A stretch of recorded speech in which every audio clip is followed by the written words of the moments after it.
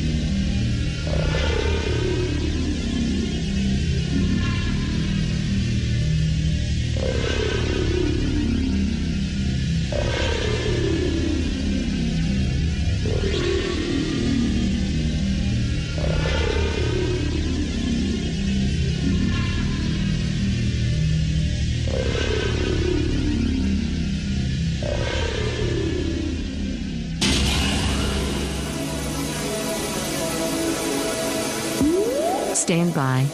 The BRN goes worldwide at 6 a.m.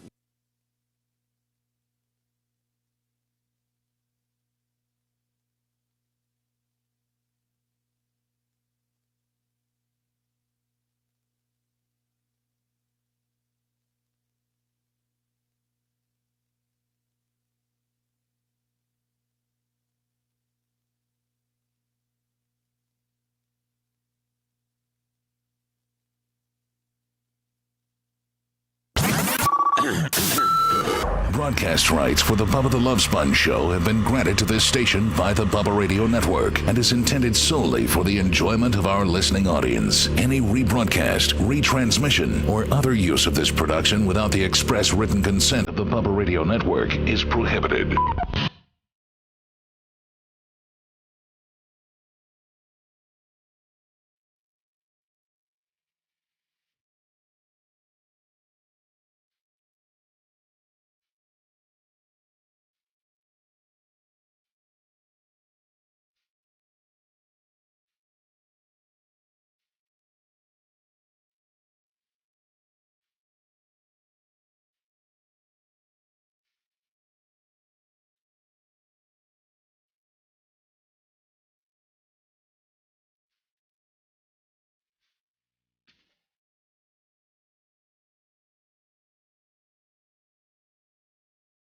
When you're on time, you're late.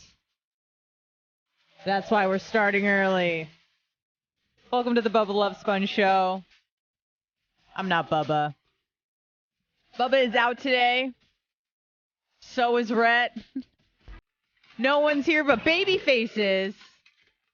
Right? Hello. Right? I'm like, you pause. I'm like, please. Well, don't I mess wasn't with sure me. if you were going to keep saying something. So. No, I really wanted to check. I can't see your face through these monitors. So And Bubba might not be here, but maybe Bubba Tourette's will show up at points today. I kind of hope that happens. That would be hilarious. Lummy is here and Mach is here, but I should probably check my phone the morning where, something new, something different is happening. I'm hosting the show. I should probably be aware of any sort of sudden changes, and that was my bad. I walk in and I think it was Mach or maybe it was Rhett said something about Rhett not being here. Yeah, Rhett told you this morning that he was not going to be here. Yeah. When you walked in. Yeah. So I probably should have been paying attention to the phone. I was really trying to just get in the game. Maybe Lummy. Yeah. And then unfortunately he put Bubba on the text thread, and that wasn't the move because Bubba is about to go into a procedure he's been prepping for. And for those that are familiar with the show and listen on a regular basis or listen to yesterday's after show, Bubba started a colonoscopy prep. So he has a colonoscopy scheduled for 5:30 a.m. So we're wishing him well. I could see why Rhett though wanted how he had to text Bubba, but maybe not put it in a long form. It's a delicate balance because sometimes you feel like you want to inform the big guy, and then other times you're like, you got to just leave him out of it because he's about to get, sodomized by a camera. So why gotta... are you doing that, Brett? Right. I'm about. My head's already in a space, and my chickens aren't right, and I'm trying to figure everything out. Yeah, and I feel like, sorry, excuse me. I feel like, especially with a procedure like a colonoscopy, like it's kind of in a league of its own, because there's a lot of baggage that comes with a colonoscopy that, isn't really associated with other procedures. If you're getting surgery or if you're getting, I don't know, some sort of other procedure done, it doesn't come with the emotional baggage, I think, that a colonoscopy does, especially for men. And it's not just because of the butt thing, although that's probably a big part of it, but it's like how it's vulnerable. The prepping too. I mean, well, what other procedure do you play a role in, right? In terms of getting ready for, other than, hey, don't eat anything after midnight, you mogwai. Yeah. Yeah. Other than that, you don't have to take a drink and then take another drink and make sure you've moved your bowels and all this stuff. Right. So it's pretty uncomfortable. But then to get set up for the procedure where you live your life like a big strong man, but at the end of the day you're just in the fetal position getting, like I said, sodomized by a tube. So it's just, I feel like that also can, I don't want to say break you, but you have to prepare yourself to be the context is medicine. It's not like I'm in this isn't how I live my life. It's just, this is something I have to do to preserve my health. So, thinking about Bubba today, he's going to be fine. He's going to be face down, ass up, getting a hose up in his butt. Yeah. Is that how they do it? They go ass up? I have no idea. We looked it up online. You're on your side. Yeah, you're on your side. I didn't know if Brian had a different procedure. No, I was just doing that song. Yes, face down, ass up. That's the way I liked it. Yeah. And it was kind of serendipitous, I guess might be the word, where Steve Diaco came in yesterday because Jay is out because he's surfing with the cartel. Hopefully he's still alive. But Steve came in, and apparently Steve is having a colonoscopy today. So it was really cute to see the two men kind of sister girling over, lamenting that they're oh yeah, and then I have to do this, and I'm so hungry. Just kind of two women, two gaggling women. Oh, I'm why is my camera moving? Okay, I think Much is adjusting some things. It over.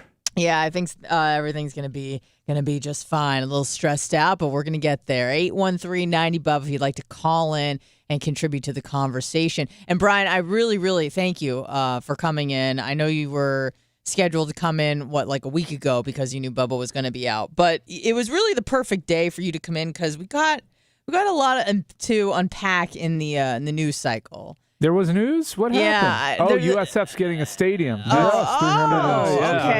Okay, great. Please don't. Please no sports. No. The Vegas won last night? Vegas won the Stanley Cup. The Nuggets? The Nuggets? What? Yeah, they won the night before. Hopefully, and I know you guys got a sports show after this, so maybe we can just kind of just condense it inside of you and then let it out. Well, we kind of just condensed the whole entire Okay, beautiful. Yeah, the fantastic. That's called a teaser. It's a hard tease for the sports show. Okay, well, I didn't know if you were going to go into a whole diatribe about, the Nuggets, and then there was, I guess, a shooting in Denver. Did anyone die? I didn't even look it up. 10 people were injured. I don't know how they were many shot. deaths. I think 2 died. Oh, no. That's not good. It's just a normal celebration in Denver, I guess. Yeah, typical. Which I think is pretty unusual in Denver. I feel like it's not like a Baltimore. Yeah, that's more like how they celebrate in Iran by shooting guns into the air. Or Philly. So LA. I was a little bit concerned because I am leaving for Boise, Idaho tomorrow for a bachelorette party, which I know exactly. When I first got the initial group email, the thread, and they told me that it was going to be in Boise, I was like, did you spell Vegas wrong? Why? What? But my friend, it's a college roommate. and she lives in Denver. So I thought I should probably text her yesterday. I go, hey, were you shot?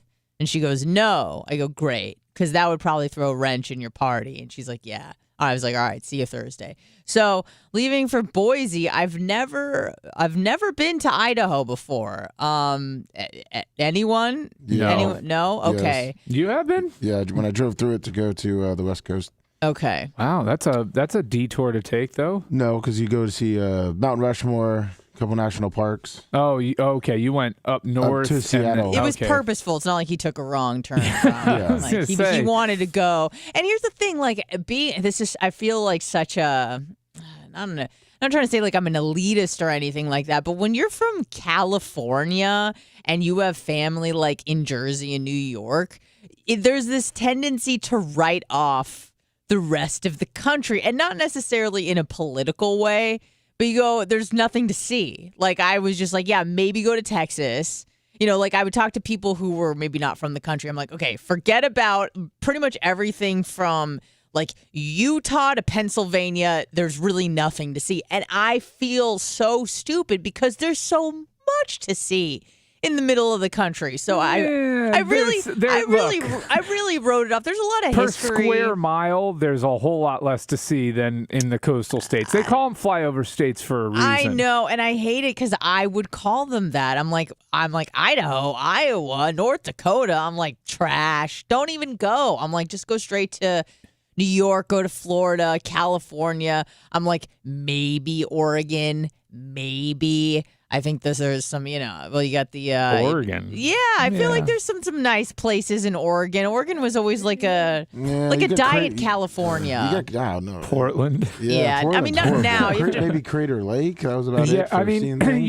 you've got like monuments, you've got things, and that's the thing with these states though, and these cities. Is there's like 2 or 3 cool things to see in them, and that's a lot. That's a lot of travel to see 2 or 3 cool things. You got City of Rocks National Reserve. But I feel like also just the landscape in general. Crates of the Moon National Park. Like maybe there's not a lot of bars and clubs and monuments, but there's a lot of open space. So Boise, I was That's beautiful. But if I put you in the open space in Kansas and the open space in Nebraska without telling you which you were in, you wouldn't be. And so that's luck. That's don't put me in the Dust Bowl. But I'm thinking like Montana, Colorado. Well, like that's these are different. Right, but I included them all in the flyover willies, and I shouldn't have done that. So initially, I was like, really, friggin' Boise, Idaho, and then I was like, it's a college town. I know, but I think- changed my tune, is what I was gonna say. So what is on the itinerary for Boise? Oh God, you're probably very lucky that you've never been on a bachelorette party itinerary. I know how they go because it's a nightmare to book. The girls can't agree on anything. Brian used to crush a lot in Vegas. But no, and my wife's been on some, Right. and so in the time that we've been together, even before we were married, I couldn't.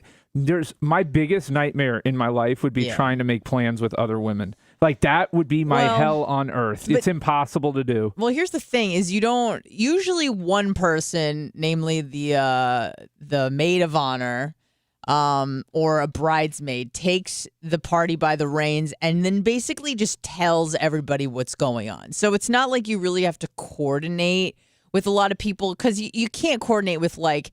I don't have that many close girlfriends. So if I were to have a bachelorette party, and most of my girlfriends don't know each other, so it'd be kind of weird to have a big party with everyone who's strangers. But, there's going to be like 13 people at this thing. So you can't coordinate and be like, who wants to wear this on, you just got to say, this is what we're doing. If you can come, great. If you can't, frig off. So the first night we are doing... Okay, so here's the theme of the weekend, Brian and Lummy. It's snakes and lies. Snakes and lies. Let that sink in for a second. Snakes and lies. And initially when I saw this, I was like, you got to be kidding me.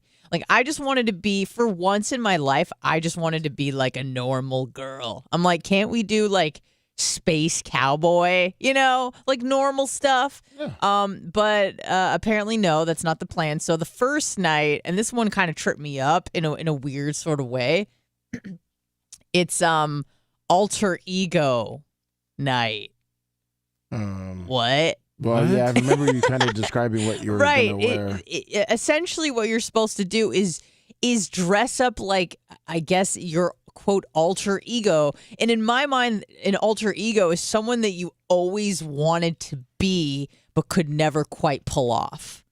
So it kind of set me in like kind of a, not an existential crisis loop, but I'm like, what is a person that I always wanted to be or identify or was like envious of but could never pull off? And I guess it's just like, I don't know, like a seductress, because that's not my essence at all whatsoever. I can't even properly flirt, and that's not just recently. My whole life, I just never knew really how to interact in kind of like a playful, bubbly way because it's so antithetical to who I am as a person. But I feel like I've always kind of like wished that I could be a little bit of that. So I don't know. I'm just gonna dress like a hippie because I didn't want to buy any extra clothes, and I have like kind of a, I don't know. I got like some like bell bottom spandex pants and like a crochet top. You didn't want to dress up like a hot big boob chick? I know. I mean, that was my sister's suggestion, Lummy, actually. Yeah. So you guys are on the same page. Yeah, that's uncomfortable, and you got to have like prosthetics in the whole night. Right. I like where you're going with it, and who cares? You'll probably fit in, like you'll probably be fashionable in Boise. Yeah, that's what I was thinking. So, and it's like whatever, it's a cute outfit, and I didn't want to buy anything because I am a fill in the blank. And then the second night, we're going on this is actually really cool. We're going on a wine tour like throughout the day, and it's like the Snake Valley wine tour or whatever. So we have to wear snake skin stuff, which if you don't know me, I hate anything animal print. And not because I'm a vegetarian or whatever, like has nothing to do with that. It's because you think it's trashy. It is trashy, Brian. Like cheetah or snake. And it's also kind of like that. To me, it was always either white trash, ghetto, or just like a cougar, like for example, like my one of my good friends, like her 60-year-old Armenian mother is what we call like Gaddafi chic, and she wears a lot of stuff like that, and that's just not me at all. With the long fake nails and the overdone makeup and that sort of thing. That is a very Middle Eastern older woman thing, but it applies to more than one subset and group. Mm-hmm. As far as like that's concerned. So, but I want to hear, what'd you do? Like, did you go buy snakeskin stuff? No. So I was very anti this because I out of all of the animal print, snake skin arguably is the trashiest. So you just bought a white snake shirt? No. I did what any Jewish person would do, and I called out. I did a bat signal to the friends around me. I go, and I'm pretty like small, so there was really only one person I could ask. So I asked my one other petite friend. I'm like, hey, do you got snakeskin stuff? Because I'm not buying it. I'm not buying anything. And so she borrowed some stuff, but I'm looking at the weather and it's kind of hot, and this is like gonna make me sweat, and I don't want to have swamp ass in a swamp. So I ended up buying something from Amazon that I plan on returning. I think you're gonna find kind of hot. It's 81 with no. I was gonna say that 81 no humidity. It's no humidity. I don't know. It's gonna feel like I saw it was 88 yesterday, so I was like, oh 88 no. and no humidity. 88, but no. Okay. So here's your forecast. Friday. So we're talking about Friday, right? Saturday. So 85. 27% humidity. Okay, maybe I won't sweat my D you off. Won't. You will be fine. All right. Well, anyways, and it gets cold at night there, so be ready for that. I am. So, but I ended up getting something. I was like, you know what? And what the girl gave me to my friend Erin, she let me borrow her outfit, and it looked okay. But I was like, you know what? I hate this so much that I'm just gonna double down and go all in. So I ended up getting, and it was like $20, and I'm gonna return it. But it's like a one-piece jumpsuit, like a unitard. You're going to return it? Yeah. Oh, yeah. So I bought this snakeskin unitard because I'm like, you know what? I hate this so much that I might as well. Because what she gave me was very subtle. It was like just a little bit of snake. And I'm like, you know what? Let's go all in and be as obnoxious as possible because that's really what I do best. So I bought a unitard. and I'm going to wear a snakeskin unitard. Hopefully it's not a classy event, you know? It's at a winery. Yeah, but you chose snake, so you wanted it to be trashy. Why the snake? Because it's called Snake Valley Wine Tour. Okay. I'm looking at pictures of it, and it was there's like all these girls in like pastel colors. I'm like, we couldn't have done floral. Like, we had to do something trashy and snake, whatever. So you just kind of go, all right, well, that's the plan. That's what we're going to do. And you're not going to go down into the dams or parks? Or I don't think I have time. So they have the. It's a 40-minute drive from Boise to where you guys are going. There's a lot of things in Boise. The dams, to the Snake Valley. Snake River Valley Wine Tour. Yes. It's a 40-minute drive from Boise. They got the Anne we got a Frank shuttle. Human Rights Memorial. You probably need to see while you're there. I don't know. The itinerary is pretty tight. Oh. Like it's get up at, meet at 10 a.m. and go for a walk down the riverfront or whatever. So I kind of want to just stay on task. I don't want to be, hey, I'm going to go to some memorial, see you guys in 3 hours. Because I'm really not there to see stuff. I'm there to be with my friend who's going to get married. And I'm so happy that this girl is getting married because she has had some bad luck with men. Really, really bad luck. But what is amazing about this friend is she never got bitter. She never gave up on love. Like, guys just kept cheating on her over and over, like different guys, over and over and over again. And she'd get upset. She'd, cry, but she never gave up on love. And so she's finally getting married. Hopefully this guy doesn't cheat on her as well, because that would be really sad. How long have they been together? I don't know. How many of you? I really shouldn't even be invited to this party, guys. Like, really? I'm really a peripheral friend. Let me tell you that for the wedding, and this is how insignificant I am as a guest, guess what? No +1. No +1. Yeah. So I was on the fringe of not getting invited. I bet Chris is relieved. Honestly, the wedding is in Denver. And so this honestly couldn't be better because he loves Denver. Yeah. So he's coming to Denver, and then he doesn't have to do any of the wedding stuff. Yeah, that's great. So he's going to go hiking in the Rocky Mountains. I'll be going to whatever, cocktail hour, night 1. And then, night 2, he can go do whatever, go to Boulder, hang out with Dion. Just kidding. But, and then I will be going to a backyard wedding. And when I looked up the address because in my mind, I thought it was a venue because I don't read stuff. And then, when I returned to the invitation, I'm like, oh, this is at their house. And when I looked up their house, I don't want to say it's a dump, but a little bit. And so I was a little bit confused as to, they had like a pothole right in front of their house. I'm like, how are you going to accommodate like 70 guests? With a pothole. Yeah. It just looked like Maybe a the city little will rundown. Fix it by then.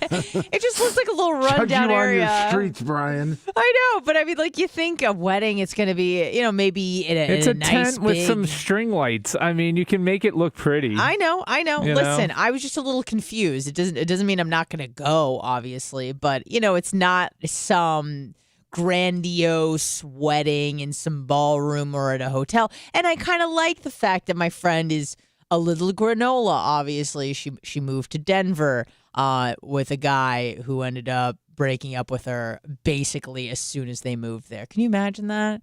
They were. With her track record, it sounds like it was really sad. There's that I always said Taylor Swift, Anti-Hero pretty much is the song, but she needed to write a song called Maybe It's Me. Yeah. And have some introspection.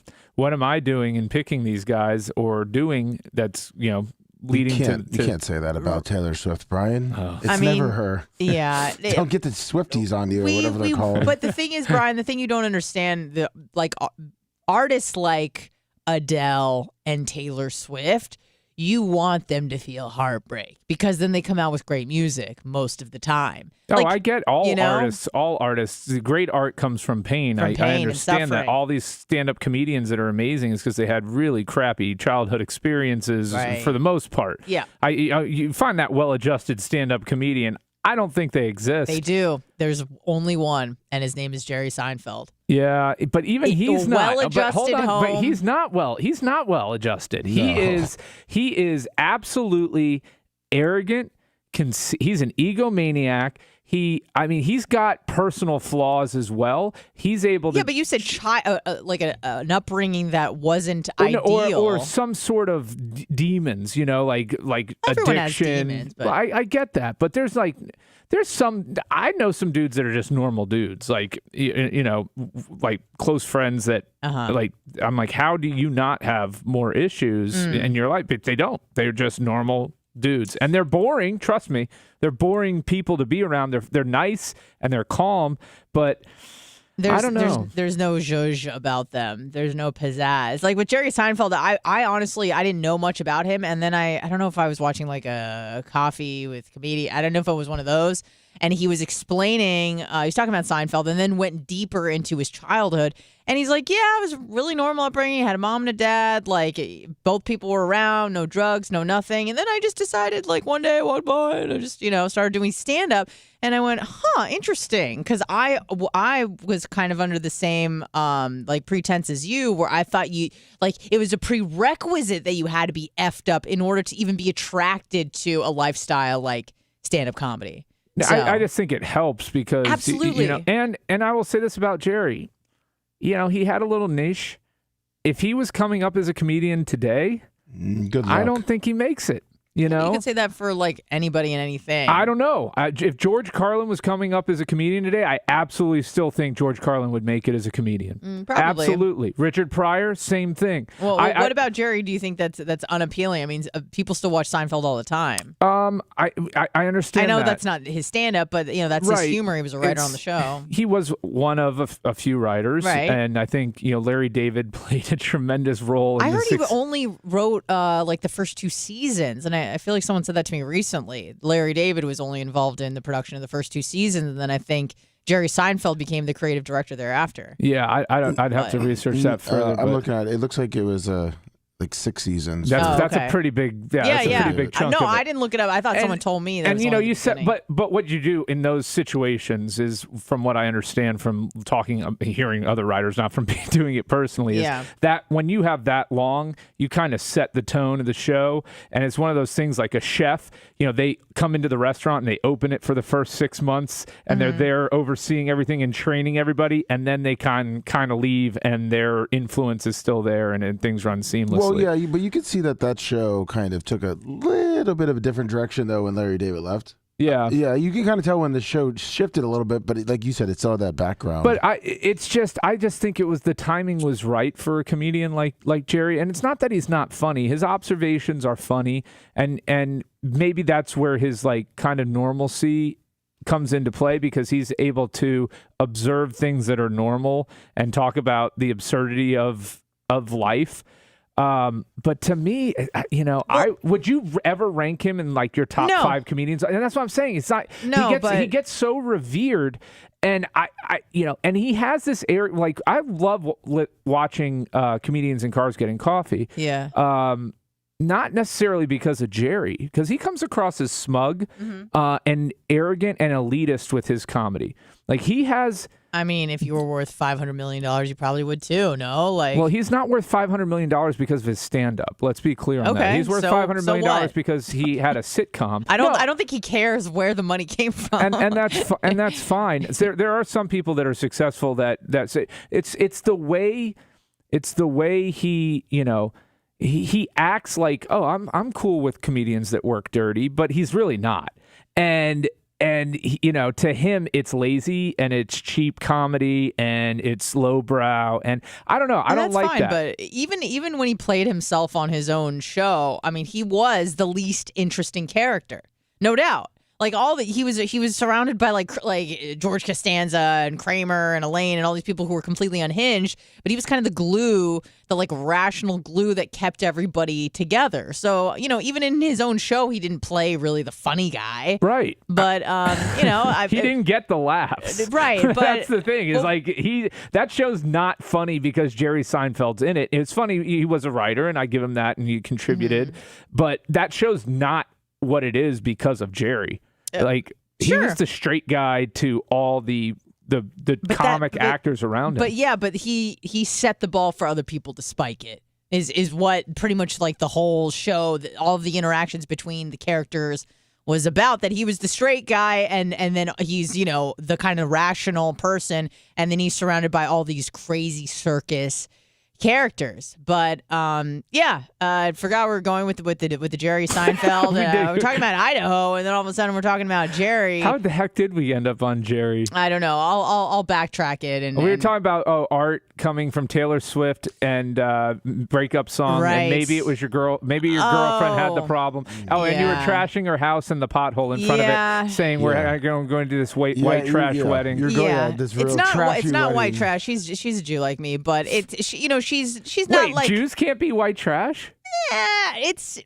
Well, I mean, I'm sure they could. Have you ever met one? I haven't. So. Well, it looks like you'll be going to one this. Well, you just called one out on the air. I didn't call her white trash. I just said she's granola. I think that there's a difference there when you're trying to be poor. Do you understand? When poor is an aesthetic, or you're like, I'm a minimalist. I don't need anything. I'm choosing not to live a life of luxury versus I can't live a life of luxury. I feel like there's a significant, you don't prioritize materialistic things as a minimalist. And a lot of times people came from the corporate America, and they decided, it didn't make me happy. They were having an existential crisis. They turn around and they go, take me to the mountains. Take me to Denver. Take me to the desert, whatever. They just want space. They want tranquility. And I kind of get that. But unfortunately, that's not why she moved to Denver. She moved to Denver because one of her many ex-boyfriends dragged her to Denver from Tucson. And then they moved in. They got a place together. And he broke up with her maybe a month later. And she came to visit me when I was living in San Diego. And I had to help, pick up the pieces, and by that it means I took her to, for those that are familiar with San Diego, I took her to PB, Pacific Beach, and we found a guy that was moderately attractive, and I'm like, have sex with him. Because that's the friend I used to be, is I'm like, I'll be a DD, you get drunk, you hook up, and I'll come get you in the morning. And then they ended up getting back together, and it was so sad because they get back together. They broke up around, let's say, Thanksgiving. 1 year later, right around Thanksgiving, he breaks up with her again. Same reason. I'm just not in love with you. You didn't want to buy her anything for Hanukkah. Yeah. That's a good point, Brian. Probably. 8 days. I mean, that's a lot of gifts. creativity, That man. Yeah. And he know. wasn't Jewish, so he didn't know how to get down. And spin the dreidel. Yeah, he didn't know how to get down and spin the dreidel. Exactly. All right, we're going to take a quick break. We'll be back after this. Yay. Woohoo. Nope. Yippee-yo. I pressed it. Choop, choop, choop. Hang tight. Don't worry about Hey. Oh, yeah, I'm coming in Oh, to, well, to hit the it says it's playing. Nope.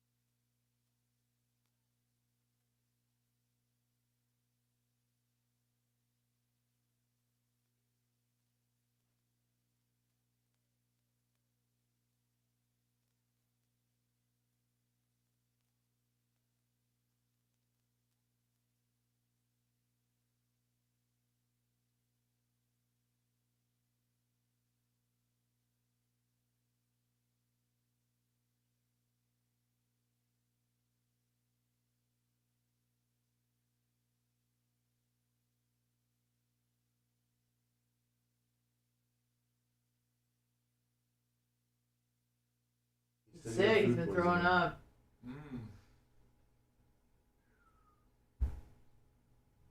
If you want to do the sports show, I can do it, but we got to do it right after the main. No shit, Sherlock. That was aggressive. 10:30 to 11:30. That sounds great. I don't need your microaggression with it. I've been nothing but nice to you, buddy. Say good morning instead of hello. Me and I have been nice. I don't know. It's just weird to me. There's a guy in my office who I'll say good morning to him, and he goes, "Hi," and to me that's weird. It's like, just say good morning back. Why you gotta make things weird? Hi. No, I agree. All right, I'm gonna switch over to the other system. No, I usually say good morning. Does Okay. Bubba have an extra ticket? Should I just come in with music? I haven't followed. I should have. I'm gonna flip this right over. All right, you're fine, you're fine. It's okay. Okay. Let me It's know. just radio. Yeah. 'Cause last time it's like, why'd you buy one? And I'm like, 'cause I wasn't told that I could get them from you.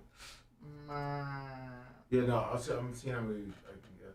Alright, well, let me know. If I gotta buy one, I sent him an email yesterday. Alright.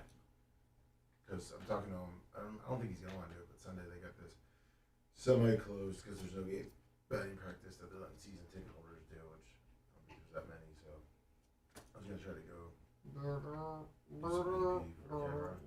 Oh, you get to do the batting practice if you're a season ticket holder? Yeah. That's good content. Yeah. So. Do they have like a farmhand throwing the heat, or is it gonna be a jugs machine, a pitching machine, or what? They usually have a guy throwing. Oh, really? Live? They're away, so I'm not sure who they. Normally they only do it phone games, but they're You don't doing need it this for. mouse, I don't Probably gonna pay for like a special thing in the morning. So I'll find out if he doesn't need any extra back. I was finding out if what time it started, and I asked him how many we were gonna get. So Alright. I think it's gonna be a good turnout. People are flying in for it. Wow. I couldn't imagine. Well, because you gotta think, people are partying. It's almost like a summer. Alright, so it's the old way of doing it. Yeah. Okay. That's the green is going out. The beaches. Yeah, that's a good point. You I'll can make make a this blue whole or trip something. out of it. Yeah, especially if you're from like just the middle of Georgia. And that's the. Any of those flyover states. That's rejoin. Yes. Should I make that green? just Everywhere for- from San Diego to No, Florida, it's it's just a fine. There's flag. really a lot to do. Out, No, Big there's Woody, pretty and mountains, rejoin. and there's And a few then, pretty scenic the things, end a of the few show, nice where is parks. that? That's, Show this I thing mean, right now for you. but overall, like going to do stuff, it is very limited. Credits? Yeah, I was just saying because we were going through just. No, that's now the part of the country you're talking There you go. about, Okay. Montana and Mount Rushmore and all that. That's just like Sorry about nonstop. that. No, you're good. You're good. It's The other okay. system took it down. The part that I'm That's talking about, the Okay, Dust I like Bowl, that right now. is All not. right. There's nothing. No, I Everyone's mean, okay. we rode out to Kansas City, stay for K-State, Kansas State, Yeah, Manhattan. It's a good 2 hours. yeah. I went to Lawrence from St. Louis. St. Louis, Yeah, it's and nothing. it is fucking. I bad remember out that. there. I think it was a turnoff that I saw to go to Lawrence. Yeah. I think it's up north. I mean, and talk about a small college town for having such a big university there. They don't have much. It was like Kansas State. Yeah. Small town. I can't imagine that Kansas What's up, Bubba Army? has more than like a 20,000. Do you want to talk about wrap up the bachelorette party talk? Like, I'm still interested to know like what the like. Are you guys have a house or a hotel? Oh yeah. The We dynamics could talk about behind it. Yeah, it. I didn't. Yeah, I mean, yeah, we could talk about it. Have you ever been on a bachelorette party What that the fuck? kind You of don't took think a I wrong? have no damn friends? Let me finish the sentence. Oh, sorry. That kind of took like a wrong turn, or things got a little bit socially awkward. We could talk about it. Okay. Did things get socially? We were driven from like San Diego to Texas. Yes, maybe. No. Desert Road. No, I haven't driven long distance anywhere. Oh, really? But the longest I've driven down to is probably Miami. In your life? And the furthest I've driven is to and the furthest otherwise I've always flown. And the furthest I've driven north is up to Savannah. No. Oh no, Hilton Head. Oh, okay. Oh, okay, I was there getting a fucking rental car. Yeah, like between like San Diego and Texas, like most of it is just desert. Yeah. It's I mean, you're really not missing out on much when you're flying over those areas. those are the Swampland. those ones are. Like, Yeah. After I think it was like 8-9 hours, we're like. Yeah, like once you get past St. Louis, there's really nothing until you hit Denver. I mean, Oh, going that way? literally nothing once you pass St. Louis. Just go ahead and Oh. go. There ain't shit to see. St. Louis, Iowa, Idaho! Idaho! Kansas City. 2 stadiums on the side of the interstate. Yeah, I guess that was Broadcasting live Filthy bastard! from the den of sin. Just leave your morals at the door. Yeah! You're listening to the Bubba the Love Sponge Show.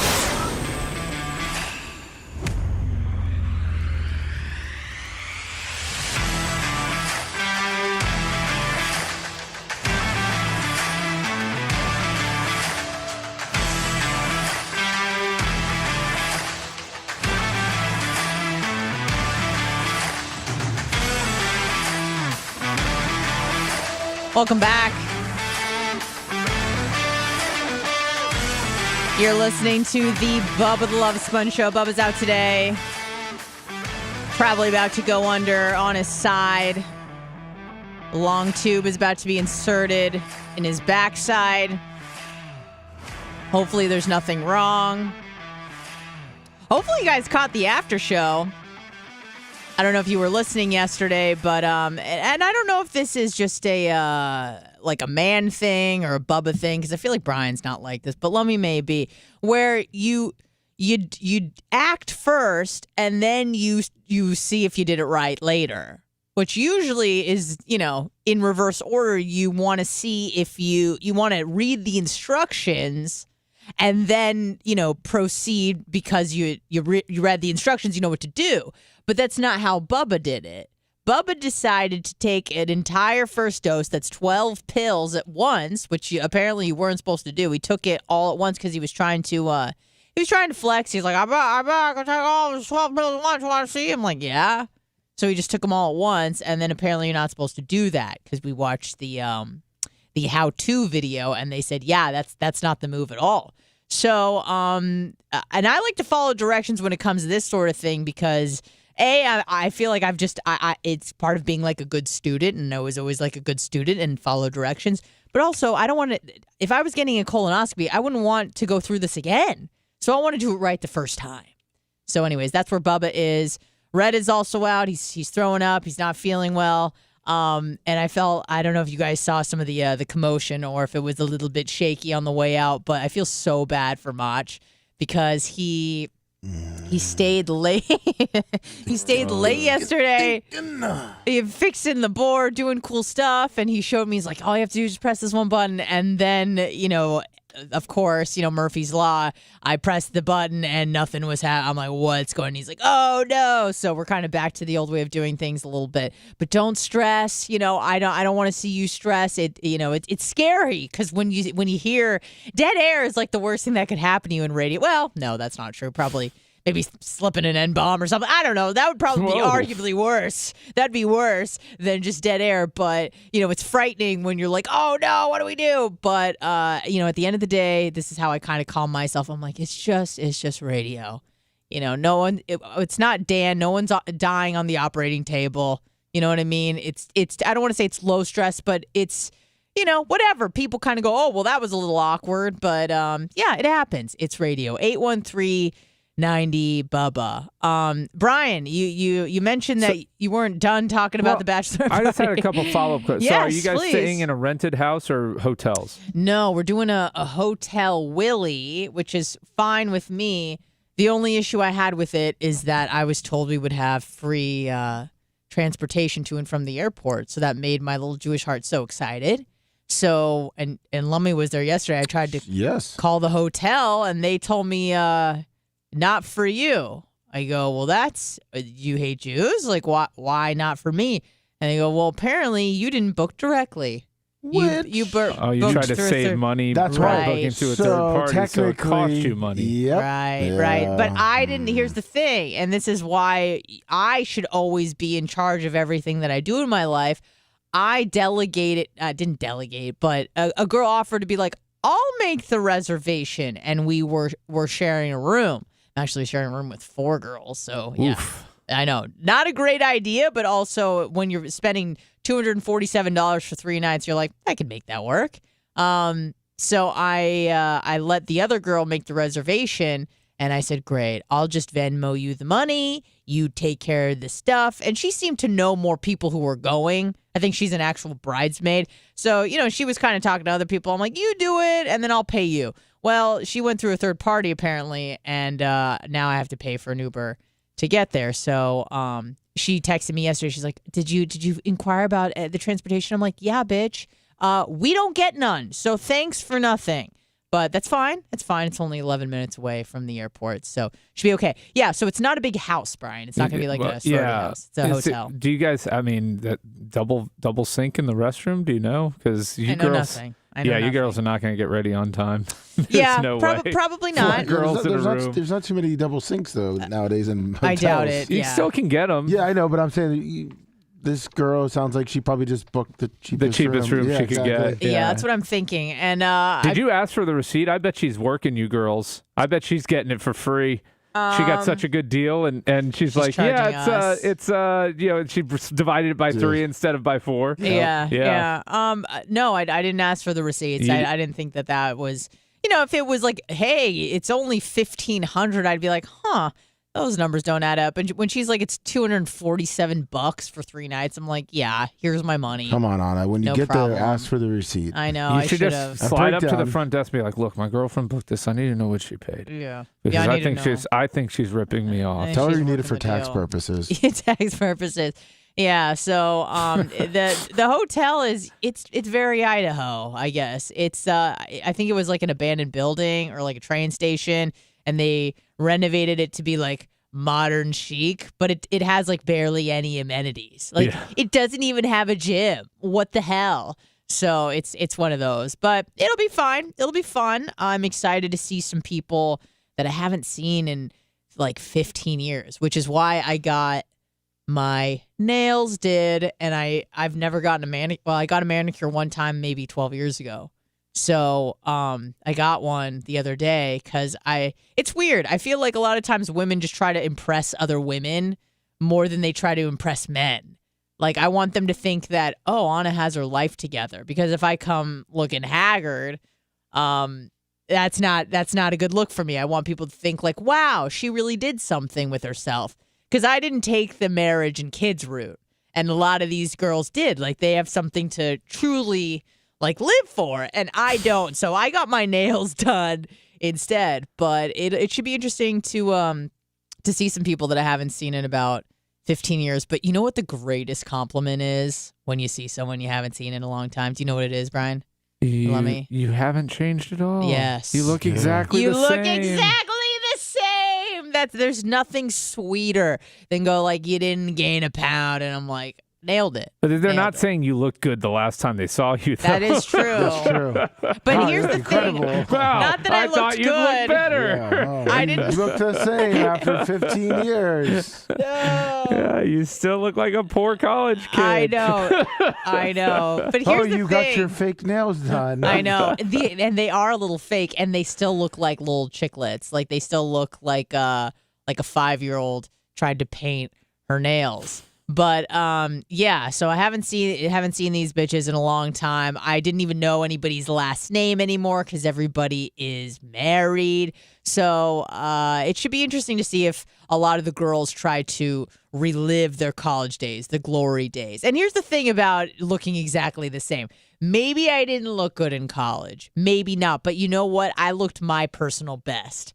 Like, there's no hotter version of Anna than like me 21 with like a little bit of an eating disorder. Like, there was no better. The skin was on point. The hair was, on point as much as it could be with, the Jufro.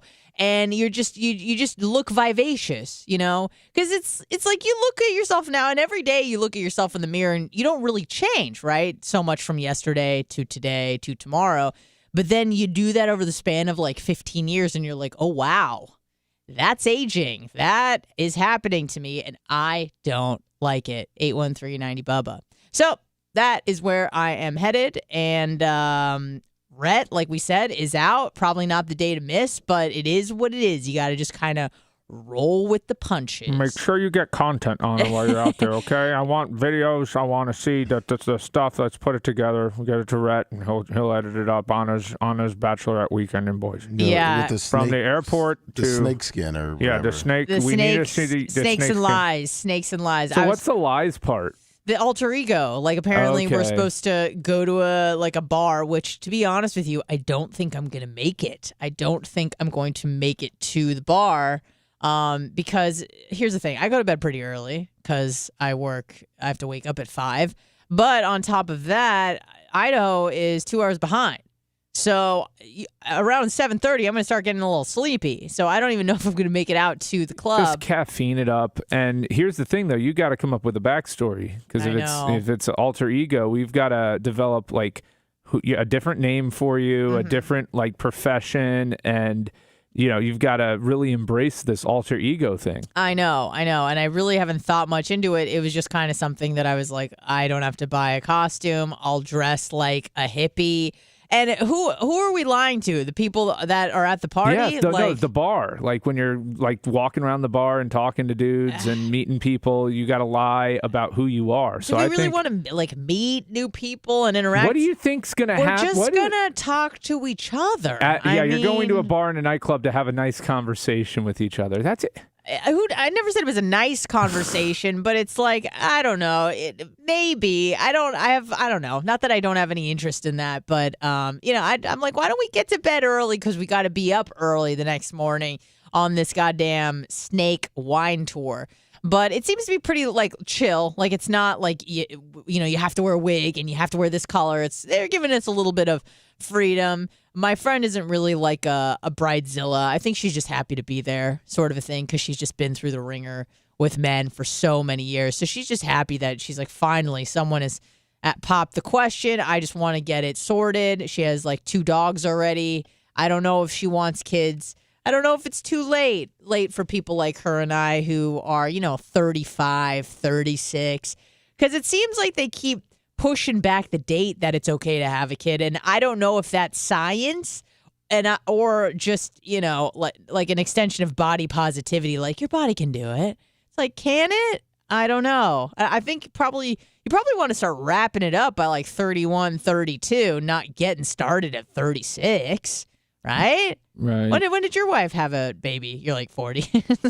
No, she was 34. 34 when she had the baby. Yeah. And she's just one and done. Yeah, obviously. One and done. Good job, Brian. Did you? Right. Smart. Lummi took the same path. Now, was there a reason why you didn't want to have a second one? Was it just money? Was it time? Was it time? You don't really like the first one so much? No, the first one's perfect. Okay. Time and the living situation at the time, it just wasn't conducive to bringing in another infant. But Brian, you've heard too, like, obviously your child is, as you say, perfect, and I've met her. She's very, very well behaved. So is your son. Your son has met her. Exactly. Well. Yeah. Knows her intimately. Yes, apparently. he likes her. Rapist. He's a little more controlled now, but Walker is also perfect. When he said, and everyone always says, if the first kid's perfect, the second kid's going to be worse. A nightmare. Absolutely. And I've seen it across the board. Yep. So have I. If the first kid's a nightmare, the second one's probably going to be pretty good. Yeah. But I've seen it across the board. It's for some reason, it's almost like they're like a yin yang type thing going on there, and the second child senses the missing kind of piece to that dynamic and and finds a way to fill it. Well, it's either they get the attention and the positive reinforcement because they're good, or they get it because they're bad. Right. And so whatever that is, whatever that hole is, that child will be like a chameleon and most often fill it. Or is it because they get away with more, so they kind of adjust because they know that if they throw the tantrum, they typically get what they want because they're the baby of the family. I don't know if that's a thing, and it's also like genetics. It happens. I don't know if you've looked into this, Brian or Lummi. Lummi, were you the oldest or the youngest? Youngest. Okay, this makes sense. Was the best. Did you? I learned when I was in college that there was, and again, it doesn't necessarily mean it's true, but there was some evidence to suggest that there's a correlation. And I know that doesn't necessarily mean causation, but a correlation between birth order and intelligence. So the firstborn is typically the smartest, I think, and that's because like all of the gluteofemoral fat that the mother has, because you need a lot of fatty acids to make the brain. So think about, say you have your first baby at 25. You got 25 years of like building up, getting ready for that first baby. Boom, baby number 1. Then baby number 2, you really only have like, I don't know, say you have a baby 2 years later. So then you only have like 2 years to kind of get a lot of those resources back. And oftentimes that can reflect in a reduction of intelligence, apparently. Have you heard of this, Brian? I know that there's some talk about that, but that, a lot of women blow up like ticks. A lot of women don't have high fat content in their early and mid 20s. So, I think there's something. Well, I'm talking about good fat, like omega-3 fatty acid fat that's for the brain, not just like visceral, disgusting fat is what I'm saying. Well, but I'm saying that if they have visceral, disgusting fat, they probably also have good fat mixed in. It's probably not all just bad fat if they're fat.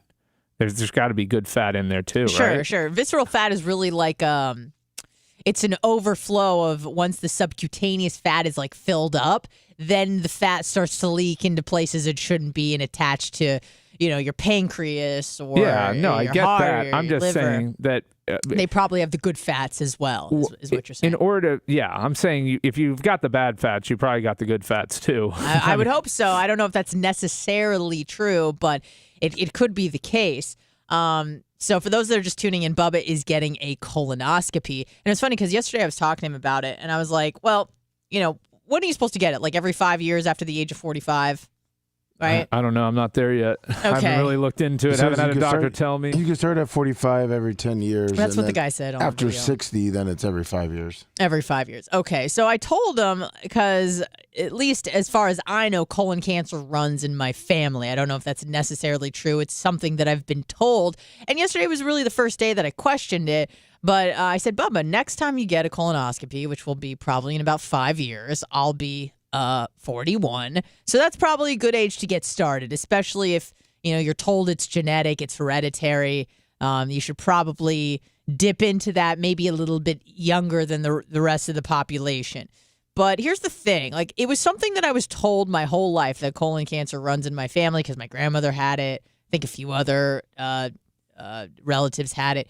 But then I also take into consideration, like, how horrible their lifestyle was. And, I'm like, maybe that's the reason they got colon cancer, because they smoked for 40 years and just ate, processed oily foods that had absolutely no nutrition.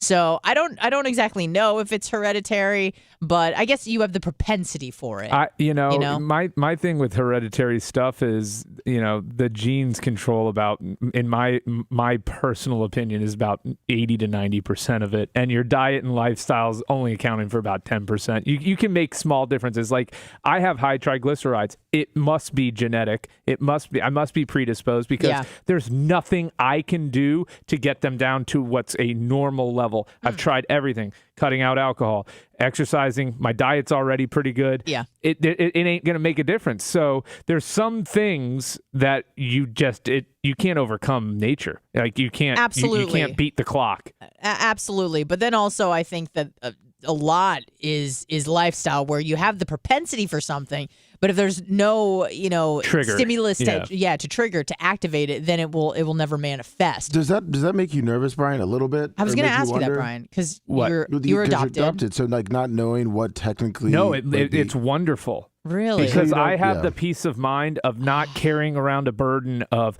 every male in my family has died by the age of 70 from a heart attack, I have no clue. But I mean, and so it's actually nice because I go to the doctor, I get tested, I get my blood work done and all of that, and it comes back normal. It comes back slightly off here or there. I make adjustments. I try and do with it, and it is what it is. I mean, there's nothing I can, regardless, as long as I'm tracing it, why have that added pressure and stress that you can't control? Like, I have no control over it. You're right. I didn't think about it that way. As long as they're measuring my levels.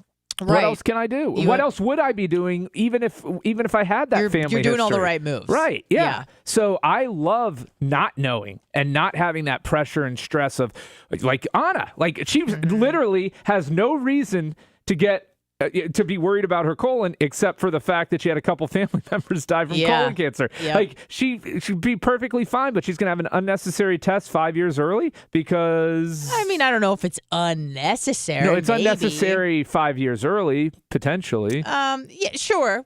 But if it gives me peace of mind, then, maybe I would do it. Yeah, but that's what I'm saying is I don't even need to have, like, my mind is peaceful. Right, because you don't, ignorance is bliss. It truly 100%. is. It truly is. And, I got an echocardiogram, I think it was like 2 years ago, because my mom had open heart surgery. She had a messed up mitral valve. And apparently that was a genetic thing because her brother ended up having a mitral valve situation like 2 months later after her. So my mom calls me up. She's like, I think your heart bad. So I'm like, oh, no. The Jewish people have a lot of predisposition to conditions. I've found out, like certain. My mom's also 65. But certain heart conditions, certain genetic markers. I mean, that are only found. Like they literally when we did our.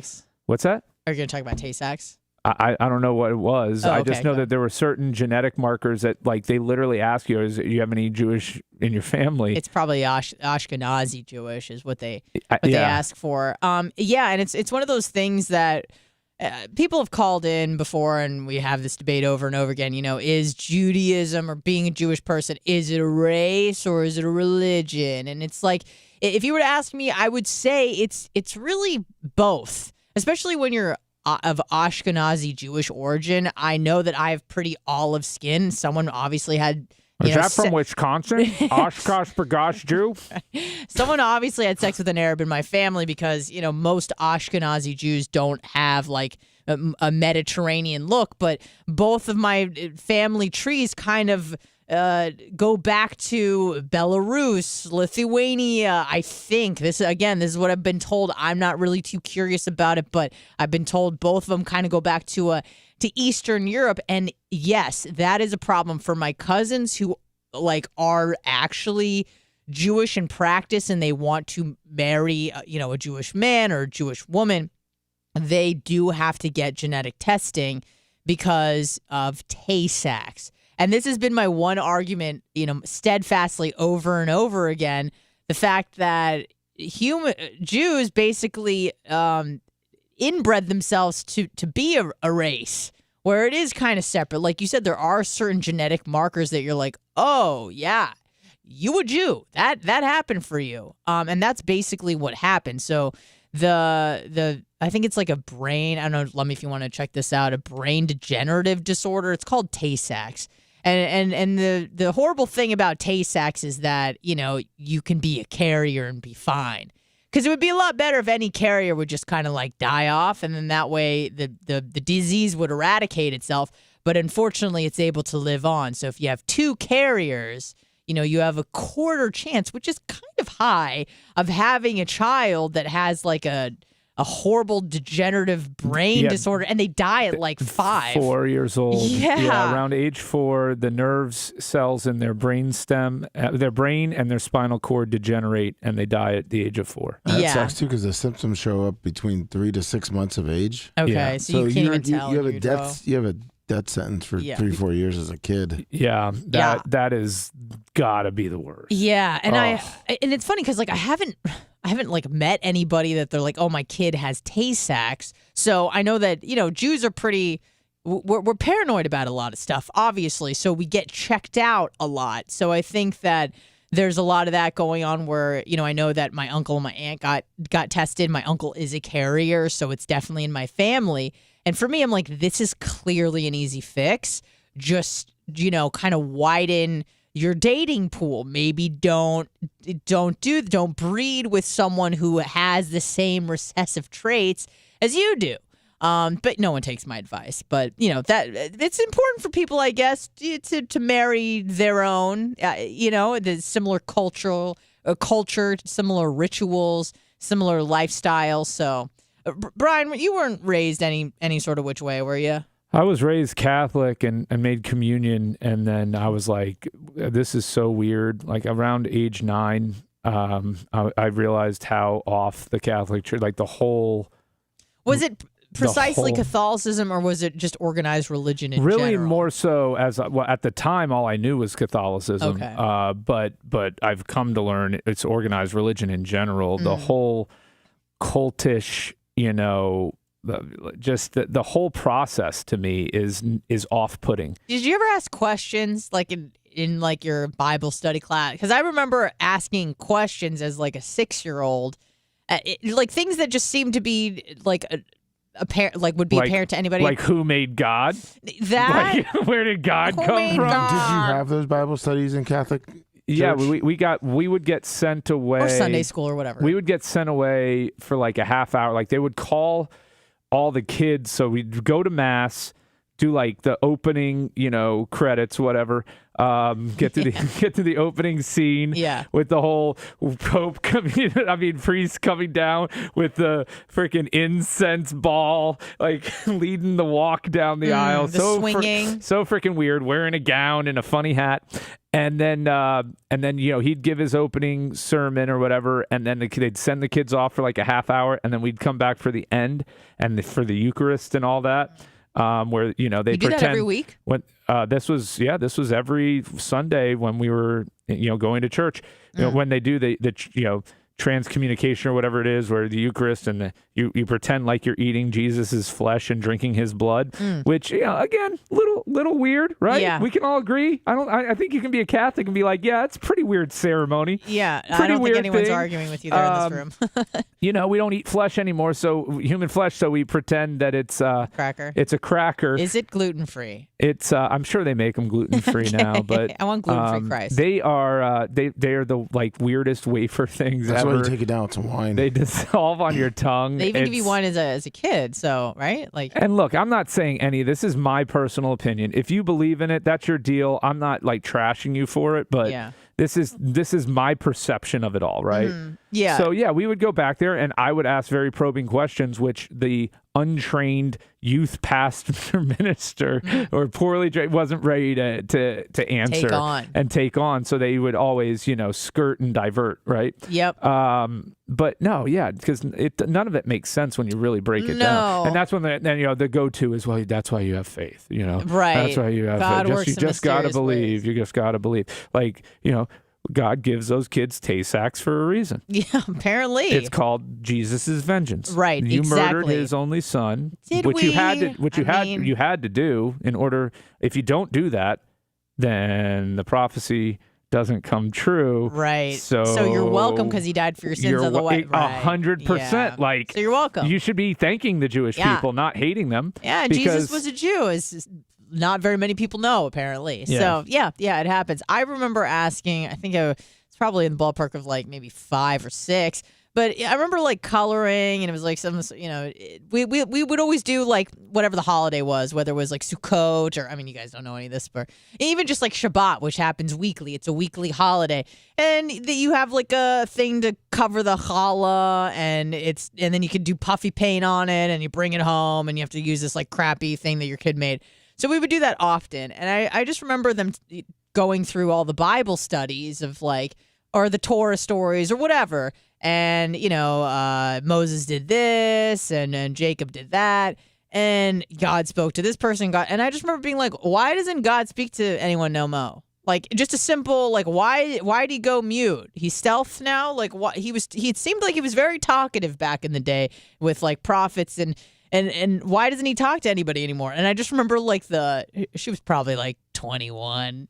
She's just there. We're doing macaroni art. She's like, why don't you ask the rabbi that? I'm like, okay, all right, I'll bring it to the rabbi, except no, I won't, because I won't remember, because I'm 6. Yeah. So, there's really, they didn't have a lot of answers, and kind of like they give the blanket answers, like this is why you just have to believe and have faith. There's a lot of people in my school and then also in church that would ask that, and they usually Why said, he's quiet?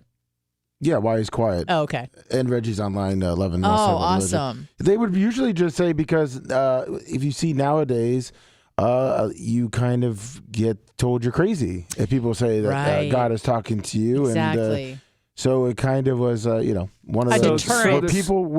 where they think that maybe God was talking to them. They say, maybe I'm just crazy right now, and because Dad doesn't talk to anyone. So God only talks to schizophrenics now. Got it. No, but there's other people. There's other people that have said that, like you could say, like even pastors and things like that say that God spoke they to me still, last- yeah, yeah. they Yeah. communicate to me. I realize that people are grifters and want to feel What? Hold on. feel important. Well, I know, but Brian, hold on. So that's an answer to her question. Why doesn't God? Well, people do say that they still talk to God. Right. So you're saying like, well, but God doesn't. Well, why? Because But you don't he must believe not it? be very convincing, though, because they're not carrying that message on with any real purpose. But you could also say too is that there's a lot of bad eggs out there that are saying that they can. So there's always going to be fake prophets. Yeah. Strange False stuff. prophets. False prophets. Let's talk to Reggie. Hello, Reggie. What's going on? Oh, God bless day to all of you. Oh, I can't say that back, but, God you know, bless you, GB. Hey, I can go Mazel Tov, whatever you want to do. I don't care. I'll take it. What's going on? No, you guys just fascinate me. Absolutely fascinating. Every morning I get up and I'm like listening. I'm like, oh, man, they're going deep. Yeah. They are going deep. Yeah, I'm allergic to small talk, so we have to go religion, we have to go scandals, we have to go conspiracy. You're going big. Yeah. You're going big. You know, I was just thinking, God talks to this, that.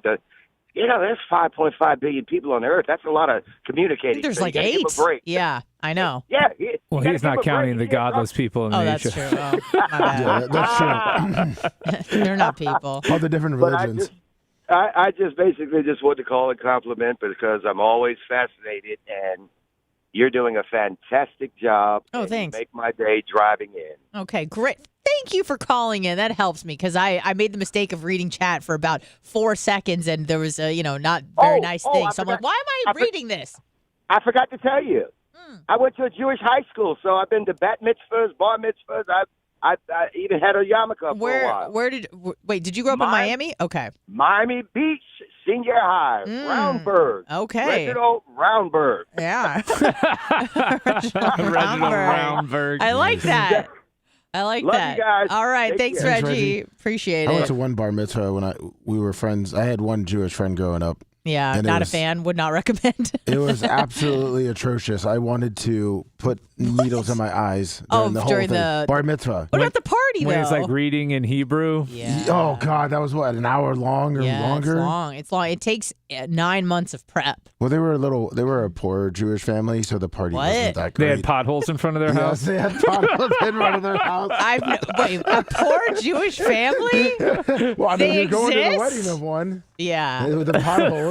Yeah. I mean, they lived on But the beach, but that's there's an potholes. aesthetic that she's going for. That is the poor Jew. She's poor by choice, Yes, Lovey. exactly. It's different. It's different when it's by choice and not by, circumstance. Yeah, I can't even remember any bat mitzvahs or bar mitzvahs that just weren't like way over the top. Mine was like, it wasn't like a crazy party, but it was like definitely like a legit party. But what's great about bar and bat mitzvahs, at least according to my parents, is that the party, the gifts basically just paid for the party. Yeah, they were generous. Now live band or DJ at yours? Oh, you got to go DJ. Really? Yeah, I don't know. Because here's the thing: like, are they going to be able to do the chicken dance? Can they do that? Can they do the electric slide? No, like you need the DJ for that. But couldn't a live band also play music? Yeah, they I just hit a mean, play button. they're not- electric DJ. Let's I go. know. They're not Wait, limited. that's They have an all added the equipment. expense. They take that 20-minute break and they can Yeah. play dance songs. Yeah, that was an added expense my parents weren't willing to pay A for. CD player and a couple discs. But yeah. No. I'm talking about the band. The band. Oh. Yeah, no, the band. But I remember when I was working in Michigan, I worked at a country club, and when you think about Detroit, you think poor, destitute, run down. It kind of looks like parts of Bosnia that were bombed or whatever. But you got to think that there's also a lot of old money in Detroit. And I worked in a pretty ritzy part of town in the suburbs called Bloomfield Hills. And it was interesting because I always thought that Detroit was just like an asshole, and it is. But there's a lot of old money in Detroit, and a lot of those people with old money are the Jews. And boy, did they throw crazy parties. Apparently, the new thing, and I say new thing as in like the last 10 years, is themed bar and bat mitzvahs. So it's not just like you have a party and you have a color scheme. It's like Vegas, poker, hot cars, whatever the case may be. It's like themed. I saw a 13-year-old kid. I didn't know if this was really appropriate. like get walked out by like two like Vegas girls, with like the feathers in their head. Yeah, the bikinis, and I'm like, this is a kid's party. It's called grooming, Anna. It was. So this kid, little David Bernstein or whatever, gets walked out. I'm like, you got to be kidding me. These two girls with like exactly the feathers, the thongs, the sequin bras come out and escort this guy for his main big entrance. And then it was just like gambling and a bunch of stuff. So I was like, man, these are some pretty crazy, wild parties for a 13-year-old. So whatever, good for them.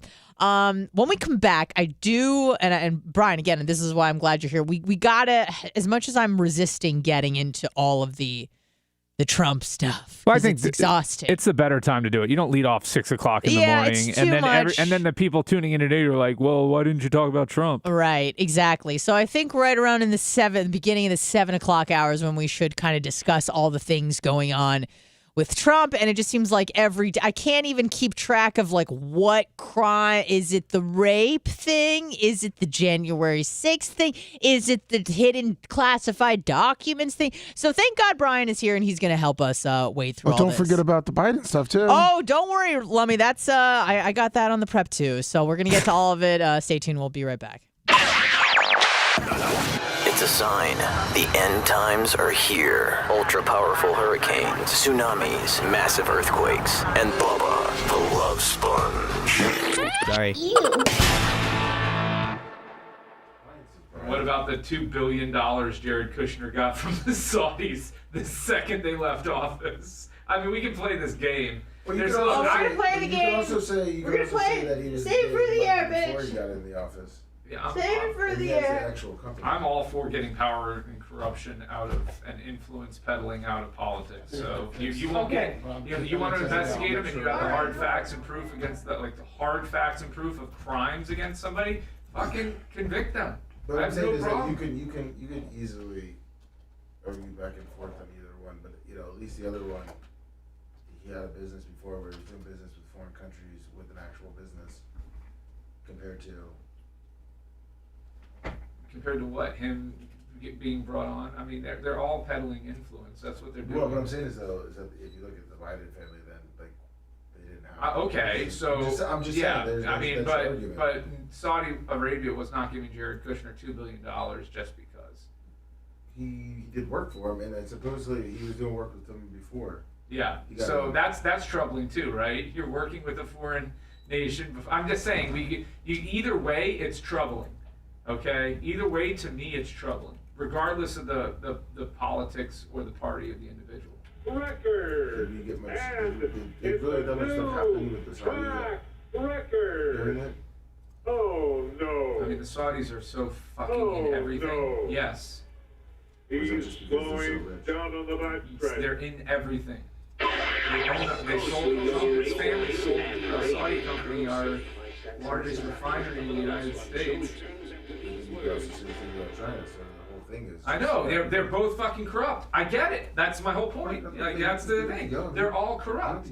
No, I'm just saying. Like you're. The argument a lot of people make are then they both should be investigated the same way. And I think the Republicans are doing that to Biden. But it's not covered, right?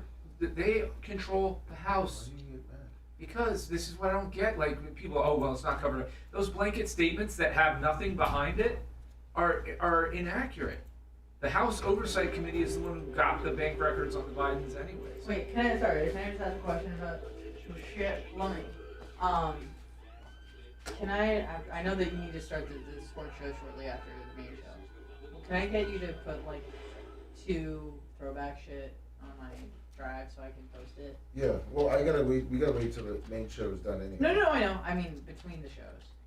Yeah, that's what I'm saying. Yeah. So there's going to be like a 10-15 minute break. Okay, I didn't know like he's trying to start like 10:05 or some shit. No, I told Brian I'll try to start as early as possible, but most likely like 10:20, 10:30. Okay.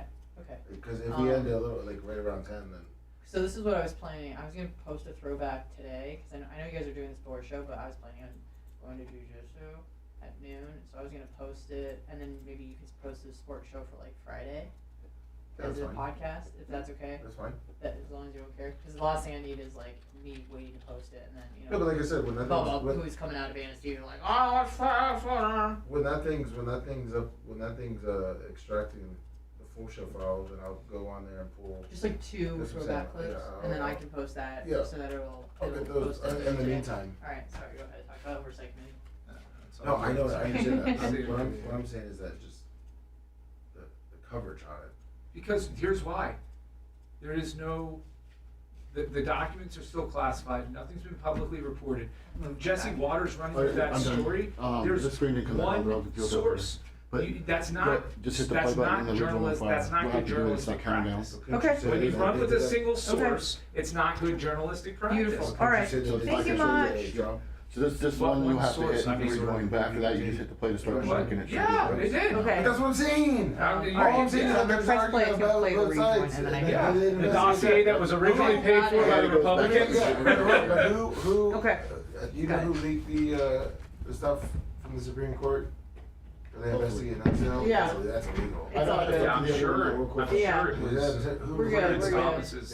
Then you could say like. who All was right, filing I honestly now. don't know too much What? about How this is that Trump such a shit. great line in front of the January 6th inauguration? Why is that not being? Yeah, more? they have. That's what I'm saying. Like it's so the whole I thing mean, is just everybody's interested in that. I don't think anybody's ignoring that. No, Hello, no one talks Hope about you're it being anymore. nice to me, little fuckers.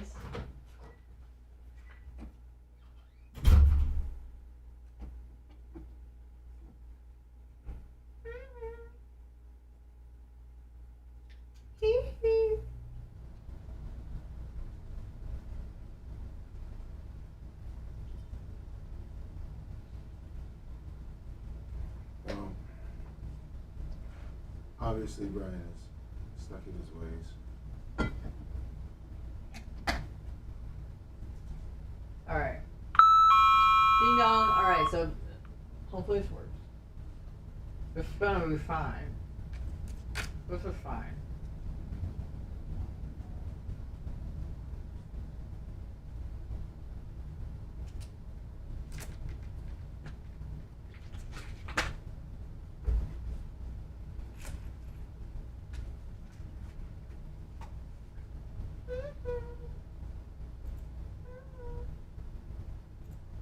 All right.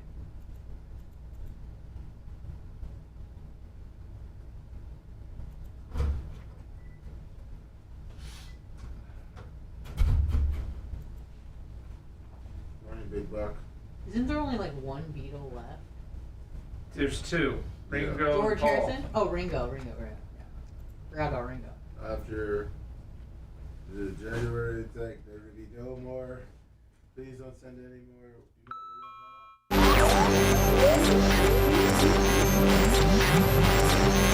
Attention, people of Earth. A big fat blip on corporate's radar screen.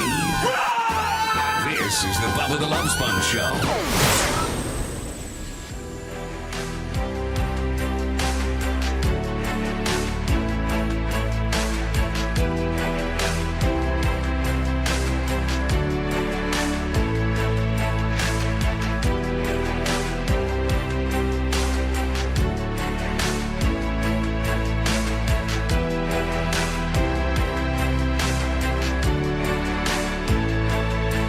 Welcome back. You're listening to the Bubba Love Sponge Show. Bubba's out today. He'll be back tomorrow. Fingers crossed. Who knows? Hope he's doing okay. He's probably mid-procedure right now. Getting that colon looked at. Hopefully it's clean. Hopefully it's clear. No polyps.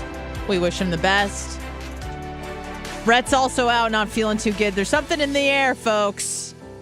Well, he thinks it's food poisoning. Oh, whatever. He probably Airborne, went to- foodborne. He probably went to Wing House or something, got some Yeah. wings. Not good, not good. But we're here. We're doing a show. 813-90 Bubba if you'd like to call in and join the conversation. I'm sure a lot of you have a lot of thoughts about what we're going to talk about next. Babyface is also here. Thank you very much, Brian, for showing up today. I was a little concerned when it was like 5:56. I'm like, please, God. Please, God. But he showed up. Bubba always tells me to get here at 5:56. I know. No, I get that. It's just habit that's the time that I leave because he doesn't want people in the studio early. Totally distracting understand. him while he's getting ready. Totally understand. It was just nice to know that you were here in the building. Like, I don't know if you guys have ever heard him, but like literally he goes to me, he'll text to me or say to me, I'll see you at 5:56.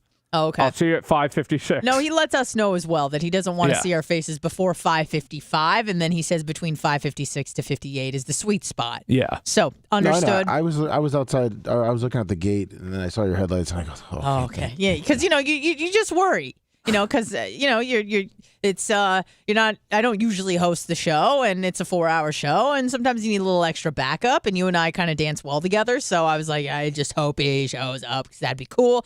And I also want to unpack all this Trump stuff. Now, if we could just, collectively as a show, and the listeners who want to call in 813-90-BUBBA, if we could, we're going to talk about the Biden stuff because I think that is often an argument where it's the whataboutism. Well, what about this? It's like, I almost said the F word. We'll effing get to that. Sit tight. It's not like we love Biden or love Trump. We're just trying to wade through what's going on. And that is my goal for this segment at least, is to kind of just understand, like have a general understanding of what's going on but before we insert opinions. Because immediately if you love the guy, you love Trump, you go, oh, he's getting railroaded, blah, blah, blah. And then if you hate the guy, you're like, he's a rapist or whatever. But it's like, well, what's actually going on we don't really know what's going on. But what are the actual facts that the people know? So yesterday was a big day. And also, I guess we would be remiss to say, if we didn't say happy birthday, President Donald Trump. Today is his 77th birthday. And it was funny, before I heard that the crowd was singing him happy birthday, I thought to myself, I'm like, tomorrow is his birthday. That's an odd way to spend your birthday, with the arraignment and the 37 charges and this, that, and the other. So, all right. Trump pleads not guilty at Miami arraignment, greets supporters after court appearance. Former President Trump pleaded not guilty Tuesday to 37 felony counts related to his alleged mishandling of classified documents. This is the first time the Department of Justice has ever charged a former president with a crime. Why do I feel like I've read that 80 times, where it's like, this is the first time that this has ever happened? I thought this guy has been arraigned, charged, not federally by the Department of Justice. Okay. So first time was New York, which again, I'm skeptical about that indictment simply because they failed in that indictment to clearly outline what other laws he broke that would make it a felony and not a misdemeanor. Okay, hold on. Can we just, for 1 second, if we may just go back in time for, I think it was maybe a month ago, maybe 5 weeks, maybe it was 6 months. I don't know. It all blends together. But when he was in New York last, that was for the rape stuff, right? Well, that was the civil trial. A civil trial. It was a civil trial, not a federal. Not a federal, and so that was state civil. He's also been charged state criminal in New York, and that's over the lying on taxes and financial documents cases. Okay, unrelated to the classified stuff. Right, that's an unrelated case. So that's the New York one, and that was the indictment that Bragg brought in New York. That I felt my opinion on that is that they did not. If you're going to charge the former president, you need to have a airtight indictment and charging document, and it needs to outline exactly why you're charging him with what you're charging him. And Bragg failed to do that. He failed to highlight what the quote unquote other crimes were that led the financial documents to be from a misdemeanor to a felony. And you wouldn't charge him with a misdemeanor. So why is it a felony? And he doesn't say so in the charging documents. And he goes, well, I don't have to. No, but you kind of do. Okay. Ultimately, that's your burden. So that was the first thing. And so that wrapped up. And how did that he's been indicted, and the next calendar call on that case is December. So there's going to be, discovery not going over. on. No. Not For even the financial close. fraud tax deal. Right. And then there was the civil trial for the Jean Carroll, whatever her name was. Yes. She accused him of rape like in the 2000s, 90s, whatever. We saw the Anderson Cooper interview was very creepy. She seems like a predator. It was the 90s, I think. Okay. It was creepy. The problem for him was when they showed him the photo and he said she's not my type, and then he thought it was his wife. Oh no! Yeah. So how did that wrap up? Did he ended up giving her money? Or? He was found civilly liable, and she was offered or given an award that he'll appeal. And, even though he denied obviously doing it. Right. Okay. So that wrapped up like a month ago, whatever. Yeah. Now we're in Miami now, and this is for the classified documents that were found by the FBI. Was it a year ago when they raided his home? I think they raided in August of 2022. Okay. All right. So was it 2022? Yes. It was definitely last year. I know. It seems like it could be last month or 3 years ago. Yeah. Everything just kind of blends together. So this is significant, Brian, because you said this is the first time that the DOJ has ever charged a former president with a federal crime. So have you looked at this case? Does it seem to be airtight? Is a former president going to prison? What's going on? I will say the wild card in all this will end up being the jury, because there's no way Trump ever pleads out on this. So reading the indictment, if you look at the law, if you look at the law that they're charging him under, the Espionage Act, and the mishandling of the mishandling of national security documents. See, what they did was they took out the relevance of whether or not they were classified. So whether or not he has the power or authority to classify or declassify the documents that he was in possession of now becomes a moot point. It's irrelevant the way that they charged him. But but it should be relevant. But you're saying no, it is. It's irrelevant under the statute that they decided to charge him under. It should be relevant, even though they've made it that it's not. No, it should. It's irrelevant irrelevant because regardless of whether or not the documents were classified, there's still a way that they have to be or declassified. There's still a way they have to be handled if they deal with issues of national security. Okay. Which, based upon the indictment, we know that there were nuclear information about the United States, nuclear information about other nations' capabilities. There was a war plan, most likely for an invasion of Iran. That Trump had asked the generals to draw up during his term. Now, are you able to? Well, you said some of them aren't classified, but are you able to just leak that out to the public if it is a classified document? Obviously not, right? No. Right, and especially if it's a document that deals with U.S. national security interests. Okay. My whole thing on this is I don't like looking like we're a joke of a country and a banana republic. And so my take was originally when they executed the search warrant on his residence, I was fine with them getting the documents back. Okay. If they're documents that he shouldn't be in possession of, I'm totally fine with them getting it back. Right. I just only want to see a former president charged with a crime if he was actually, let's say, actively trying to sell our information or use that information to his advantage somehow. That's, otherwise, do we need this? Is this good overall for the nation? I know nobody should be above the law, and I agree with it on both sides. Nobody should be above the law. Right.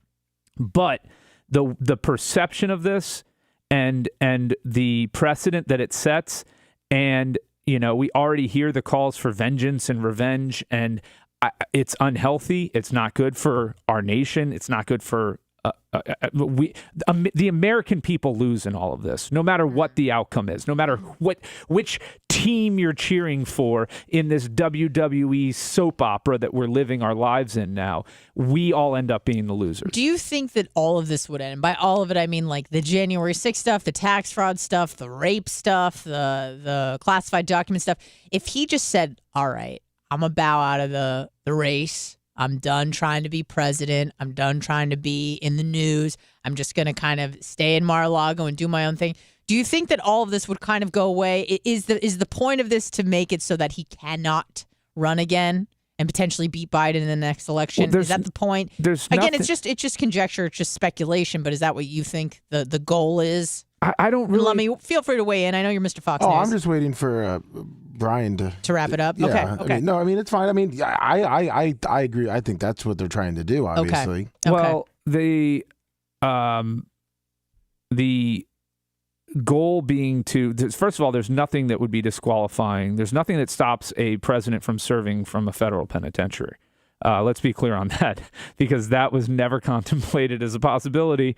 And so, No, I'm saying, like, can you be a prisoner and also try to run for president? Yes. Okay. I mean, it's a lot harder. Joe Exotic is doing it. I mean, it's a lot. Oh, yeah. okay. I didn't it's know. a lot harder to do, and you're probably not going to run a successful campaign. Can't make the rounds. And most You can't do people town hall and most meetings. people won't vote for him while he's in prison. Right. That's an interesting look. But we're still a ways away from that trial even happening. Okay. And I guarantee, it's going to be a while. There's going to be a lot of discovery, a lot of stuff that happens in that case. He also drew a favorable judge down in Miami. I did see that. I thought they waived her. No, she just didn't appear for the first appearance. And this was a federal judge that he appointed, right? Yes, Aileen Cannon. So that took place in front of a magistrate the yesterday, and apparently it was very well from the media reports I saw, very well run, respect given to both sides and deference given to both sides, and nothing circus-like about the courtroom proceedings, which federal court is no joke. Bubba talks about it all the time. They don't play games in federal court. It ain't like going down to Hillsborough County Courthouse. It is the real deal. Any electronic is locked up in a locker downstairs. You cannot bring in any electronics at all unless they're court approved, and you need them for like a presentation of evidence or something like that. Brian from Philly, 10 on Super Chat. Thank you, Brian. So from Philly. The proceedings went well. But yeah, I mean, there's nothing that, I don't know that this hurts his chances for winning the Republican nomination at all. It may help it. Okay. You think it would bolster? Because, I mean, it just kind of it at least supports what he's been saying to his constituents and his supporters was, this is they're trying to drag me into the ground. Like, this is a screw job, and, stick by my side because they're trying to get me. They're trying to get me.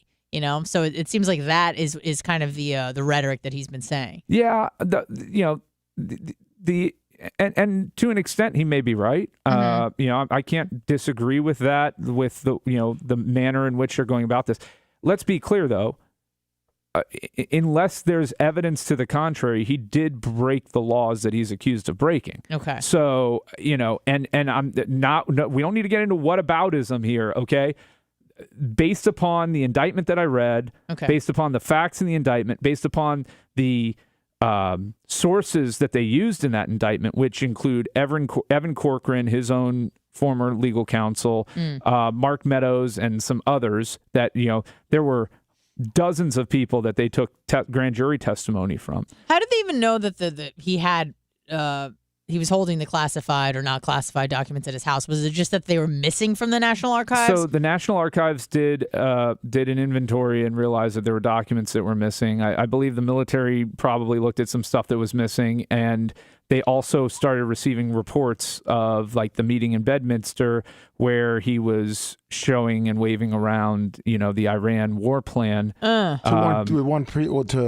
person, two people? Two people. That's how you got two people that are witnesses to it, but you don't know what actual document they he showed. They have a recording. And those people testified as to what the document was. But hasn't there also been, in a lot of other cases, recordings and different things like that? And a lot of times the FBI or the federal government don't release those, even if they're whistleblowers. I'm asking a question. I'm just saying, isn't it weird? First of all, they didn't release the recording. Oh, I know they didn't release the recording. Yeah. But they're going as like it's 100%. Well, they relied on the transcript in the indictment. But there's also other transcripts, and they're not pressing charges on other people in other parties, and also in the same Republican Party too. I'm just saying, don't you think it's weird that all of a sudden it's Trump? We got to hurry to get him into court, do all these different things, and if you talk about anybody else in the government, it's we're still in an investigation for maybe a year, 2 years, 3 years. Well, let's be clear. This investigation went on for a while. This wasn't immediately. They raided him in August of last year, Lummy. That's not immediately drag him into court. No, but there's still an investigation. That's almost an entire year after they had all the evidence that they needed, that they continued to gather more evidence and then indict him. I understand that, but we it just can seems go like... into whether or not the issue over whether or not the DOJ should be prosecuting other people is different than the issue of whether or not Donald Trump broke the law in this case, which is what we're talking about. Yes, but if you're going what is Donald Trump claiming? Like, because obviously he's pleading not guilty. What is he claiming? That the documents it's okay that he had them? He didn't know he had them? They were planted? Like, what is it? I honestly haven't been following the story because I find it just exhausting seeing him in the news all the time. So I kind of look the other way. But it's also weird that the National Archives all of a sudden knew that Trump had these documents, but everyone else had taken documents that they weren't supposed to have. And we're going to get to that. No, but I'm just saying. Yeah. I'm saying from Bush to Biden, Pence, to Biden, to Clinton, to Obama. It doesn't seem like they're, all of a sudden now because they busted Trump, they're like, oh, well, those are missing too now. Well, and it's not the issue with the documents missing; it's the issue with refusing to give them back. So if you steal them but you give them back, it's not as bad. I mean, in the eyes of the government, it's not as bad if you have them. Steal is a word that implies intent. So if you weren't allowed to take something. And sometimes you don't take things knowingly, though. Sometimes things end up in somebody's possession and they don't even know that they have it. So he was, again, and I'm sorry to be the one breaking it down, because I don't know as much as you guys when it comes to the Trump deal. So he was notified that, hey, like, you got these documents, we need them back, and he refused to give them back? ? Yes. Right? Okay. That's great. What's alleged in the indictment. Okay, wonderful. They also, in the indictment, have his attorney who, said that Trump was saying, let's not give them the documents back. Isn't it better to not give them back? And is that just like an act of defiance, or was he trying to use them to, do some shady things? I don't know. We don't know. We don't know what his intentions were with the documents and why he seemed, if you read the indictment fully, why he seemed pretty committed. And I read every word of the indictment. I believe you. So if you read the indictment, and again, the question of whether or not he should be charged in this is a valid question. Whether or not a former president should be charged criminally in this manner, and I personally don't like it. Okay, but when you get into the fact of whether or not the charges are valid, and that it looks like he broke the law, the answer to that is, if you read the indictment, is yes. Without knowing what his defense is ultimately going to be, which can change everything, I grant you, the discovery of more evidence can change everything. But just reading the indictment as it's laid out, okay, if you're being honest and just reading it for what it is, not, Burisma, or, the DOJ, or, Biden has documents, just reading the document, the charging document, he's in trouble from that perspective legally, okay? It's pretty clear that he, based on the indictment, that they have a good case to say he broke the law that they're accusing him of breaking. All right. Did they have it where it shows he had intent to... Yes, that's where the conversations with his attorneys on not giving certain documents back. That's where the aide, Natu, N-A-U-T-A, whatever his name is, his valet, the communications with him and the subsequent acts by him following phone call, like he'll have a 1-minute phone call with Trump, and then they have the surveillance video of him 30 seconds later down in the storage room removing specific boxes from the storage room where the documents were being held, and then bringing them back up to Trump's residence and leaving them in the hallway there for Trump to review. So that's the allegation that's made. So yes, the question of did Trump know and what was his intent, they seem to have that. Again, that's without knowing what his defense is in this. But based on the charging document, they seem to have a case against that. I mean, this isn't me like taking some radical leftist view. Legal minds that have read this indictment have come to the same conclusion. I think it's just obviously there's a lot of people out there that are upset that there is not an indictment against multiple other people that have done the same thing or even worse. The same thing is questionable though, because did they refuse to return them? But if you were never allowed to have the documents, no matter what kind of documents, right? Then can you show intent that they meant to take them and keep them, or that they knew they even had the documents? You mean the 4 different buildings that they were all stored in? Built documents, yeah. I mean, if it's different, and I'm not saying don't investigate Biden over this. I'm not saying he's immune from investigation and charges. Investigate them. If they broke laws, charge them all now. Right. If that's the route we're going down, then let's go down that route. We can continue to be a banana republic. It's fine. Our nation's best days are way behind. You're saying let's be a banana republic. Like the Republican Party is the one that started it. When you can say no one else was charged, and then when Trump got out and he started running again, it was we need to now. So it's almost like they're shooting themselves in the foot. Trump promised to charge Hillary, and they didn't have the DOJ didn't have. I think Lummy's concern, real quick. So I think and I'm trying to break this down. So Lummy's concern is the fact that they have all these rules on the books, and that they never play by these rules, but they are with Trump. And Brian is saying we should always be playing by the rules of the book. And the fact that we're only charging Trump is kind of bogus. And that's essentially what Lummy is saying, is that the fact that we should be charging everybody for all of these things because they're not playing by the rules. And just like when Obama was in it, I mean, what was that law that they passed that Clinton was okay to have the secret tape recordings in a sock drawer? And he said, well, that's my property. And Biden passed that the president makes a decision on what documents he wants to take, whether it's classified or not. Correct? I'm not sure. I mean, you're a lawyer. No, but when Trump was in office, he made it a felony to take the document. I mean, he upped the charges. I know. I'm just asking. Yeah. Is that what? I don't know. I don't know what you're talking about. A recording in a sock drawer, and Biden changed the law. No, Biden did. Obama did. Or Obama. Clinton was caught with a secret recording tape in a sock drawer. Secret recording of what? Next to the condoms. Him having conversations with foreign leaders. Okay. And then Biden passed a law. Which Clinton? Bill? Bill. Okay. When was he caught?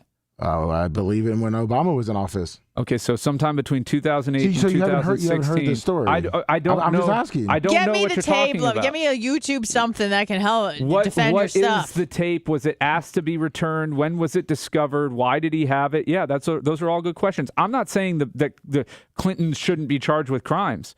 I mean, Bill was investigated in Whitewater. They investigated him. Whether or not you can say the DOJ is corrupt, that's fine. That's and that's a discussion to have as well. Mm-hmm. That's a discussion to have as well. But in this case, this indictment, your position can be that the DOJ is corrupt and that they're not treating Donald Trump fairly, but I don't think your position can be he didn't break any laws. He's not because he did guilty of breaking certain laws. Right. And I understand what you're saying. The Presidential Records Act, I think, is what it was called. All right, send me something that I can play. We're gonna get to a few calls. My next question is what's the next step, Brian, in the legal process? Because I don't really know a lot about legal stuff. It doesn't really capture my attention that much. What is the next step? He's been arraigned. What's step 2? Yeah, step 2 is going to be a lot of discovery. Donald Trump was instructed not to discuss the case or intimidate any witnesses or anything like that. Okay. Which is standard. The problem in this case is most of the witnesses are people that work for him, and so it's and his attorneys raised that issue. Like, look, man, you guys called in pretty much everybody that works at Mar-a-Lago and as a witness in the grand jury. So he's not going to be able to run his business if you. So the judge then limited it to, again, like I said, the judge was totally reasonable in this. Didn't take away his passport. He's still allowed to travel. Okay. So wasn't determined to be a flight risk. So it's not going to stop him from going and campaigning and doing stump speeches and things like that. And he can still run his business. He's just prohibited from discussing the specific case with any of those witnesses. Okay, so that seems reasonable enough. Yeah, so they'll do the discovery phase, and how long is that going to take, roughly? Months. Okay. Months of them, because the DOJ has to provide to the defense all the evidence that they intend to use to show what happened. Part of the complication in this is that whoever is involved in reviewing that evidence on some of this stuff is going to have to get security clearance. through the United States government and things like that, because this deals with, again, top secret or classified information. Understood. All right, let's take a few calls so people can weigh in because they're heated about Trump. All right, who's this? It's Greg from Texas. Greg from Texas. What say you, Greg? Now, my question is, when's the last time you heard of a judge waiving attorney-client privilege in any case? Brian? That's what Yeah, I was like, I don't know. You can do it if you suspect that That's not my question. When's the last time you heard it happen? Well, they just passed, actually, wasn't a judge, but in Florida they just passed a tort reform law that partially waives attorney-client privilege for communications between an attorney and their client about medical treatment. So it happens. It happens. It happens. Not very often, but it happens to our president. So the issue in this is the attorney involved was suspected to be a part of a conspiracy of a crime. And so his testimony was required in limited capacity to show that he did not conspire and was unaware of the crime. But even in the case of such person such as John Gotti, I can't remember in my lifetime of hearing attorney-client. That was one thing. As a defendant, you can almost count on that you could say anything to your attorneys because there was attorney-client privilege. Now, all of a sudden, regarding a president of the United States, they decide, we're going to waive attorney-client privilege. You guys have to testify. That's shady right there. Well, it's not if the attorney is suspect. Hold on, I'm trying. You don't want to hear the answer because it's not. It doesn't support your worldview, and that's fine. I apologize. I mean, it happens if the attorney is suspected, and the attorney is allowed to waive it if it clears if he's being charged criminally and it potentially you get a ruling on that, and it's a limited waiver of the privilege. On to Dan's on 11. Yeah. All right, thanks, Greg. Get back to work. Appreciate you. Dr. Dan, is that you? Yeah, good morning. What's up? Good morning, Dr. Dan. Morning, doctor. How you guys doing? Great. Dan. How are you? So the precedent that Brian's willfully ignorant of is the case the Judicial Watch brought against Bill Clinton concerning a multitude of audio tapes that Clinton had preserved and kept after leaving the presidency. I believe it was 73 of them. Multiple conversations with international leaders, and many of which would be considered sensitive, and under the Presidential Records Act, which is a civil statute, not a criminal statute, it was determined that the president had sole discretion on records that he considered to be his personal property. And so it creates an ambiguous loophole for a president to retain a lot of the records that he can, negotiate with the National Archives as to whether or not it's his or goes to them. They don't have any authority to demand or classify anything the National Archives. So they have no authority or teeth to demand or classify any records themselves. He has, just like every other president, a stash of material that they frequently negotiate, going back and forth of what they want to give up and what they get to keep.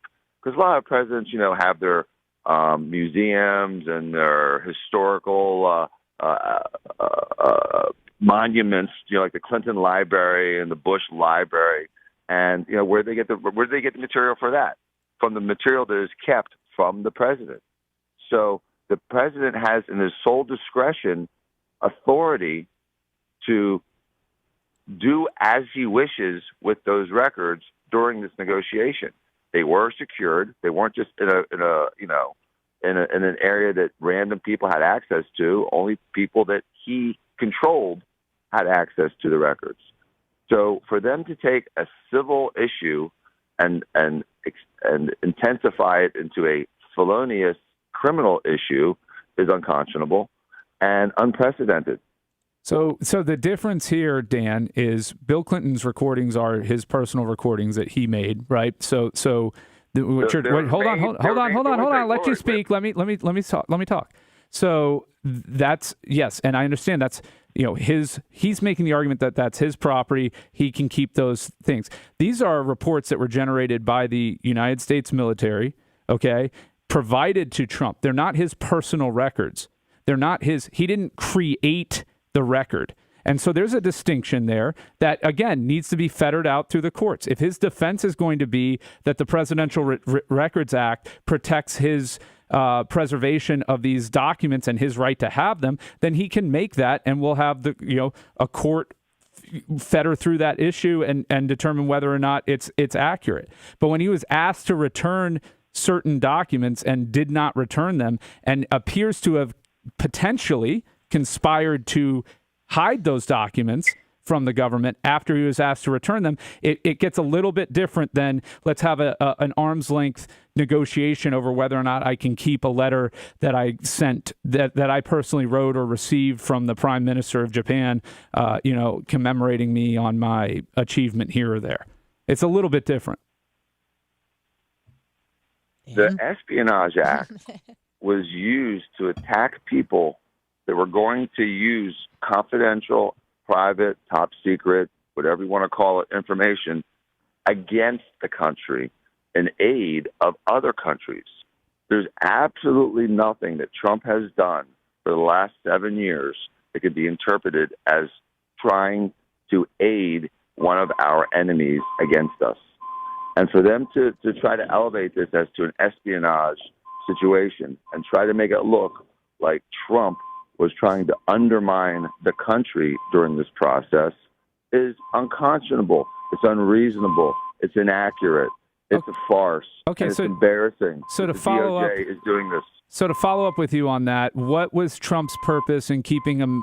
Assuming that the information. Hold on. Assuming that the information in the indictment is true, what was Trump's purpose in keeping the attack and war plan against? Are you grading the track at Bubba Raceway Park right now? No, I'm outside. What was his purpose of keeping a war plan in his personal records for Iran? Why not? It's his opinion. What was the purpose of Bill Clinton keeping a private conversation with maybe, Kim Jong-un in his personal record? Was he maybe holding something against him? Was it a conversation that they had some private stuff that he didn't want let out? We don't know any of that stuff. Why does it matter? He wanted it. That really is his purpose is not to undermine the country. His purpose has been nothing but to promote the country. And so for them to just make an assumption that him holding on to his records that he thinks are important to him personally, and that every other president has held on to a cache of records for years, if not indefinitely, is just completely inappropriate. It's unconscionable. But okay, I'll ask the question one more time and see if you can answer it. Why did he need to keep a war plan against Iran that was not drafted by him? It was so the distinction legally is that Bill Clinton made that recording, that he created it, that it was his property. His content. It's his content. Yes. The distinction legally here is this is not Trump's content. He's even claiming he didn't ask for it to be made. Milley had it made. And why did he need a U.S. military war plan against Iran in his possession? And you can say, well, why did Clinton need a conversation with we don't know who? That's a different question than what I'm asking you, which is specific. Why? What valid purpose would Donald Trump need post-presidency to keep a military invasion plan against Iran? Have you ever seen? I could think of three. Number one is it's his part of his personal work product. He had nothing to do with creating it. You don't know that. He was the president at the time, so he could have made the decision to go to war. Have you ever seen get in there, Lummy, a document like that, a military plan? Have I personally ever been in possession of one? How do you know they're not freaking cool? He maybe wanted to put it up. I mean, he's the president. Cool. Great question, Lummy. What say you, Brian? It's a military document. It was freaking cool. Yeah. It's not a personal That's reason. a great point. He was the president. If he wanted to, he could have turned key and he could have attacked Iran. That's the key, though. He was the president. When you cease being the president, there's certain things that you give up and relinquish. he has sole authority to regulate, investigate, hold, classify, and declassify all of those documents. Those were his. While he's They president, belong to yes. him. And afterwards, every single president, Bill Clinton, George Bush, George H.W. Bush, Reagan, they've all kept a bunch of things just like this. War plans. You're certain. Legally. Can I ask you a question? You're certain they kept war plans, May I ask- drawn up war certain. plans that are Yes, still active sir. and relevant. May I ask a question? Would potentially a reason to take documents from the archives, would it be so that your predecessor doesn't have access to them? Is that something to withhold information from the next guy for whatever reason? Theoretically. Okay. But most of those things that are generated have duplicates. Right, they've You copies. think that the war plan only has one page? It was I don't know, only Dan. given I don't know how to- things work. to Right. I don't know if Donald there's Trump. one golden copy. There's a plan. So when there's a war plan, there's a group of people in a room discussing the war They plan. They all get a Xerox copy it. of it. Okay. Yeah, they all get a copy of it. So it's not like him having it prevents anyone else. Well, from I having didn't know if it was like withholding information from somebody else where it would be it. useful They weren't too. unique. Okay. They Okay. weren't unique to him. Okay. And so, again, this is stuff that everyone has kept for decades and was not being used to extort the government or to undermine the country. And he was in the process. It's not like he had these hidden in a safe 2,000 feet below the surface of the earth and they discovered it. They knew about it. He knew about it. And they were in the process of going back and forth of what's mine, what's yours, what we get to keep, what we don't get to keep. Mm. And so that is a process that has been used by former presidents for decades. And the difference between him and not Obama, because you can't compare it to Obama. You have to compare what's happening now to Pence, Biden, and Hillary. Mm. And they were never president. They never had authority to have those Maybe records Biden was. outside of Yeah. the private viewing areas. And they all should be charged under a different rule because they don't get to get reviewed under the Presidential Right. Records Act because they weren't president. Which is the difference? Huge difference. So arguably, they should have been all charged criminally, and he should never have been charged criminally. Well, to say he should have never, it's still a question of whether or not that Iran war document is a presidential record. There's a big question over that, and the Presidential Records Act defines what a presidential record is. They cannot designate, but the National Archives cannot designate a piece of material as a presidential record or not, and that was clearly established through legal precedent in 2012 when Judicial Watch sued Clinton over those tapes. So if you look at legal precedent and look at the statute, there's no way they should have charged Trump the way they did. It was wrong. Just like the criminal case in state court in New York, they completely overcharged him. They're overcharging him here, and this is the same thing that happened to all the African Americans that were criminally charged with crack cocaine, where the prosecutors completely accelerated, intensified, and augmented the charges with BS little legal tricks and threw a bunch of guys in jail for 10 to 20 years or even life over several $100s worth of crack cocaine. It was shameful then to the African Americans that we did it to, and it's shameful that we're doing it now to Trump. It's an embarrassment. Dan, do you think that if Trump dropped out of the race, that all this would stop? Is this just an effort so that he's essentially unable to run again? Or do you think that they would continue? Okay. There's no question. So you think if he just dropped out of the race, interfere. Okay, Yeah, he bowed out. No. Okay. No, I'm not saying that. Oh. I'm saying if he bows out, he's dead. His only chance is to stay in the race. He's never They're bowing doing this to out, try by to the get way. him No, out. no, Right. I know that. They're doing this to This try is to a get thought him out. experiment. Okay. But I'm just asking. But he'll never get out because his only chance of beating all of this is staying in. Yeah, they won't drop it. If he bows out, they won't drop it because it will just show that that's the whole point of Or it. DeSantis winning. DeSantis said he'll exonerate Trump if he's elected. Didn't Vivek or Visak or he well, did too. I'm talking about people with real chances of winning, okay. not, I don't know. not periphery candidates that the guy. are drawing 1% of the vote. Right, I understand, but it doesn't mean he can't get swooped up as a VP somewhere. I don't know. VPs can't do anything, though.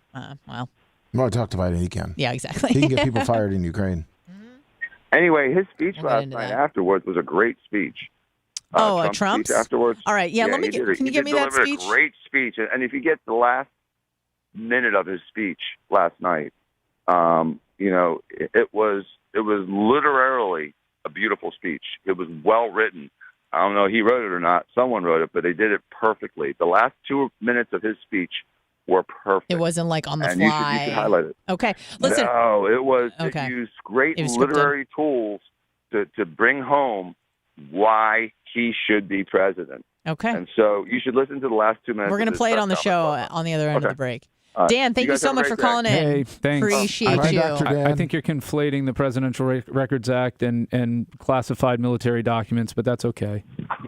Okay. Do you know? Do you know what the other presidents have taken? I know. Your opinion, just like everyone else's opinion. Yep. Thanks. Thank you. I love that. Sorry, let me. What were we going to say?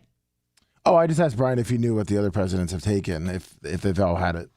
I don't know what's so isn't that the problem, happened. Brian? Once again, isn't that the problem? No, it's not the problem. It's not the problem. good. The problem is the problem is if you're addressing it from the stand. First of all, let's be clear.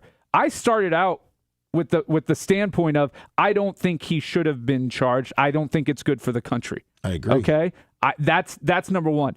Number two is I've read the indictment. I don't think Dan's very loose reading of the Presidential Records Act and the case law associated with it applies in this case. Because a war plan generated by the U.S. military provided for review by the president is not a presidential record. But you haven't read the Presidential Act, right? No, I'm familiar with the Presidential Records Act. I'm familiar with what it's an official record of the president. Okay, a war plan is not an official record of the president. So this deals with his diaries, his notes, his call logs, his documents, recordings he created personally. This is different. This is a document that belongs to the government of the United States. All right, we do have to take a break. Let me, if you can get me that speech from Trump, we'll play it on the other end of it. Okay, we'll be back. It's not what you think. What? Since when? Actually, it's much less. Much less. Bubba the Love Sponge Show returns after these words. All right, PB time. Then that's going to be his defense, isn't it, Lummy? Then if he's the one who actually drew up the war plan and it wasn't provided to him by Milley and the United States government, then okay. Maybe it was a group effort. I'm with you. They shouldn't have charged him. They did what they charged him with. He's absolutely going to be found. I mean, he's not going to be. I'm not going to say he's going to be found guilty because it takes one juror, and I think that's what he's banking on. One juror infiltrating the jury or getting on that jury. You said he should have been charged. That's all I said. And I said that from the beginning. I don't think it's a good look for the United States of America to be charging former presidents. No, because I prefer to live in a country that isn't looking like a banana republic. That ship has sailed. So that's what I'm saying. If you want to investigate Biden, if you want to investigate Hillary, which you want to investigate Clinton, you want to investigate all of them, do it. Donald Trump was president for 4 years. He had 4 years to go after Hillary. And he tried to. And he changed the law to make it more punitive if she was convicted. Yeah, but when the people that are going to try to look into it and prosecute it won't do it, then... No, he controls the DOJ, man. He controls the DOJ. He names the Attorney General. But when the Attorney General doesn't want But it's his guy, man. My dad is a hardcore Trump supporter.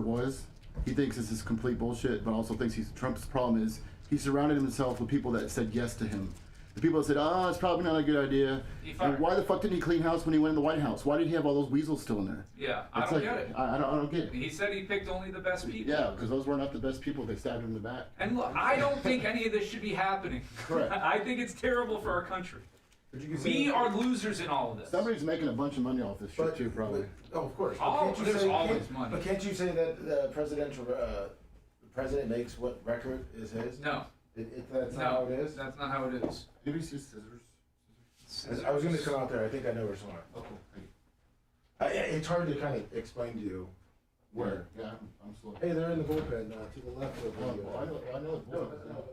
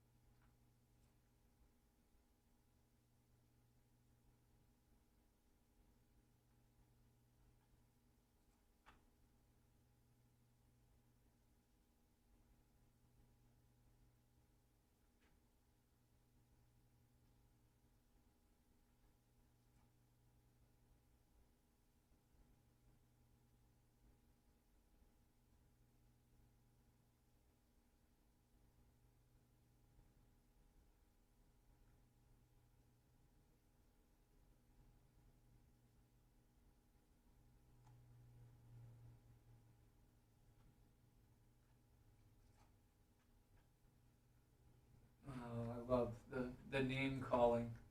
When you have nothing else, resort to name calling.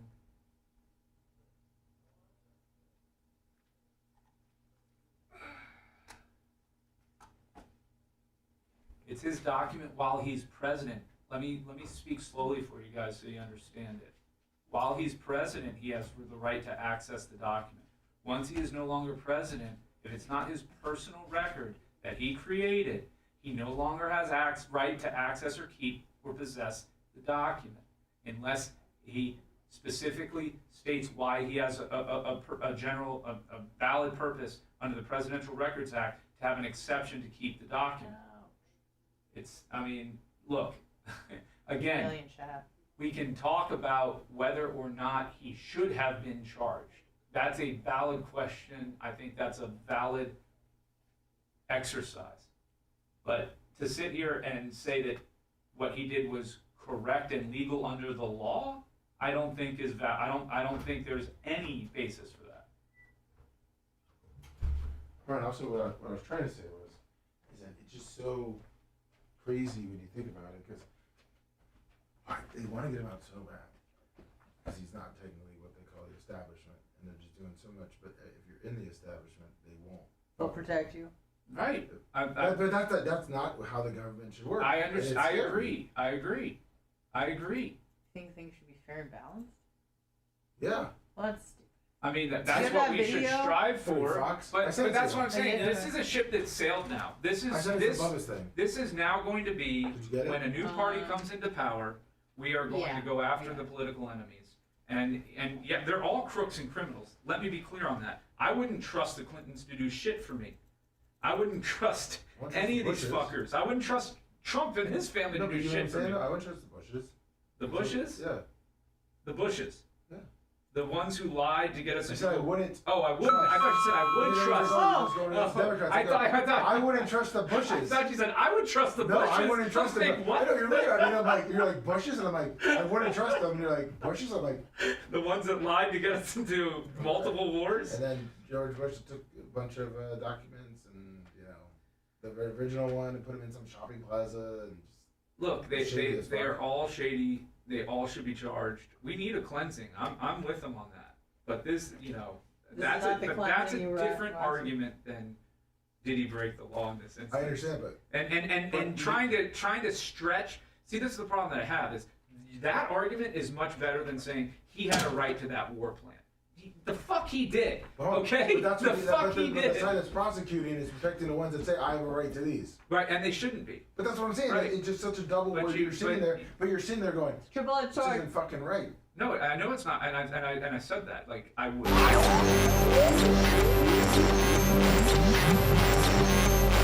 Nowhere near the rare air at the top of the heap. I mean, we know what's important. More like the bottom feeders existing on the scraps of society. You just babbling about. Bubba the Love Sponge.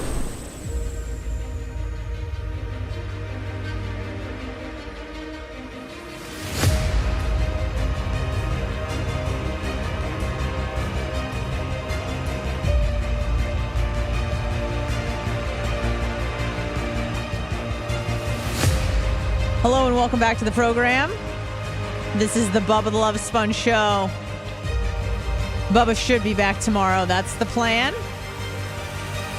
We'll be with you for another roughly 2 hours. Can we all say a prayer for Bubba real quick? Sure. Just Would you like to make it through? I'm gonna let Lummy do the prayer. He is our biblical scholar. Yeah, he is. So, Lummy, would you like to do a prayer for Bubba to have a safe colonoscopy and come back stronger than ever? Sure. All right. You gonna close your eyes? Okay. Dear Heavenly Father, thank you for this wonderful, beautiful day, and let Babyface come in and hang out with myself and Anna, who is doing great hosting. But thanks. Please let Bubba, our God, right next to you, come back safe from his colonoscopy, so he can colonoscopy. Colostomy. Sorry. His colostrophy. Yes, colostrophy. That he can come back safe and lead us to being the greatest we've ever been. Thank you for sending your son to die on the cross for us. Let's as wrap Brian has said. Amen. And let us say amen. Amen. Amen. Yeah, so for those that don't know, just tuning in, Bubba's getting his butt looked at, okay? Everything's going to be It's fine. a colonoscopy. It's a colonoscopy. Yes. He did a, what is it called? A Cologuard, I believe, where you S in a box and you send it to somebody. So we did that. It came back questionable, which I think it flags a lot of stuff because, it just tells you, hey, take the next step, get the colonoscopy. And see what's going on there. So he is currently in the procedure, I would imagine. And I would love nothing more for Bubba to call in, just coming out of anesthesia, just calling in out of anesthesia and ripping on the show. And hopefully he's doing well, and I'm sure he is treating Merch Crick right. I actually earlier when you were talking, I whispered to Lummy, hey, can we get Bubba on the phone? And Lummy didn't think it was a good idea to call him. I don't think it's a good idea. Brian, if you want to call him on your own time and create your own content, that's fine. But I certainly am not going to bother the man when he's going into. You got to think there's a few things. He just essed his brains out all night. God only knows if he slept well. Probably didn't. And also he's hungry and groggy when he's coming out of anesthesia. So that's probably not a Bubba I want to talk to. And yes, thank you, Brian, for putting that on the air. So if you do decide on your own to call it, oh no, I warned you not to you call. You can be indicted on those charges. I would never ever bear you like that. That no way would I say. No, I wasn't saying Lummy that. thought it was a good idea. He's not Michael Cohen. No. What I'm saying is that even you put it on the air. So if Bubba's like, why didn't anyone tell him not to call me? We both can say, oh we yeah, did. Yeah. Check the tapes. That's on Brian. Check the tapes. Timestamp 8:12 is when Brian suggested the worst idea ever. Yes. So I think it could be one of two things. It could either be the worst idea ever or the greatest idea ever. Rob, I would say we won't see it might be great for everyone but us. We won't see you next Thursday. History Brian. is only made by the bold. Okay. Thank you. Thank you for that. We'll take a few more calls and we're going to get to this Trump video because I didn't watch it. I was getting choked out by someone's legs yesterday. And let me tell you, for those that do jujitsu, and I won't go too far into it because I know most of you don't, but the worst part about submitting for me is I really found that there's a new low. It's not just when you're getting submitted, especially when you're in an interesting contorted position, right? It's not just like someone is choking you. They're choking you with your own arm and their leg. So it gets creative. But the worst of it, and this happened to me yesterday, is where I was getting choked out by some guy's legs and I made eye contact with a guy that was watching us roll. Like a third party that was just sitting and watching. And he's not coaching me. He's not coaching the other guy. He's just watching and just looks a little sad. He's like, oh, well, that sucks. And then, before you got to kind of gauge it because I realized with me when you don't want to be sitting in the choke for too long because you don't really know how much you have in the reserve, meaning you might get tapped out because you think you have more in the reserve and then they hit the carotid and you probably got about 4 or 5 seconds before it just goes dark. So, if you're trying to escape, you got to plan it. You got to plan it right. All right, let's take a call. Hello, who's this? You want to talk about Trump? Not really. Well, yes and no. It's Track Me. Yeah, we know. It's Track Me. Yep, what's up? Yeah, there's a slow voice on it. But I was just going to say, as somebody who's been arrested, accused, he's innocent until he's proven guilty. Don't care about Trump if they charge him whatever amount political like that. I don't care about politics.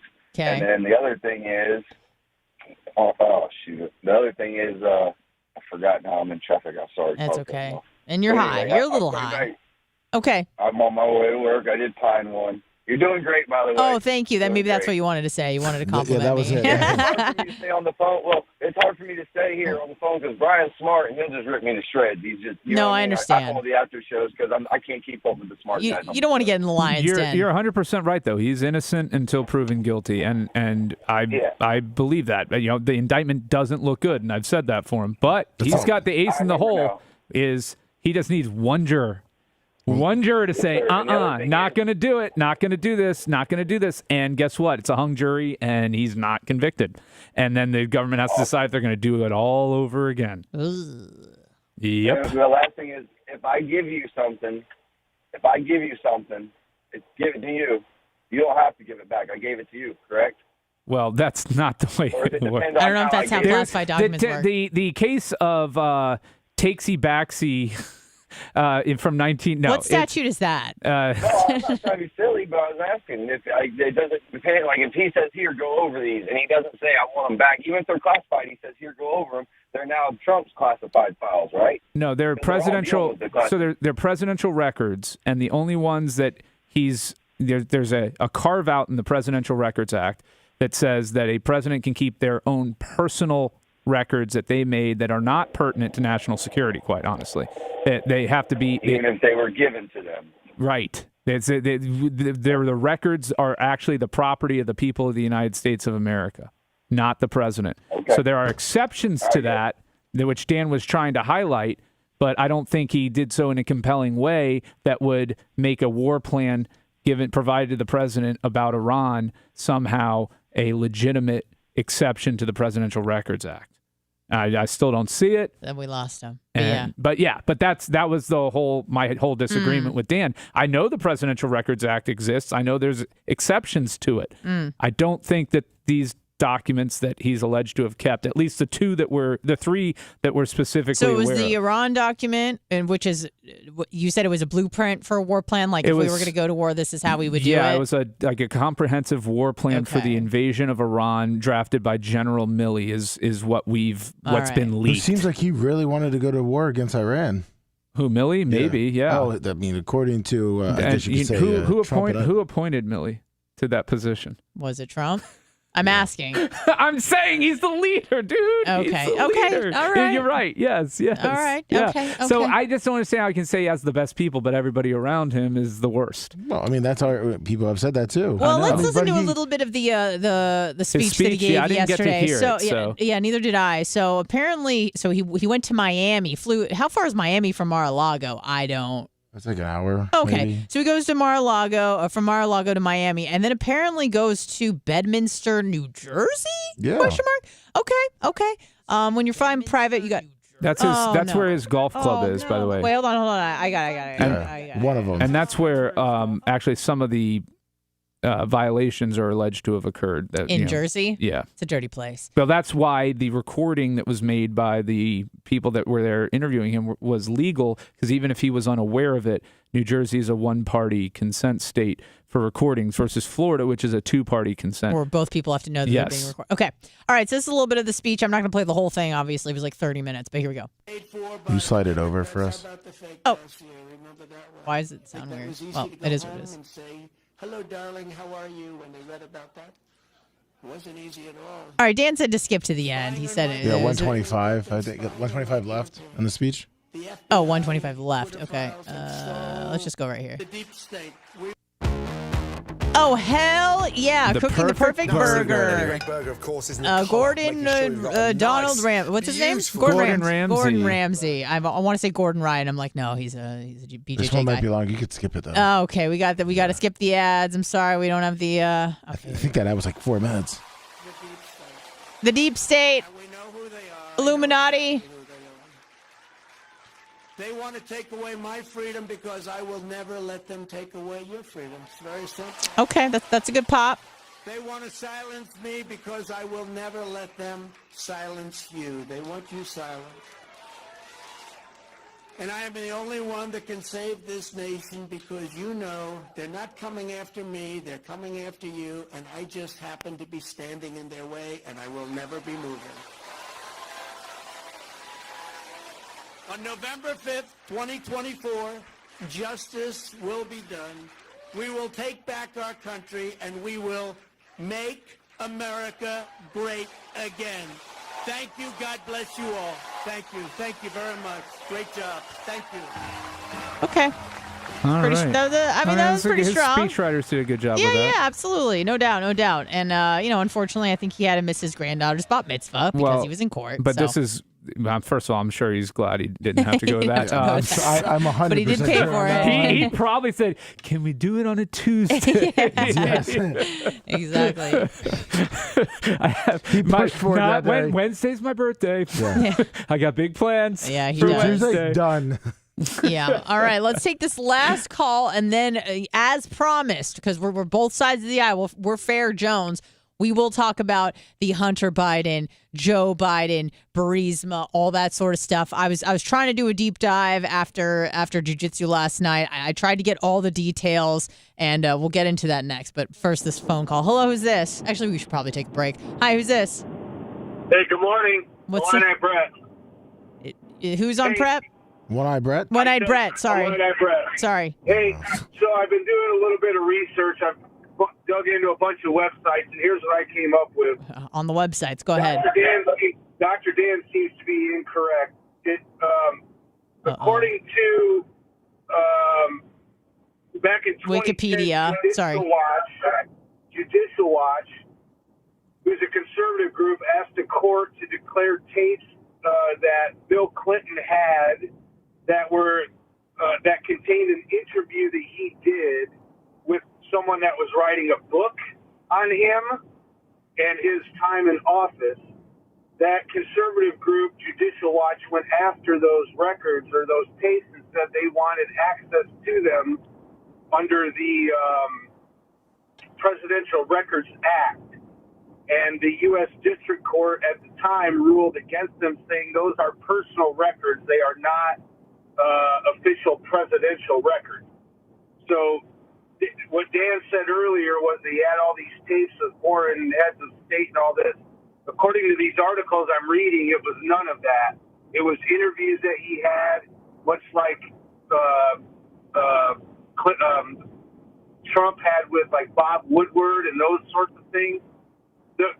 I agree with Brian on this one in a lot of ways. Does that hurt you to agree with Brian on anything? No, I like Brian. Oh, okay. Oh, thank you. Oh, you're one of the few. You're the minority. You're a marginalized group. Well, here's why I like Brian. Then I'll let you go. You got this. Yeah, keep it short. We don't want to know too much about why you like Brian, but go ahead. Oh, we dropped the call. Why you like Brian? He does have a similar way of thinking than I do. He's much smarter than I do. He reminds you of yourself. Is that what you're going to say? Why you like Brian? Well, but what he does is when he's wrong, and he'll tell you, and he's willing to wait for the facts. Like, hey, this guy's innocent, so proven guilty. But if we're going to argue apples and apples and oranges, Brian's right in this case. Dan was wrong. Well, I think Dan was just bringing up the act because the judge Berman Jackson ruled the Clinton sock drawer decision that the responsibility to classify records is left solely to the president. I think that's what Dr. Dan was trying to make too. So even if whatever classified records it was left solely to the president. Was it just audio or were they videos too? Do we know? I believe it was just audio tapes. It was tape. Okay. But it was ruled that the because they did bring that up that they passed the law that the responsibility to classified records is left solely to the president. So whatever was on the tapes, it doesn't matter technically, I guess. But an interview with an author is obviously a personal record. But the law that was passed because of those says that the responsibility to classify records is left solely to the president. Are you talking about the law or the court's ruling? The court's ruling. Sorry. Okay. Sorry. I just don't think that. I don't think a personal record is me and general. No, I understand. I understand. But I'm just saying what the ruling was, because like if I got into a car accident with Brian, and Brian was writing a note, and then they pass an act that whatever the driver in his car is doing is up to what the driver wants to do, and you're like, well, he was writing a piece of it. They made it like so umbrella over it. Yeah, umbrella. I'm not going to argue that. I think that the Democrats shot themselves in the foot years ago, and it appeared as though they were going to go after Trump no matter what. And then nothing ever happened. And now when you can only cry wolf for so long. And now that there is possibly something on this guy that he could be tried for and convicted of, people are so over it that it's just like it's not a good idea. You exhaust people. Yeah. Trump derangement syndrome is real. I will agree with you on that. I mean, it's a real thing, and I said that from the very beginning of his presidency. I said if everything is a controversy, then nothing is. Right? You diminish it. If everything is the end of the world and a crisis, then you diminish what actually is. And this isn't even, let's be clear, this isn't even a crisis. So, if he wasn't trying to sell this or use this to his political advantage, and you don't have evidence of that, then just get the documents back. Make sure it doesn't happen again. Why don't you do this? Change the process for a president leaving office so that a president can't leave with 1,000 boxes and make sure you're going through all this. This stuff should be done. This just speaks to how poorly run our government is on every level in every facet. Okay? So, yeah, I'm with you, man. It's, if everything's a crisis, nothing is. But the nonstop, well, what about this? What about that? I'm so sick and tired of that. I mean, if a crime that's why I try to prevent that. Yeah, and we're going to get into the Biden stuff, too. It's a crime across the board. Right. Period. End of story. The judicial system is set up such as somebody gets busted for something, they get indicted, they get charged. They go through the legal process, and if it gets pled out and they get let back out on the street, or if they go to prison, if they get pled out and they're out, okay, but there are rules set up for attorneys to let those things happen, and courts let those things happen. The counter to that is, though, that they're being selective in who they choose to prosecute. 100%. But then it's not set up the right way then. And that is, it's a valid criticism of the system. I agree with that. It's a valid criticism of the system. It is not an exoneration of Donald Trump. It's a valid criticism of the system. No, you're correct on that. And that's my position on it. It is absolutely with the system. But needs what to he change. was just kind of saying was, well, there's systems in place, so if you commit a crime, then you're going to since Trump committed the crime and no one else has been committed to commit, then they didn't commit a crime. Well, as a lawyer that you could agree. Get people out of different things. Are you saying that they usually turn a blind eye, but they're playing by the rules? Yeah, that's what they're saying. Is they're choosing to enforce it against Trump because they can, and in the past where they've chosen not to use it because they can, and so they're using that prosecutorial discretion essentially. And the criticism here is to weaponize it against individuals that they don't like, and that is a problem. That is a major problem, and if that's happening, that's something that which we have suggestions that it is, although I think these other instances need to be fully vetted and investigated. I mean, if Hillary Clinton really committed a crime, Donald Trump promised he was going to lock her up. I mean, let's be clear on that. He can't be surprised about all right, buddy, I'll let you go. People going after their political enemies when his campaign slogan in 2016, along with "Make America Great Again," was "Lock her up." No, 2016, wasn't it? I said 2016. Oh, okay. I think it said 2020. Oh, sorry. No, I'm pretty sure I said 2016, but sometimes I have mini strokes. So there is a bit of a hypocrisy here from Trump as well. That he was convinced Hillary committed a crime and wanted to see her locked up, and now he's saying, "Oh, they're going after me because of politics." So it's a dirty game. It's a dirty game. Yeah, it's a dirty game. It's a dirty game. We'll leave it there. We'll be right back. Okay. Well, at least he has his priorities in order. Great. What do we do with him now? The Bubba the Love Sponge show returns after these words. It's annoying having to hold all shit up. For some reason, the way it's laying, it cuts into you. See that little red mark over there? The leather part's like literally just laying in on it. It's like you have sensitive skin. Also, because I'm moving this arm more with the keyboard here, the phone, and the iPad. So I'm moving it more, so it's like going up and down.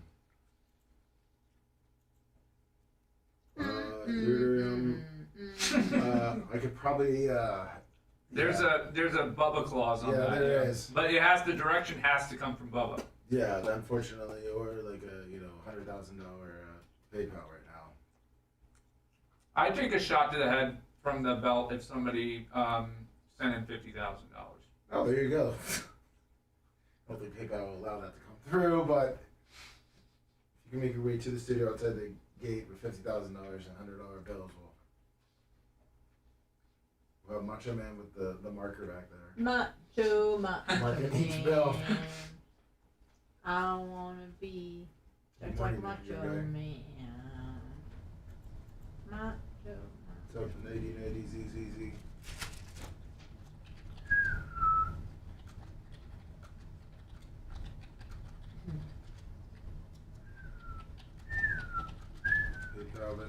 PayPal Venmo. Thank you, Jordan Brock, 25 on the Venmo. Thank you. Venmo and Cash App, I can check.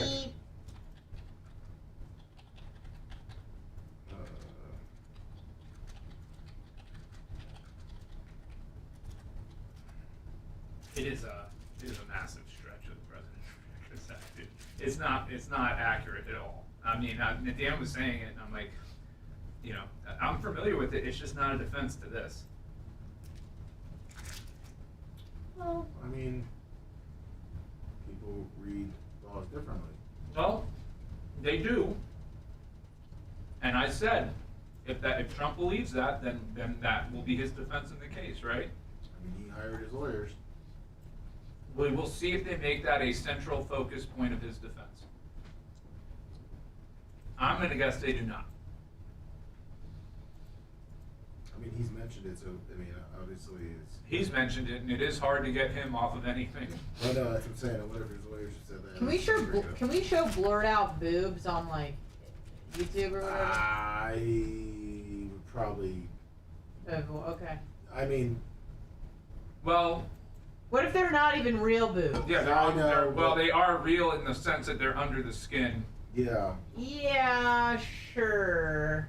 So all the women that Dan treats don't have real boobs? I mean, actual Well, I mean, boobs? I think they're called fake breasts, right? Like. No, they're called augmented breasts. Yeah. Well, it's certainly not real.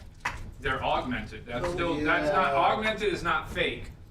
Okay. It just means enhanced. Yeah, I don't think we can show Pamela Anderson's Playboy. I understand, especially when you got the bulbous and the nipple and the area. Uh-huh. All right, we won't. You kind of got Bill Cosby there. The boob and the nipple and the areola. Yeah. Well, what if it's blurred out is what I'm saying, too. I mean, I don't... It's not, everybody's seen it by now. I don't know that it's necessary. Necessary to show, okay. Hey, it's cool. I mean, we all know exactly what you're talking about. Yeah. The disgusting showing on the White House lawn. Yeah. I liked it.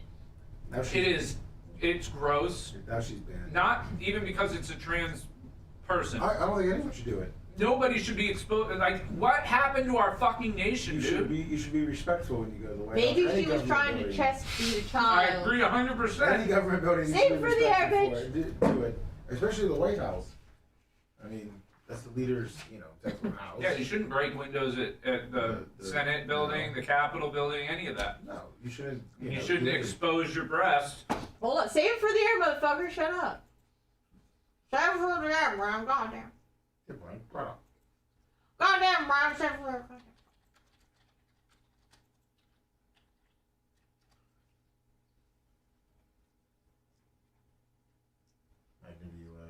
Save it. Was lock her up, complete lie. It was Make America Great Again. Brian is a lying Democrat. I said. I'm just reading chat. Yeah. Lummy. You're not, because I know you're not watching Are YouTube. you projecting? Yeah, no. I know. I'm on kick. I'm on kick. I said his official slogan was "Make America Great Again." I know what you said. I know. But this is the example of people selectively hearing what they want to hear and then running with it as if it's the truth. And then you tell them it wasn't, and they only get deeper in their convictions. Yeah, we'll read this in group lips. Will you buy me a time machine so I can go back to the 80s? Come on, baby faces. Disrespectful at the White House, but it's okay in public parades or in government schools. I'm reading chat. In government schools, trans women are flashing their bare breasts. I mean, I'm just saying, like, let's make sense about it. I'm just reading what's on chat. Yeah, I know, and I'm responding to what you're reading. This is not directed to you. I know it's not your comment.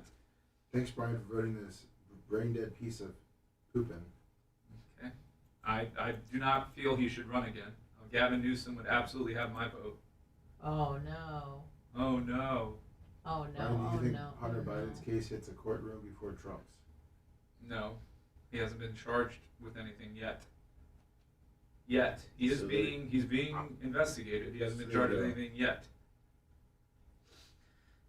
You can't charge somebody for possession of crack for a photograph that looks like crack. I hope people understand that. Trying to get him on? I have no clue. That's one of the many things that they've said he's done.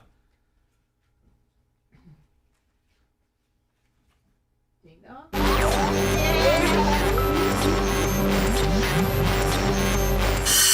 Broadcasting live Filthy bastard! from the den of sin. Just leave your morals at the door. Yeah! You're listening to the Bubba the Love Sponge Show.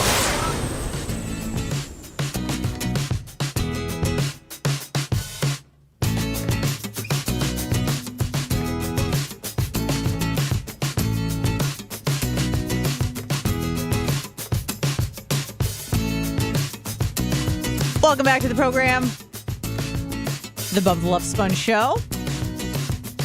We'll be here for about an hour and a half. Bubba's out. He's having a little procedure done. He'll be back tomorrow, hopefully. I'll be on a plane to Idaho. Snakes and lies. 813-90-BUBBA if you'd like to call in. I was going to go right into the Burisma stuff with the Hunter Biden and the Joe Biden and the bribery deal. Burisma with the Hunter Biden. And the quid pro quo with the impeachment and what the, But I thought maybe if we could just have a little bit of a lighter segment before we dive into that because, we're an equal pay to play, whatever, opportunity employer. And I want to talk about the Trump stuff. I also want to talk about the shady stuff that's going on with the Bidens because that's fun. I like conspiracy. I like bribery because to me it just confirms what I think I already know, which is that, nothing is real and no one plays by the rules. So when I see that it's actually happening, I'm like, okay, this is exactly how it should be playing out. And this is exactly what I predicted. So it's nice to see that there's some evidence to support my, Your my worldview. predictions. My worldview, exactly. Everybody loves when they see something that supports their worldview. Absolutely. And as Bill Burr said, everyone likes to go to iamright.com. It's like, how is it that the vaccine is effective? And you press enter. How is it the vaccine is not effective? Whatever, press enter. And then you're like, oh, and then you have all this evidence and you're like, and then you come to the table with your point. So it's just nice the fact that I had a loose, hypothesis of how things operate. And then when you have the evidence to kind of fill in the gaps, you go, yeah, of course. I was right. I'm always right. 813-90-BUBBA. Jordan Brock, 25 in the Venmo. Oh, you know what? Let's give a little bit of horn action. The first horn always, it scares me. So I wanted to give you guys a little bit of a warning before you make a little doo-doo in your pants. There were a few things that I saw yesterday that brought me some joy. Things that actually surprised me a little bit that probably shouldn't have, but it's like true Americana, at least as far as I see it. One of the things that I saw yesterday that yes, I don't know. True Americana. It's true Americana in 2023. Maybe not Americana of the 1950s or even the 1960s, 70s, and 80s, but how things are going now. And let's just say that things aren't going well. I know that I have a morning routine. As much I'm sure everybody does. Like Brian, you probably I don't think you drink coffee, right? But you have your Celsius something powder, similar, yeah. Cocaine, whatever the case may be. You have your little morning thing that kind of awakes you, gets you ready for the day. Everybody knows that I love to drink coffee. I love caffeine. I love the way the coffee smells, the way it feels. That's just kind of my morning routine. Now it seems like other people have more creative ways of getting ready for the workday. Yeah, or just 2 shots of whiskey the and day. You're going. Yeah. Or a Gatorade cup filled with vodka. Yeah. Well, no, that's at the start of the day. I mean, that's by talking about 7 a.m. She's talking about when you wake up. Yeah, when you wake okay. up. Okay, I didn't know you started with whiskey. I thought you were a light spirits kind of guy. I thought you liked the Tito's. Oh, no. The 2 Belvedere. shots of some old dog or red dog or whatever it is, and just take it down with some Fireball. That way, Kegs and eggs. That's right. Perfect. Well, that would probably be more wholesome than what's going on in New York City. I saw this video and it made me smile. And if you haven't seen it, it's kind of cute, but it's a guy on the New York subway. And it looks like he's just casually, and I like the fact that the word casually is very important because he's not trying to hide it, which I like. It's just kind of like, well, duh, this is how I have to get ready for the day. He casually shoots up heroin during morning commute in disturbing video. Are we certain it's heroin? It could be a lot of things. It could be a lot of things. You know what? It could be his insulin. It could be a medication. Yeah. I was thinking that an intravenous medication that he takes. Perhaps. It's not. It's probably not. That's what I would say. But that did occur to me. I'm like, how do people take insulin? But usually they have the little beeper thing. You know, it looks a little more legit. I don't think you inject it intravenously. That's the thing. Right. This is an IV. Subcutaneous. This is an IV injection that he is doing. Maybe Yes. B12. I mean, are you a doctor, Brian? Yeah. We don't know precisely what's going on, but we can venture a guess, is what I would say. Venture a guess. So if you haven't seen it, I'm playing it now. The audio is, I mean, it's just whatever. But it is. I'm like, is this guy a rock star? He's just so brazen because he knows no one's gonna do anything. But hey, if this helps him get ready for the day, who am I to stand in his way? I don't know. Obviously, drugs aren't good, especially drugs like this. This is not a fun drug, and I've done fun drugs. And Brian, I feel like maybe you've done some fun drugs. I can't legally say that I have, but I have or have not. Whatever. I'll talk about it. I'm not going to lose my job because I said I did cocaine or Molly back in my day. But there's really a distinction, even among people who do drugs. There's like a distinction of a line like you don't cross. Like maybe you've done acid, but acid isn't really something you do daily to get ready for your day, something you really get addicted to. Now, that doesn't mean it doesn't come without problems. Obviously, it can mess you up, and some people have a propensity for schizophrenia, and I've heard a few people, take a hit of acid, and they really never come back from it. So, there's risk with everything, of course. Cocaine, sure, you can get addicted to, but that's kind of like a ritzy, fun party drug. What is not a ritzy, fun party drug is heroin. I've never met anyone who does heroin recreationally or like periodically, right? I've heard people that say if they take a low enough dose, they can do it recreational. Interesting. So just like on Christmas and birthdays sort of a thing? No, he's saying it's a dose control issue. Yeah. Oh, okay. So okay. you're not taking like a full hit, like a key bump would be for. Okay, understand, but I'm saying I've never met anyone who does. Like I would say, I do Molly like once a year. You don't really hear that with like people who do heroin. It's like you got a problem because you're addicted to the needle. It's not really like, I just do it. I only smoke when I drink, sort of a thing. So it seems to be like there's a bit of a problem. There's a distinction there. Meth also. Even people who go to raves and people who do lots of drugs usually stay away from meth. Meth isn't really like the fun party drug that gives you, like an elated feeling when you're at a club or a music festival. It's something where your teeth rot, you smell like industrial cleaning products, and you have a problem, a serious problem. But, the libertarian in me, and Brian, I'm curious to see what you say about this. The libertarian in me is your body, your choice, right? You should be able to do, and I understand, let's not get into the abortion thing for just 1 second and focus on the drugs. But when it's your body and just your body that you are affecting, destroying, manipulating, I really don't have an issue with that. I really feel like there's really no moral objection I have to you doing anything to your body. I don't think that it's right or wrong. I could say it's a good or bad idea. I think you could say it's probably a bad idea to do heroin or a bad idea to do meth. But the philosopher in me feels like there's nothing really inherently wrong with doing it. Are you in a controlled atmosphere when you're doing it for the time being? What do you mean? Are you in public or in a controlled environment? Okay, so say you're doing it privately. Okay, then do whatever you want. Privately. If you don't go out and hurt people, then do it. Okay. I mean, all right. That's fair. Yeah, I mean, the issue I would have is somebody was on heroin and then got behind the wheel of a car and then that's a separate passed issue. out and killed people. Oh, that's not your body, your choice, because now you're affecting other people. Right. But that is you can drink. You shouldn't drink and drive. But it's only one step. Yeah, it's only one step removed, which is why I agree with you. I think my opinion is drugs are legal. You just maximize penalties for crimes committed while people are on drugs. Okay. All right. So an added what do you call it? An aggravating offense if on top of the reckless driving you were also on heroin. You get hit Okay, much that's fair. harder. And if you take somebody else's life, then you're done. Yeah. If you take somebody else's life as a result of being on a narcotic, because the idea behind that is not just to deter, because we know the deterrent isn't there.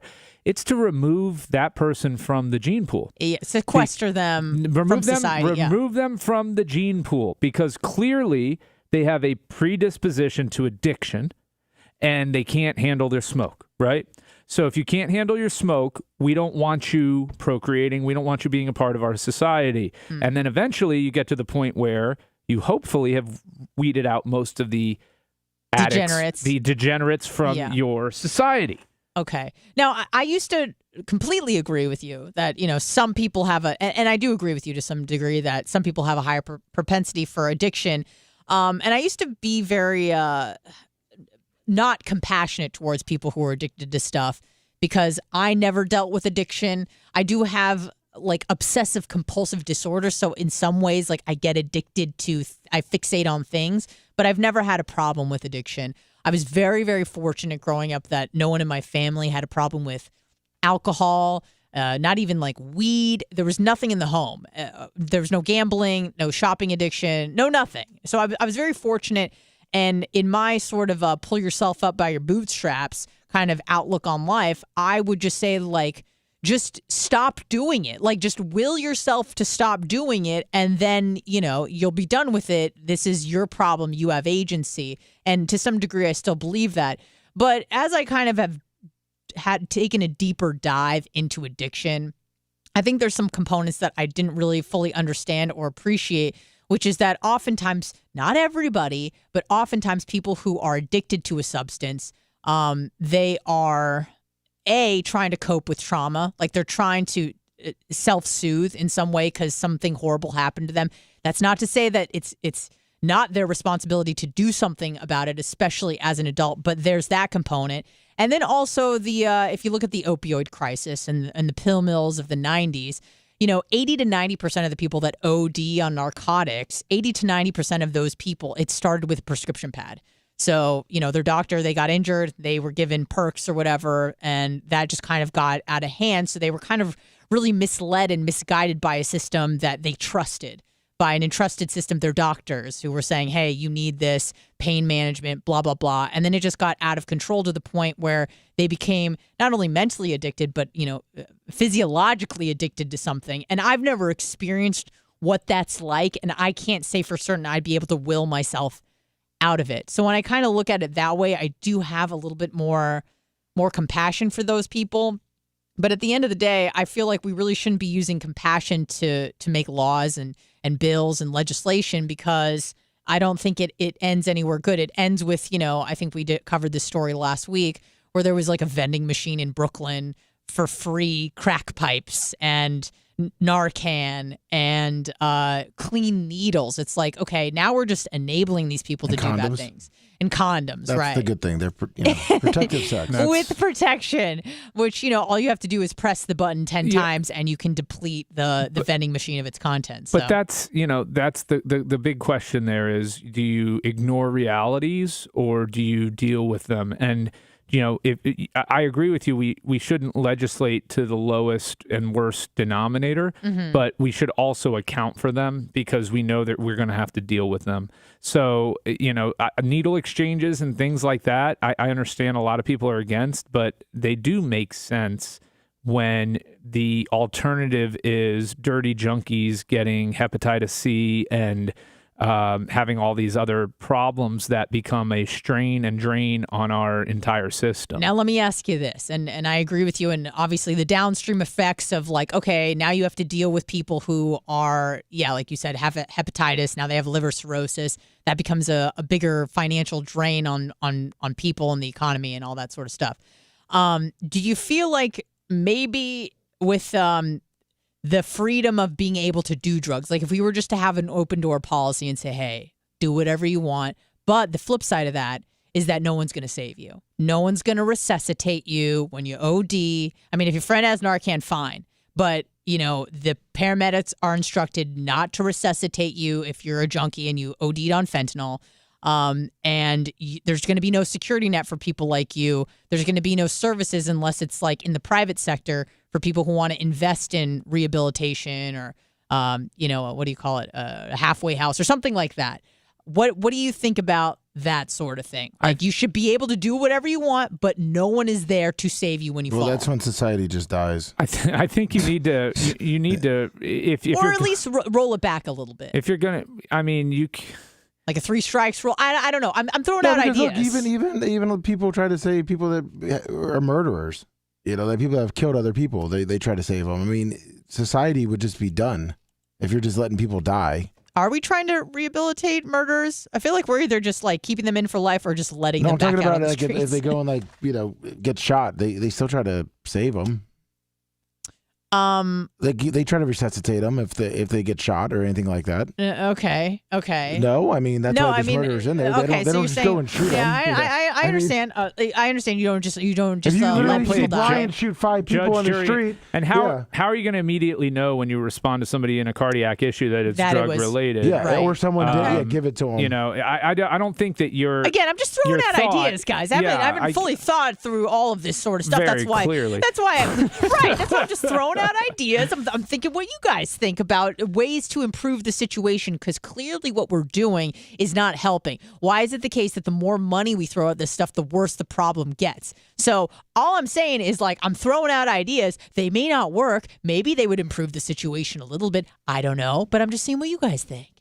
I think it's such a multifaceted issue with the drug thing, because on the one hand, I think you cut down potentially on the illegal immigration and the issues in Central America and all of that if you legalize the drugs here with, corresponding assistance. Right, you suffocate the cartels. Right, and that's the idea, although the cartels have diversified over the years. They really have. They're doing avocados, they're doing produce. So I don't know, you may weaken them, but I don't know that you end them. But I'd still say probably the vast majority of their illicit money is coming from illicit drugs. Right, cocaine, fentanyl. Yeah. So that's an immediate advantage to doing it. You will deal with the initial, and we've seen it elsewhere, like the Netherlands, where you get that initial spike in problems. That's what I was just about to bring up. But it usually tapers off.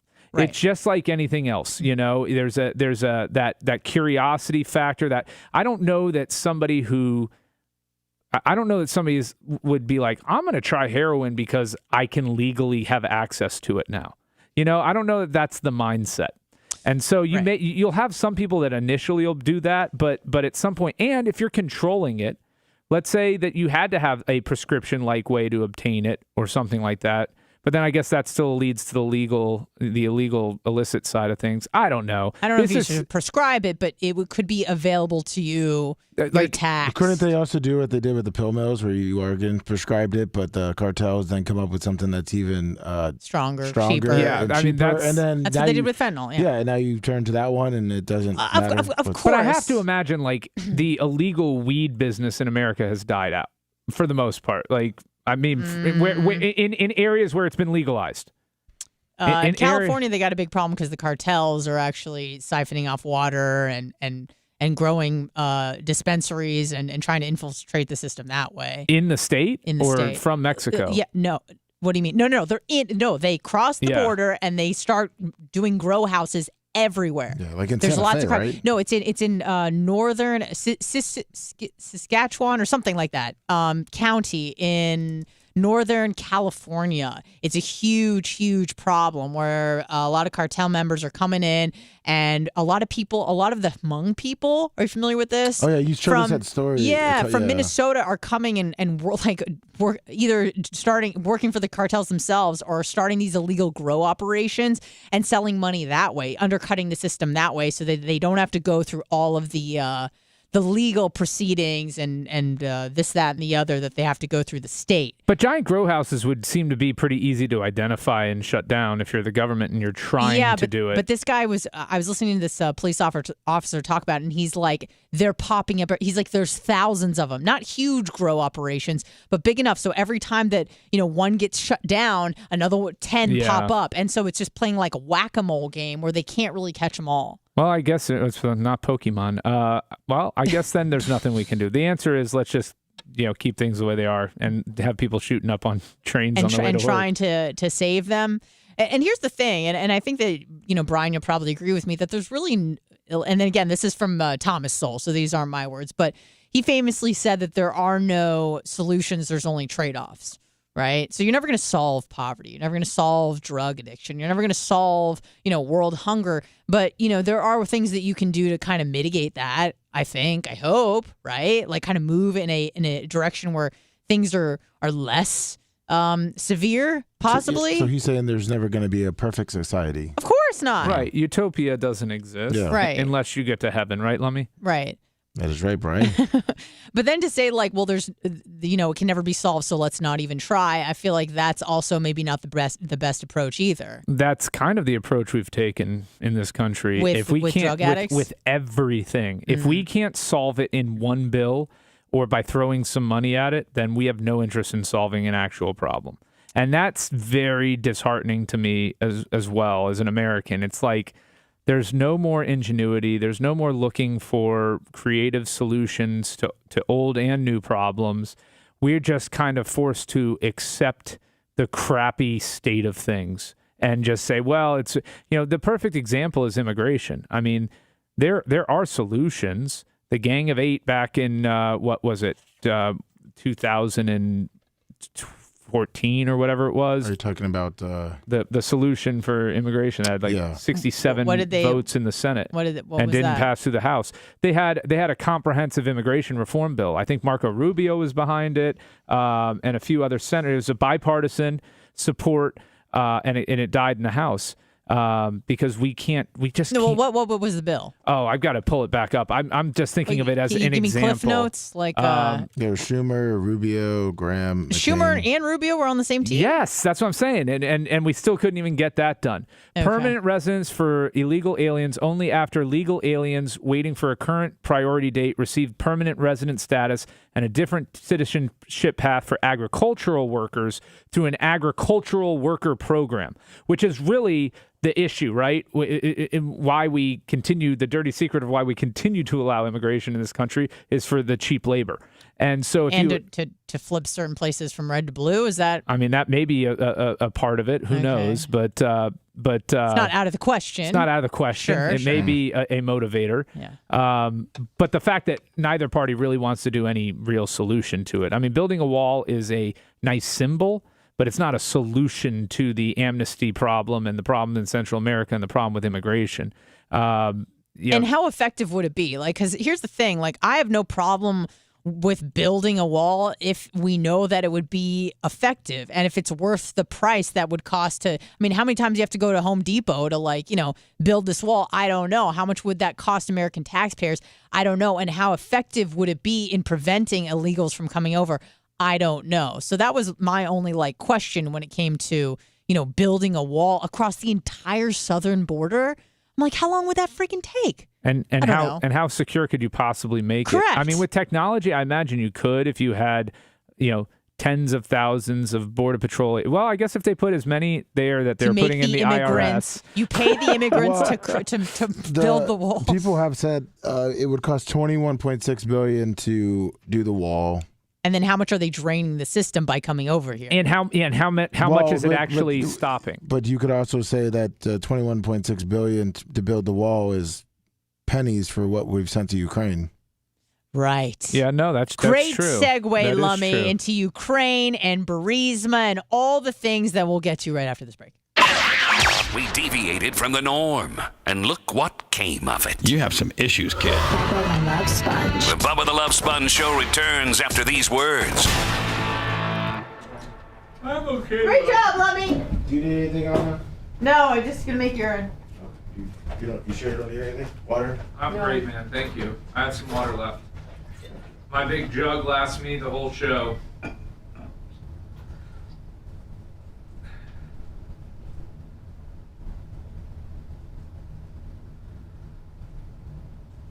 Hi, everybody. It's just me here. I don't know if you can hear me, but I'm here if you want to chat. I'm not on the YouTube today. I only brought up Kick, so on Kick, you can chat with me. Or not. We're hot micing. Anybody out there? Hello, hello. I'll check Lummy's YouTube. Let's see what they're saying over here on the tube of the U.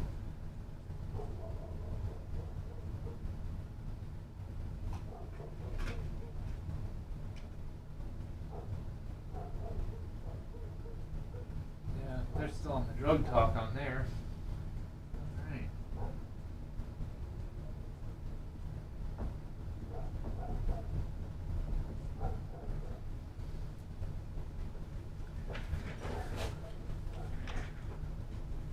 Not much, Blitz's demand.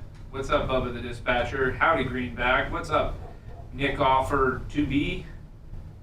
Yo, yo, yo, Bobby the Dispatcher. Great to see you, Susie. Glad most of you are being civil in chat. We like civil chat. I used the bathroom during one break earlier, and that's probably all I'll have to go. I've got a very capable bladder, Holyoke Joe. The dog, shut that dog up, is Bella. I believe she's here while Bubba is having his surgery. They brought her to the studio to be watched. There's nothing you can do about that dog. I don't have Ned here any longer. God rest his soul. Rhett's out sick, guys. No Rhett on the sports show today, but Lummy and I will be bringing it to you from 10:30 to 11:30 after the big show here. We'll do the little show. That's the plan for the day. I don't know. I think there's speculation that the law helped. I think COVID definitely helped, and the policies put in after COVID. And I don't think there's any doubt that the law would deter slightly. Are you yelling at the listeners? No, I'm not. There's no yelling. Okay. I'm trying to speak loudly enough so they can hear me. I don't know where the microphone is. Right. That is picking all this up. I'm imagining on that gigantic camera over there. Honestly, I don't really know. But so I'm just trying to make sure I project enough to be heard on hot mic. Happy birthday to Trump. I know, I'm like, this guy. Happy birthday to Trump. I made him a cake with a nail file in it. Nail file? Yeah. Oh, to get out of from prison. Missouri? Yeah. Never mind. It's right in front of you. Brian. He's screaming. It's right in front of me? Oh, okay. I think I can hear the air conditioner kick on here. Oh, that's the mic there? Yeah. Okay. That Bob Barker looking thing? It's a wide field. Gotcha. So I can hear it just fine. Okay, good. Thank you.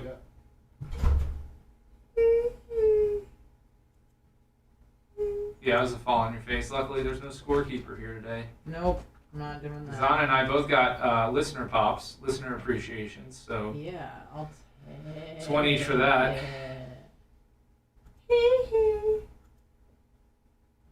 Make you laugh during the next segment? I don't know, man. We're talking about Burisma.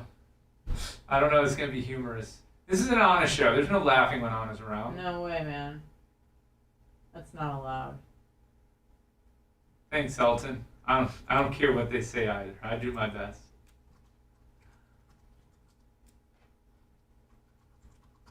Joe, Holyoke Joe, you're allowed to smile whenever you want.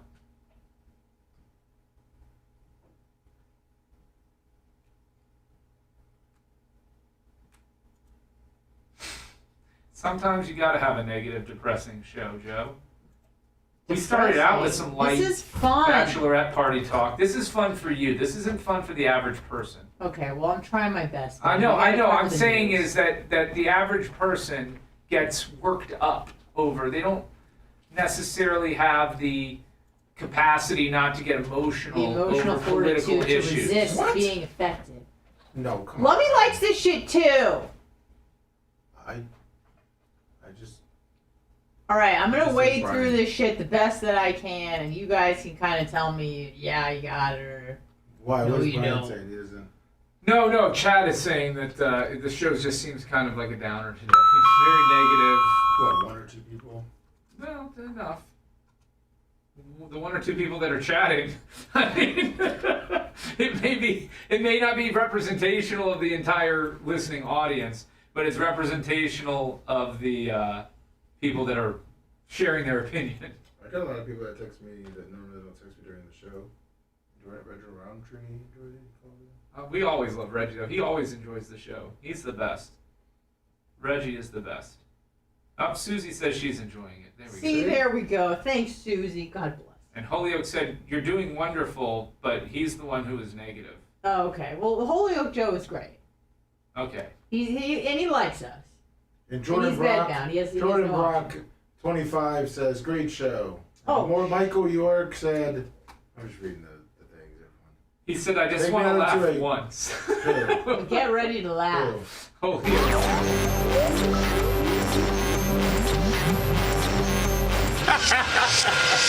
In Bubba we trust. In Bubba you lust. Naughty, naughty. This is the Bubba the Love Sponge Show.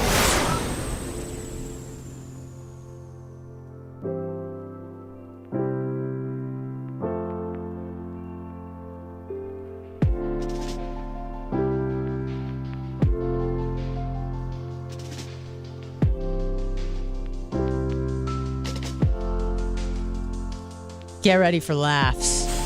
Brian, make Julio joke laugh. Get ready for some good times, folks. Dance clown. We got some feedback from chat, which is never good. Apparently they think the show's a downer. I don't think so. This is what's going on, folks. Life is a downer. Learn how to deal with it. This is an exercise in emotional fortitude. To hear something, to hear people discuss things and not get, emotionally affected by it. Just go, okay, interesting. That's what some people think. Do we have to do a Super Beats read or something today? I don't, Brian. We usually make them up, but if we really want to. I think it's a good time. I'll do the read. Okay, go for it, Brian. You have the script, Lum? So first of all, if you haven't heard, I don't know where you've been. Living under a rock, definitely not at a beet farm, because Super Beats is the super duper ish. It is the absolute best supplement you can take for your heart. Did you know that, Lummy? Sure did. Take one every morning. Just one? You should be taking 2 to 4. I take one dose every morning, Brian. They're a convenient way right to after the whiskey. They're a convenient way to support healthy blood pressure. Super Beet Heart Chews are plant-based and so easy to add to your routine. No pills to swallow, no ingredients to mix or prepare, which is great because if you're in a hurry, how long does it take you to unwrap a Super Beets, Lummy? 5 seconds. With your big sausage fingers? 5 seconds. 5 seconds. So most people could probably get it done in 2. If you factor in the Lummy factor. That's right. The slow sign. Do you take Super Beets, Brian? I do when I'm here. Yes. And I enjoy them. They're tasty, and I can feel the difference in my heart. Human. Good. 2 N's. HUMA double N. Lummy, how do we get Super Beets? Where do we find them? Oh, you would go to getsuperbeats.com, promo code Bubba. And how do you spell beats for those listeners that may like Beats by Dre? Well, you would want to go to get super SUPER superbeats BEETS.com, promo code Bubba. Getsuperbeats.com, promo code Bubba, and use promo code Bubba and get 15% off. 15%. That's a heck of a savings. Super Beets. We all love them. We all chew them. Do it today. Great. That was awesome. Great job, guys. And they got the, as Bubba calls them, the polyphenols. And I've been deep in the polyphenol game. But honestly, don't double your potential with Super Beets Heart Chews. Get a free 30-day supply of Super Beet Heart Chews and 15% off your first order by going to getsuperbeats.com and using promo code Bubba. That's super SUPER beats BEETS.com, promo code Bubba. Excellent. Get your Super Beets. Focus on your health, folks. And I won't even go down that rabbit hole because I'm sure that's like, what sports are to me is what, intermittent fasting and healthy eating is probably to everybody else. You're like, shut up. So, that's not how you make friends. I'm not going to talk about it, but get your Super Beets. It's good for your heart. You got the polyphenols, which is good for longevity. And so just get it done. We got the phone lines are blowing up because you know why? Because people want to talk about Burisma Holdings. Or okay? Super Beets. We don't know. We don't know. That's and true. we're not going to know because I'm not taking those calls right now because I'm focused on us. Funny? Focused on you and me.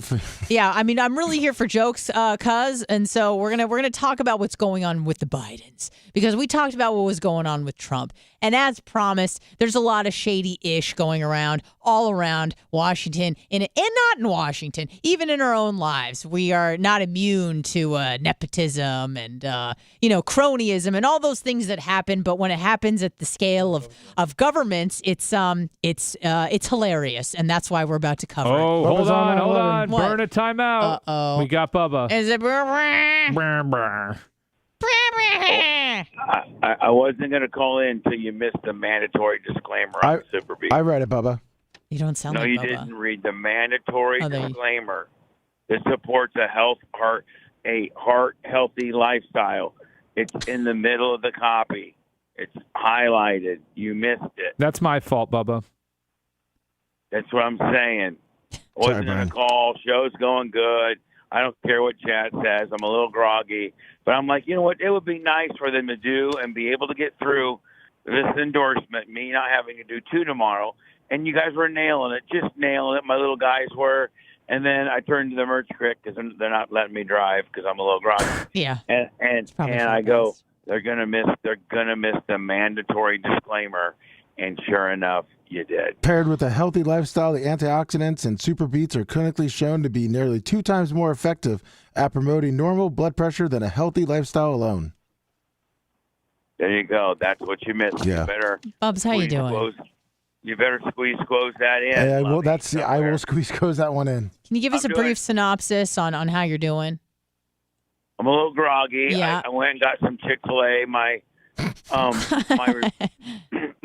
report came back. I had one small little polyp. I do have hemorrhoids, which are not a big deal. Right, you already knew that. Inside or outside the BH? I don't know. I have some pictures. Okay. You're just spreading your cheeks. They wouldn't do videotape. Oh. Okay. The anesthesiologist was a smoking blonde. Yeah. Which made me feel even worse because I don't want an attractive person looking at my butthole. Yeah. You know. Yeah. Or your elevator button. You said you probably weren't hanging nice. Did you fluff up prior? I did. I tried, but Okay. there's a bunch of people around. Yeah. And you're in this gown. I got yelled out because I tied the back of my gown. You're not supposed to tie the back of your gown. Right. It needs to be open willy. I tied it. They did do the IV in the arm, not the hand. Okay, that's good.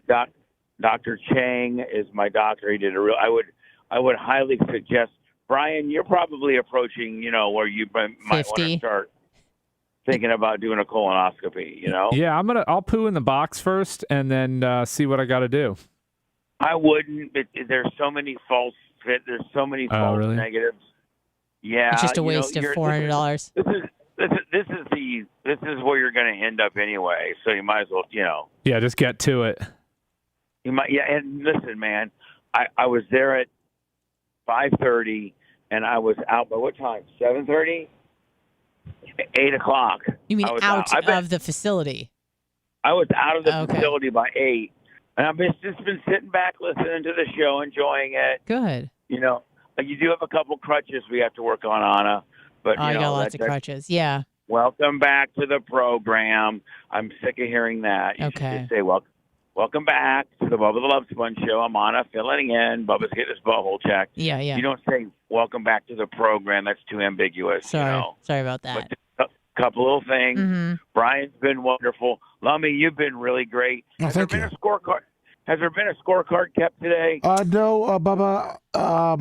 We figured that was your thing. I didn't want to bite off your thing. I agree. Nobody can be handing out scores except me. Yeah, yeah. Little disappointed the Rays blew it. Again, the worst team in baseball. 2-1. And we lose 2-1. They're the hottest team in baseball right now. Yeah, actually the A's are. I think they're 4-game winning streak. 8? Is it 8? They're up to 7 or 8 games now in a row. 7. Yeah, well, still we're the best team in baseball. They're the worst team, and we lose 2 in a row. That's not good. No, and 1-run losses, too. It's not like I'd rather get blown out than lose close ones like these. Although we really got screwed. We had a home game, and then we had to fly clear across the country. Talk about bad routing. Yeah. No, that was that way. And it wasn't like a super early home game. It was a 4-o'clocker, right, on Sunday? Yeah, it was a 4-o'clocker. Got done by 7. Probably went on the plane till 9. Well, that's why they made that. Yeah, that's why they made the Oakland game at 9:10. They were trying to help the Rays out. Yeah. Well, whatever. Yeah. Looks like Vegas won the Cup last night. It sure did.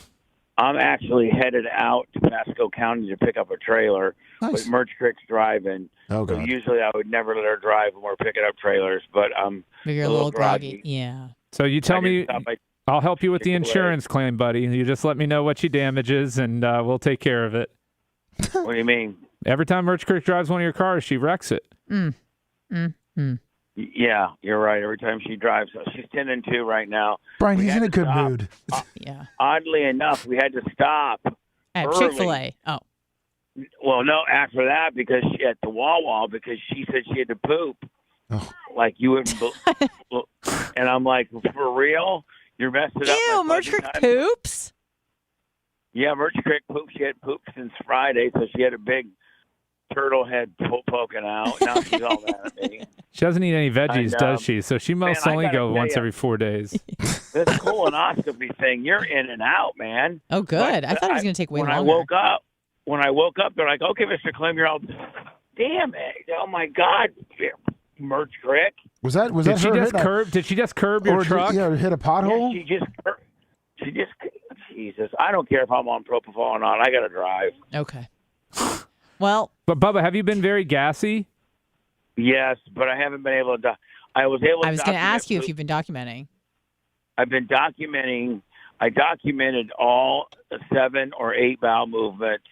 I documented going, taking my in the room, getting my gown on and all that. And then the guy came in and said that you can't use phones up until that point to the telemetry. Although I will tell you, my blood pressure was 117/71. That's awesome. Yeah. Which is like below. The guy said that's like the guy said that's super healthy. Yeah, that's like 20-year-old athlete. That must blood be pressure. because of superbeats.com. Superbeats.com. Go get superbeats.com. We are literally in Pasco County, and we're stopped in the middle of the road. Honk the horn at them. Listen. Oh, sorry. She's not your horn. Oh, my bad. I was just trying to get in on the action. Hold on, they're secrets. Make them make the noise.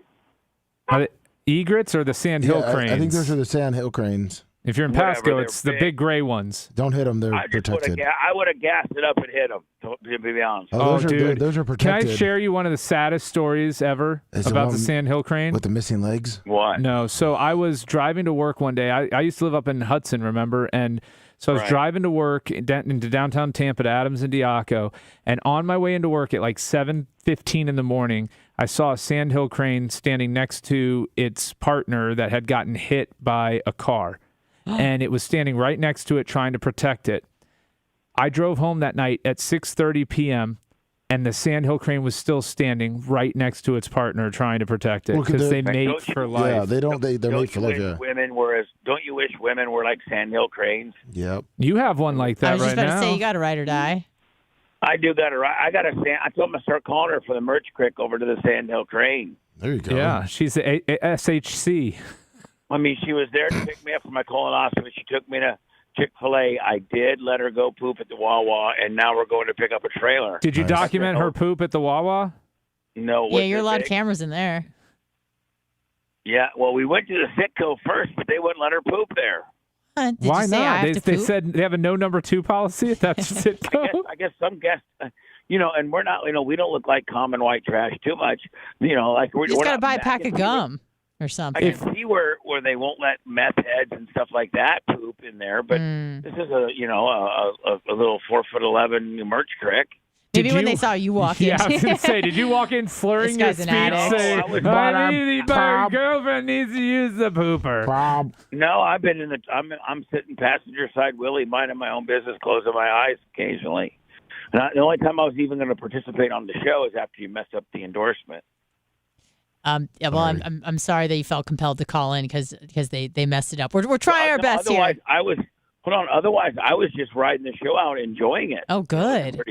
But Bubba, we did it trying to help. I said, don't we need to do a Super Beats read or something because you do it every day? No, I know, and now Lummy can pitch. He can mix it in there. Yep. Lummy will edit it, and we'll get it to the client, and they'll never know any different. That is correct. So, all right, guys. Well, we're pulling up to this trailer deal. Good luck, Bubba. All right, we're thinking about you. All right, thanks, Feel guys. better. Take care, Poopy Pants. We said a prayer. Bye now. Bye. Good. It was a beautiful prayer. I hope he caught the prayer because we really do care. We hope he's doing well. And Your I'm prayer sorry. worked, Lummy. How about that? Why are you burying the lead here, Anna? The power of prayer. The power of Christ, yes, the is power in of us Christ, all. Brian. And you're right. I shouldn't have doubted Christ for 1 second. Not at And I'm all. sorry that I did. And after this break, I promise we are going to get to the Burisma stuff because it's interesting and I want to get to it. And it's going to be full of laughs. So stay tuned. Yep, they phoned that break in. The Bubba the Love Sponge show returns after these words. We're jam-packed. We could barely get to Burisma today on the show. I tell you, because I was living up in Pasco, they were always in our neighborhood, and there was just one that broke its one leg, and then it broke its other leg. Oh. So it would always be on its knees, like hopping on its and knees. that the male just Stayed right by him. Yep. There was one at a golf course that only had one leg when I was golfing in Orlando at the reunion course one time, and supposedly they break them easy. It's been, yeah, I mean they're about as thick as mine. Yeah. So they break up pretty easy.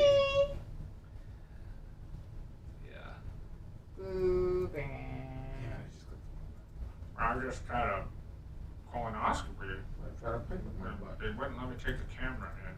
I asked the doctor if I could record him during the procedure. The A's are 16 Main Street. 6.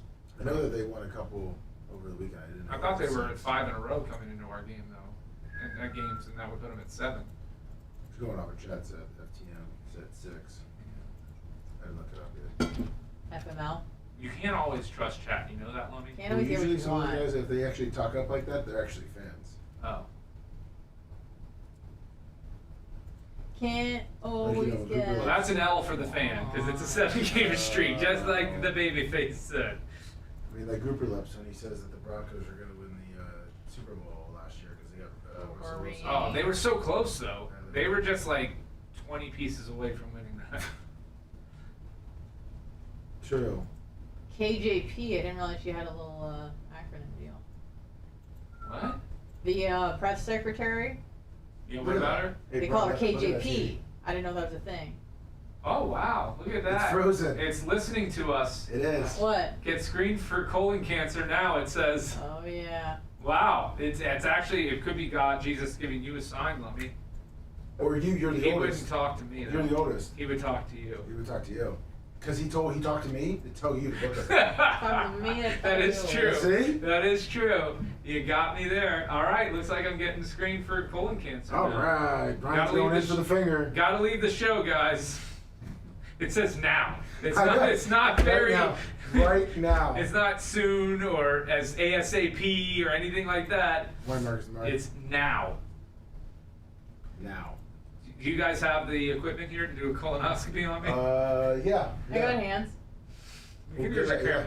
We can use this. What's our smallest camera? Put it inside a condom, lube that thing up good, and shove it up Babyface's ass. Get this phone in there. We can see it because it's on Wi-Fi. At-home colonoscopies. There you go. We can. I do mobile colonoscopies now. That's what I'm getting the trailer for. That's right. He just pulls up and. Just pull up. I got a garden hose. I shove it up your ass. I stick.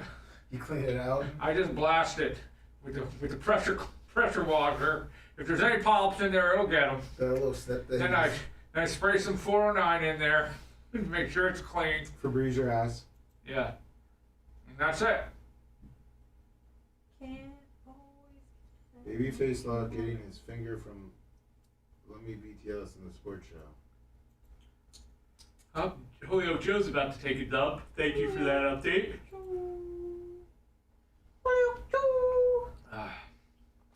So to do the prep, I have you take 8 X-Lax and mash them up into some mashed potatoes. Or brownies. Put them in the brownies. No, Drink a whole gallon of magnesium. And then you go blast in a bucket. Kind of like when he I got a blasting bucket. We're gonna check the quality of your stool. Well, that's when we did the big, the shit-a-thon. Yeah. We ate the X-Lax brownies, and then drank the whole bottle of Milk and magnesia. And you were just shitting on the show, like in a diaper? Well, you had to wait an hour, and if you went early, you were disqualified? Yeah. So you had to wait an hour, and after that, about 30 minutes. Oh, it was tough. It was bad. My diaper weighed the most. Yeah, I bet. I won. Did you take the diaper Did you off? pee in it too, though? Yeah. Yeah. You take the diaper But off you know and what, weigh the it? whole thing is that if you pee in it, it doesn't really help holding the poop in. Oh, that's a You know good what I mean? point. Lummy, did you take the diaper off? Yeah, no, you pooped in the diaper, Then how'd they weigh it? put it in a trash. Then you put it in a trash bag, and they put it on the scale. Okay, so you did take it off afterwards. Well, I mean, yeah, but you had to Okay. poop in it, not just in a bag. Which, I won. Congrats. How much did your diaper weigh? I think it was like 3 pounds. Oh, gross. How much of that was feces? 3 pounds. No, you had urine in there too. Oh, I didn't pee that much because you can't. There's no room for it. No, If you want to try it again and see who wins, you that were was the red. worst 3 days after. Really? How about you and me, Brian? And You and Dr. Dan. Dr. Dan, I remember. Well, look where you're at now. I was the first time I ever talked to Dr. Dan. He's like, you need to go buy a ton of Pedialyte and just drink that for the next 2 days because you are not going to be doing good after for the next couple days. You mean I shouldn't have drank a fifth of vodka after doing it? You were probably a pretty heavy drinker then too, right? No. No? Just drink. When was this? When did you That was become it, addicted to then, alcohol? Yeah, you were still drinking heavy, right? No? When did you start drinking heavy? 5, 6 years ago. He's like, I never drank heavy. Yeah, you bet that. Don't quit. But no, I remember the amount of money I got after that. After the 2-3 days, man, it was like a party. Because it was a good amount of money when we won. How much did you win? It was like $1,200. Wow. Yeah. Who sponsored that? Bubba got a sponsor.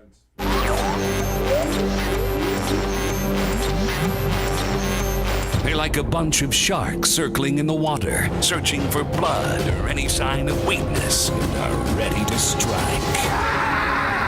This is the Bubba the Love Sponge Show.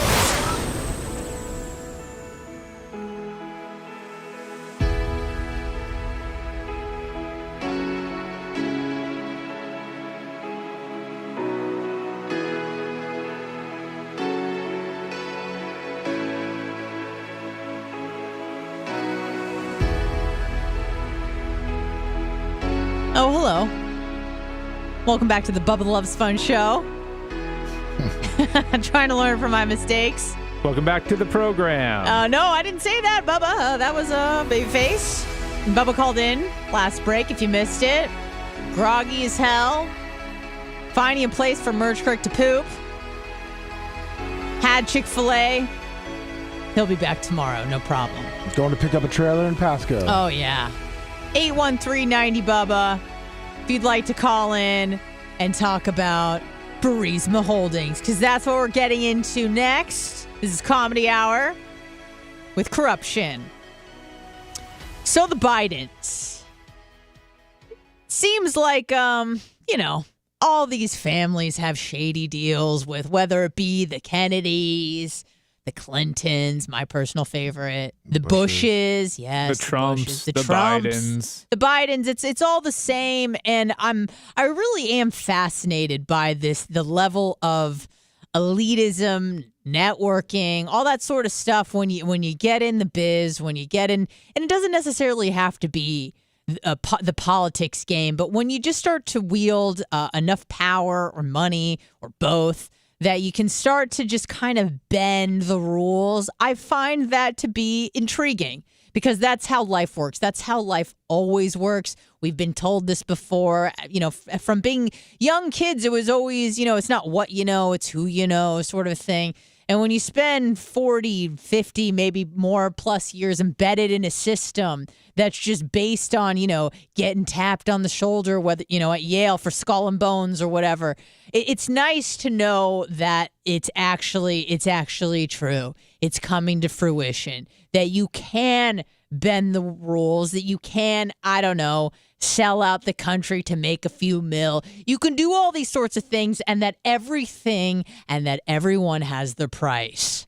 $5 million seems a little bit low, but whatever. Yeah, I would have done what Kushner did, which was $2 billion. There you That's go. a lot better. Because But he had to actually do work Do. for him. He had to actually work. He had to actually work. He I'm wasn't sure something was done for the company that gave money to the Biden family. Right. If this turns out to be accurate. Okay. So what we're talking about, and we talked about the shady deals with the indictment, and we're going to talk about the shady deals with the Bidens. So I'm going to try to wade through this the best that I can. Ooh, no, where did it go? Oh, I just exited out of something. So essentially, you have to say that's followed by "Damn it, Lummy" or something like that. Somehow that was Lummy's fault. Damn it, Lummy, you MFer. Anna. Okay, so just basically kind of like a general rundown of what we're talking about.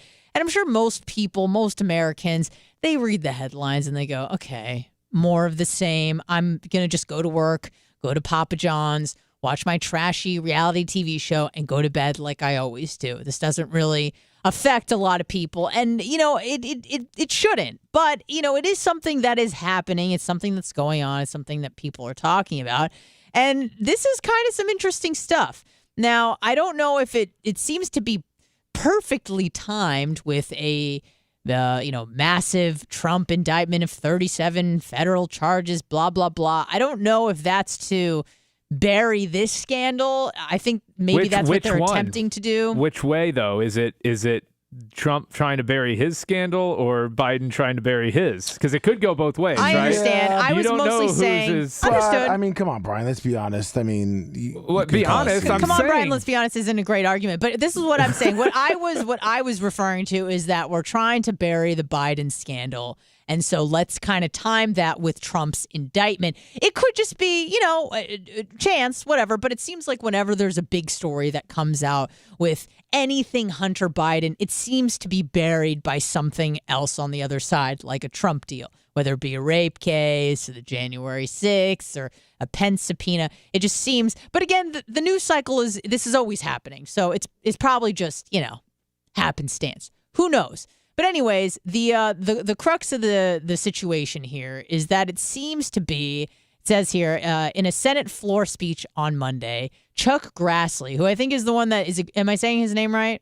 The old codger from Iowa? I believe so. Said an FBI document that has been seen detailing unverified claims of a confidential source revealed that a Ukrainian gas company executive who allegedly bribed President Joe Biden and Hunter Biden made audio tapes of phone conversations with them. So, as far as I know, I think Hunter Biden was a board member for Burisma Holdings, which is a energy company in Ukraine. And I say this all with like question marks because I'm trying to wade through this just like everybody else. Looks like he sat on the board between 2014 and 2019. Okay, great. So that he was involved in energy despite probably not knowing much about energy. He did know about cocaine, White Claws, and whores, but maybe not so much about energy. Anyways, it seems to be the case that there is a reliable source who was told by a Burisma executive that Burisma, and again, I'm asking for input to gear me in the right direction or guide me in the right direction, make sure that I'm getting all the facts straight, at least what we know, that there was an executive that told a reliable source that apparently Hunter Biden was given $5 million and, quote, the big guy, Joe Biden, was given $5 million. That equals $10 million total to apparently get rid of some prosecutor in Ukraine who was investigating Burisma Holdings on issues regarding corruption. Lummy, Mr. Fox News, is that generally what's going on with the Burisma deal? Yeah, that's some of it. Yeah. Okay. And Biden has come out and admitted that he got him fired. Yeah. Okay. There's in 2018, Biden stated that they were able to get rid of this. Well, in his words, it was a corrupt prosecutor. Sure. That was the angle that they're taking. Mm-hmm. The truth will eventually come out, hopefully, on all of this. Right. So apparently this happened during the time that Joe Biden was vice president. As Brian would say, then you got the new call with Joe Biden and the ex-Ukraine president that he came out and said, we got him fired. Even though he didn't do anything wrong, he's fired. And then Biden, I think on a tape said, I can send you the $1 billion now. Oh, interesting. I think that just came out. Okay. Now, how this all kind of... Have you heard the audio? Yeah, I'm trying to find it right now. Yeah, find the audio. And are we certain it's been verified? Because in this day of deep fakes and AIs. It's verified. Even though they literally say, even though the prosecutor didn't do anything wrong, we got him fired. I'll find the audio. No, I haven't heard the audio, but that's pretty damning if that's in fact what's on tape. Right. So, like that's pretty much like shut the case. Okay. Right? Yeah. So let me just do the flow chart really quick. So there's Burisma Holdings, which is an energy company. They're probably doing some shady stuff, and there's a prosecutor trying to get in their way, C-block, if you will.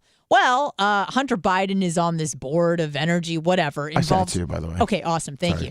And Hunter Biden is involved in this Burisma Holdings company. And there's a little prosecutor guy who's getting in the way of all this money. So Burisma says, hey, listen, Hunter and Joe, we'd like to offer you a little bit of a gift. If you could get this guy off our effing back. And so I suppose Joe Biden and Hunter Biden were given this money, and it seems like it obviously not directly, not through PayPal, Cash App, and Venmo at the Bubba Army, but through several different shell corporations, shell companies trying to launder the money, hide the money. I think it was 20 shell companies? Yeah, I think it was something along the lines where the paper trail would be very hard to follow, and I think there was something along the lines of someone making a joke about how, I think it was Hunter Biden, that it would take like 10 years to find out where this money went because it would be really, really hard to follow because of all the laundering, et cetera, et cetera. We're almost coming up on the 10-year anniversary of him starting at Burisma, so he may be right. Yeah. Okay. Right. So it's coming to fruition. It's coming to fruition. Now, this bribery case, and I'm asking questions because I'm just trying to make it so that everybody's on the same page here. This is what got Trump impeached, I believe, the first time, right? Regarding the quid pro quo, he tried to dial in a phone call and say, hey, we are withholding like $400 million to Ukraine for whatever, but we'll let that go. We'll go through with that deal if you can get proof that the Bidens took this deal. Is that what happened? Do I have a correct assessment of that? Right? Yeah. Trump impeached the first time was over this deal.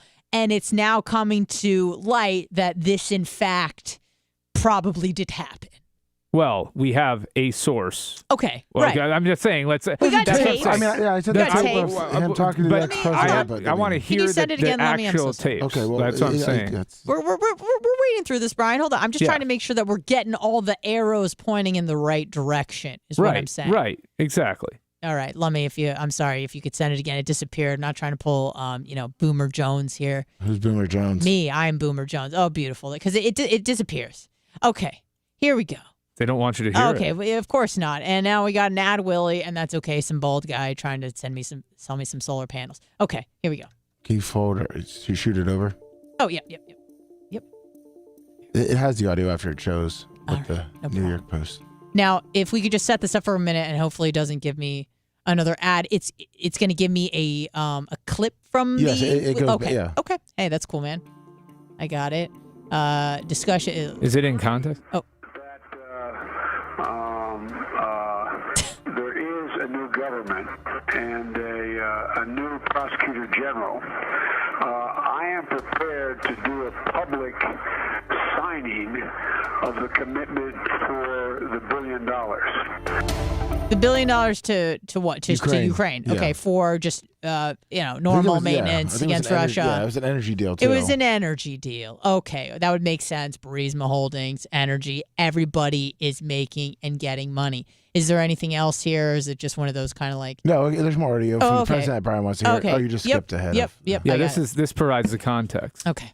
And despite of the fact that we didn't have any corruption charges, we don't have any information about he doing something wrong, I especially asked him, no, it was the day before yesterday, I especially asked him to resign.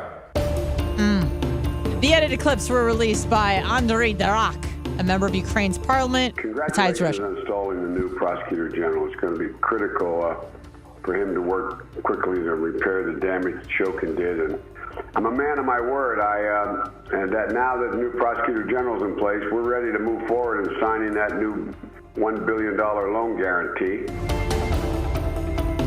Well, Biden has argued that he was only interested in combating corruption in the country. Giuliani has been claimed by Biden, pushed for... Okay, whatever. So it wasn't Biden saying that the guy hadn't done anything wrong. No, I said that the Ukraine guy... I thought it was within that call to him. He's saying, hey, look, we'll remove him, but he didn't do anything wrong, you know. So... I mean, that was one clip of 17 tapes. There have been allegations against Shokin for being corrupt. No, I understand that. I mean, but you're also redacting the fact that there's a clip of him saying that even though we can't find anything wrong with it, that we asked him to resign, but they didn't give a reason why. That's a loyalist who's, I mean, I don't know. That wasn't what Biden said, though. And it wasn't said in the context of a call to Biden. Of course he's not going to say he did anything wrong. Of course Biden's going to say he's doing something wrong if he's investigating his son. Yeah. Now, I was saying the president, I'm saying that... Yeah, I think this issue needs to be investigated further, is my point. I don't think it's a slam dunk, open and shut case of guilt. Well, we also haven't heard everything, so it's hard to make a determination. And just like you haven't heard the Trump tapes of him waving around the documents. So, I mean, it's the same, but at least there's I have a written transcript from that, and I'm trusting, in this case, I'm trusting that the DOJ isn't perjuring themselves in a court document that and again, I admit that's not a huge level of trust that those tapes exist and that's what they say. Well, it's good to be skeptical of everything, but given that within this reason, is true, okay. Within reason, I think it's good to be skeptical when they're filing a court document saying they have the tape and this is the transcript. I think people just doubt. Sorry, it's okay. I think people just doubt. I think it was 59 to 61 people came out and said that the laptop was Russian disinformation that were former intelligence agency. I think people are just now starting to doubt that different things like that. Well, I think what they're doubting is the way the laptop was obtained. Yes, that there wasn't some guy at a pawn shop. That the story I'm hearing is that Hunter Biden was drugged while he was in the Ukraine, and the laptop was stolen from him by the Russians, and then provided to sources and made its way. That's been what I've heard reported. Now, I don't know whether or not that's true. But the story, the whole brought to a pawn shop in America to a blind guy, or whatever. You could see a little bit blind. Now let me ask you this. Let me ask you this, Brian. And again, I'm not saying that this is 100% what's happened or what the situation is, but if it is the case, right, this is problematic. Okay. No doubt. That's not what I was going to say. I was going to say if he did take bribes for, American policy, especially with countries that themselves have known to be very, very corrupt. I would say probably like the most corrupt in Europe, some would say Ukraine. One of the poorest countries, one of the most corrupt countries. Now, if that is the case, it is selling American policy for bribery money. Is that an act of treason? I don't know if it's an act of it's definitely should be illegal and criminal. Well, no doubt. I don't know if it's treason unless it went against our national interest. Okay. So that's, I think, where the line would be is he didn't sell secrets.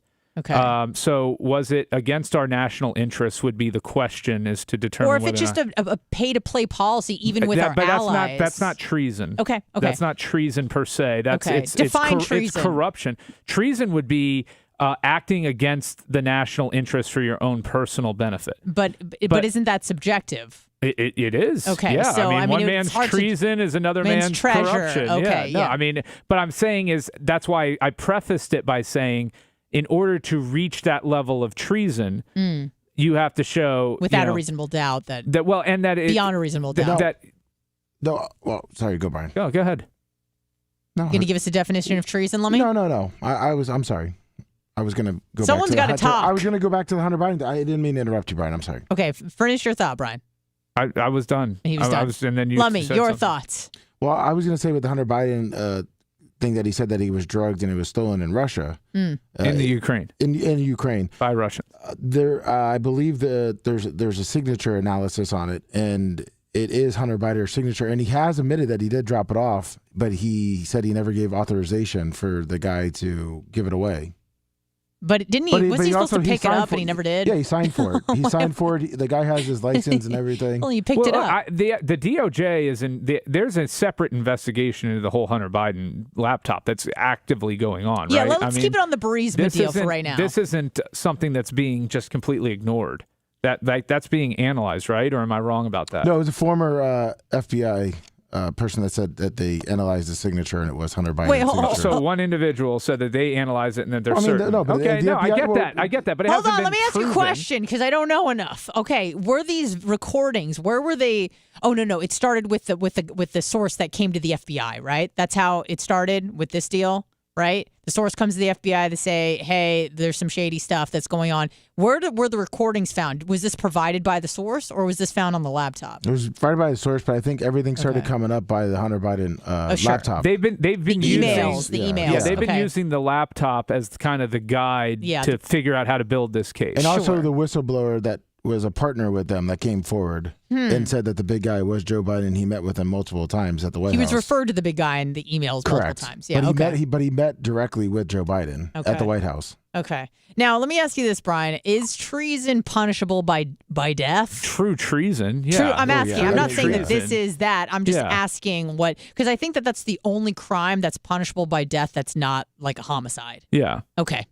Great. Awesome. Let's take a call or two, and then we'll jump right back into break. Okay, who's this? Welcome to the show. Hey, welcome. Good morning. My name's Jeff. What's up, Jeff? Hey, or Jim? The information about Joe Biden, especially the laptop. Yep. They have evidence where Hunter Biden took the laptop to the repair shop.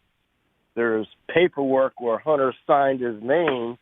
He just never came back and picked it up. That's what I said. That's what one, according to Lummy, and one former FBI handwriting analyst. No, I said there was someone outside the FBI, but it looks like they did analyze it, and it looks like the FBI has said it is his signature, and Hunter has said that he did drop it off to the pawn shop. So why didn't he pick it up? He just forgot because he was Did high? you see the pictures, Anna?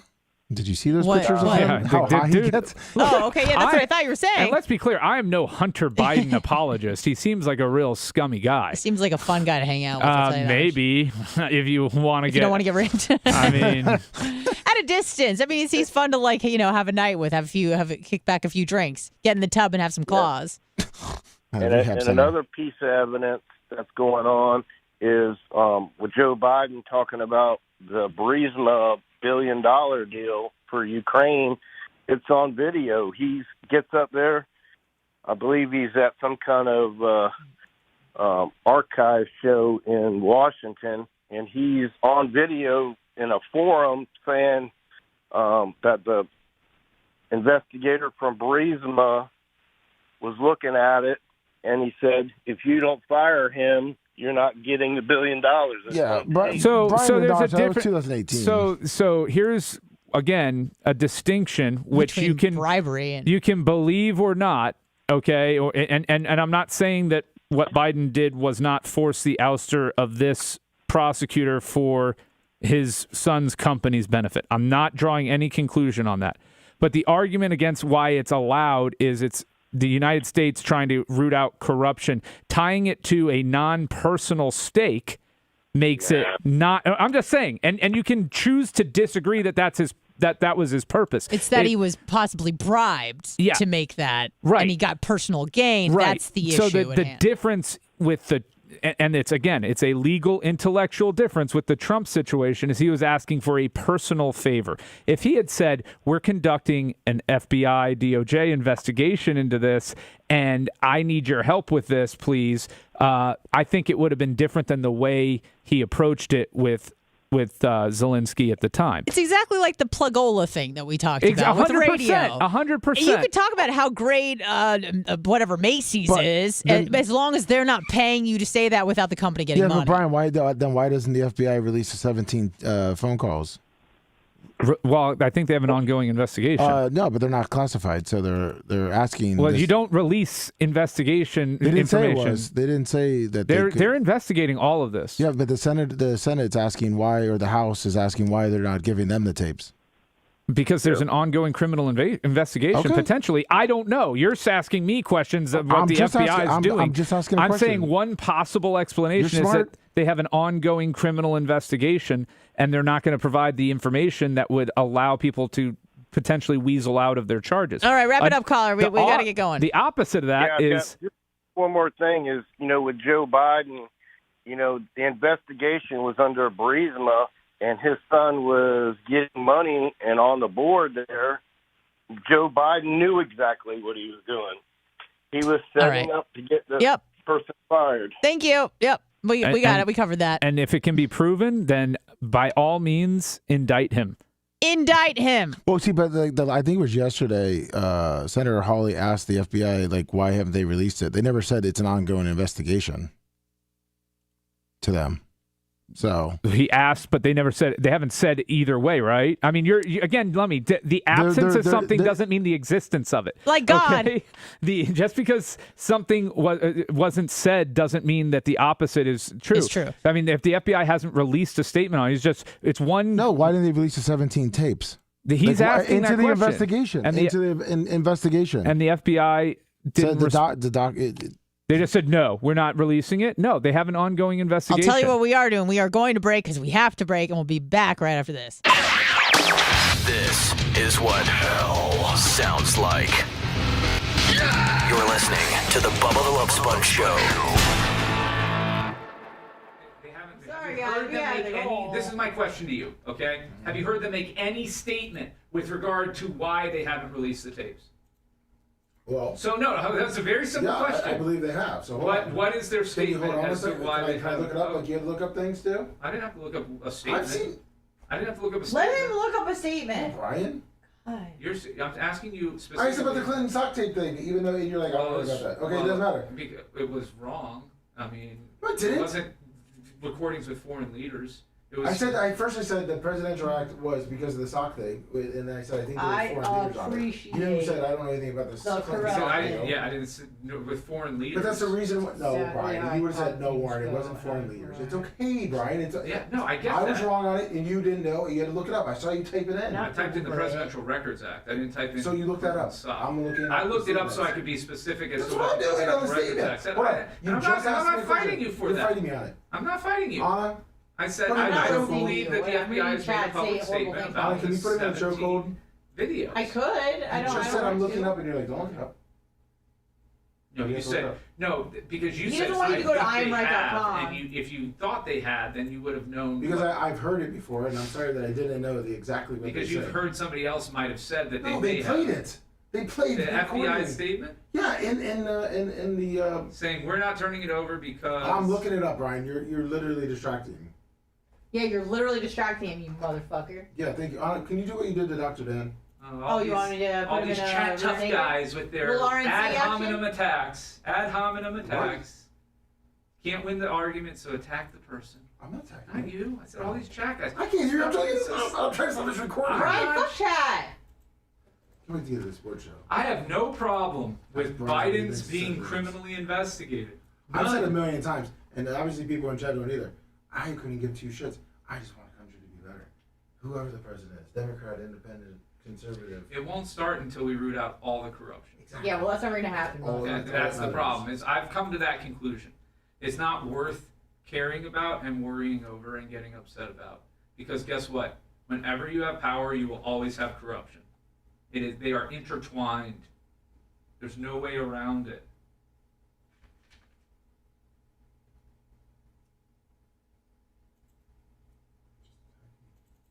I'm not attacking you. That's what Chat's saying. You told me to reach out. I'm trying to get this recording. Trying to look that up. Well, I want you to get the recording. But I have to do but I'm also have to stop the segment recording too.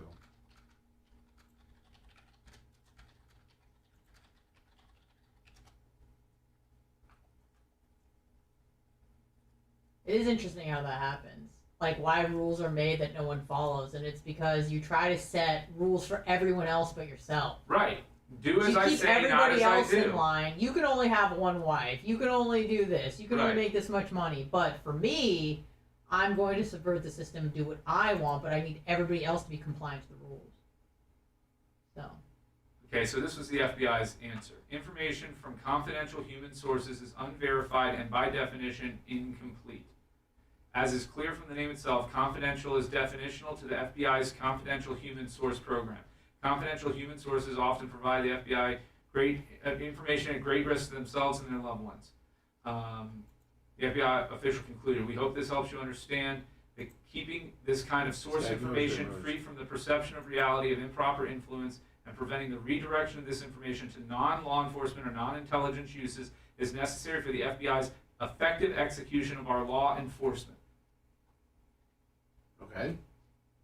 Is this guy a baseball player on there? So they're saying because it's a singular source and it came from a confidential human source, they're not releasing the tape. They're not releasing it to the... They're not releasing it to anyone other than law enforcement and the FBI right now. Oh, okay.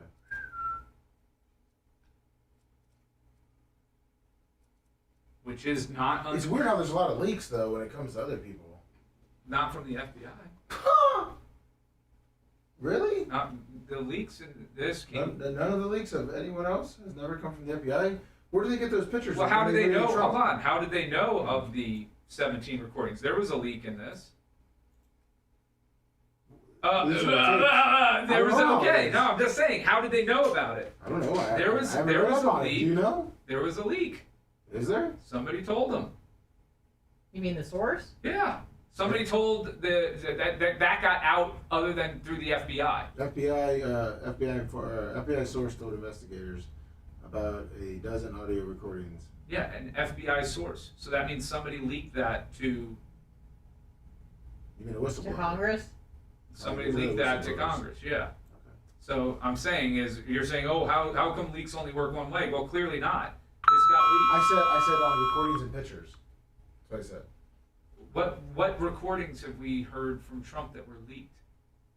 I'm saying I didn't say that. I never named Trump. I never named Trump.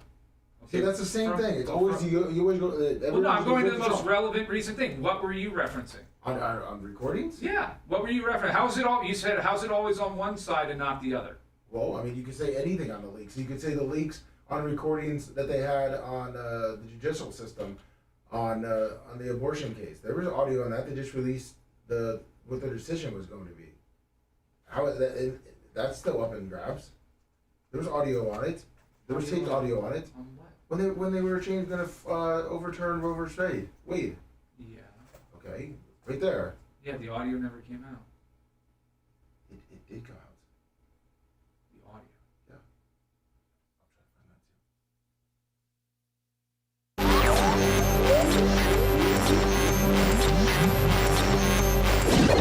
Well, explain yourselves. Just like a six-pack of cheap Yiddish beer. Surprise me. You look like a typical low-life character to me. The Bubba the Love Sponge Show.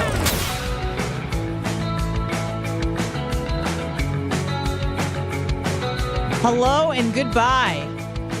We don't have time for much. We're running a little late. Thank you to everyone who listened. Thank you for chat and your input. Thank you to Babyface for coming in and probably ruining your poop schedule for the day. Yeah, it's off, shot. right? I wish I could go to Wawa. Thank you to Lummy.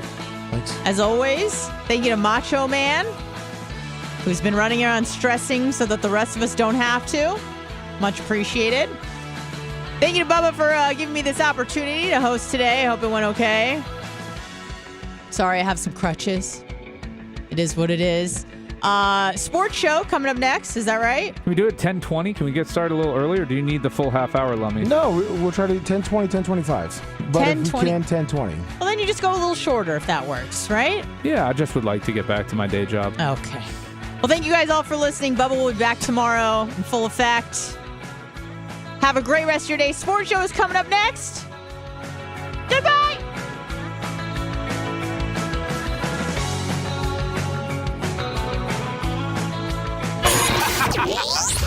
Thanks for letting me finish. You've been listening to the Bubba the Love Sponge Show, starring me, Bubba the Love Sponge. Co-host and show historian, Lummox. Co-host, Anna Hummel. Co-host, Dr. Dan Diaco, Esquire, of Council. Co-host, J. Diaco, Esquire, the Spitting Cobra, of Council. Rhett, the Filthy Ginger, video editor. Yeah, back here wiring up. It's Mini Macho. The BRN agent, Thomas Buttoned Up B. And for everything else, go to thebubbaarmy.com. Now, time for the legal disclaimer. Exactly. The Bubba the Love Sponge Show is intended solely for the enjoyment of our listening audience. Any rebroadcast, retransmission, or other use of this show without express written consent of the Bubba Radio Network is prohibited. We must dissuade him of this delusion.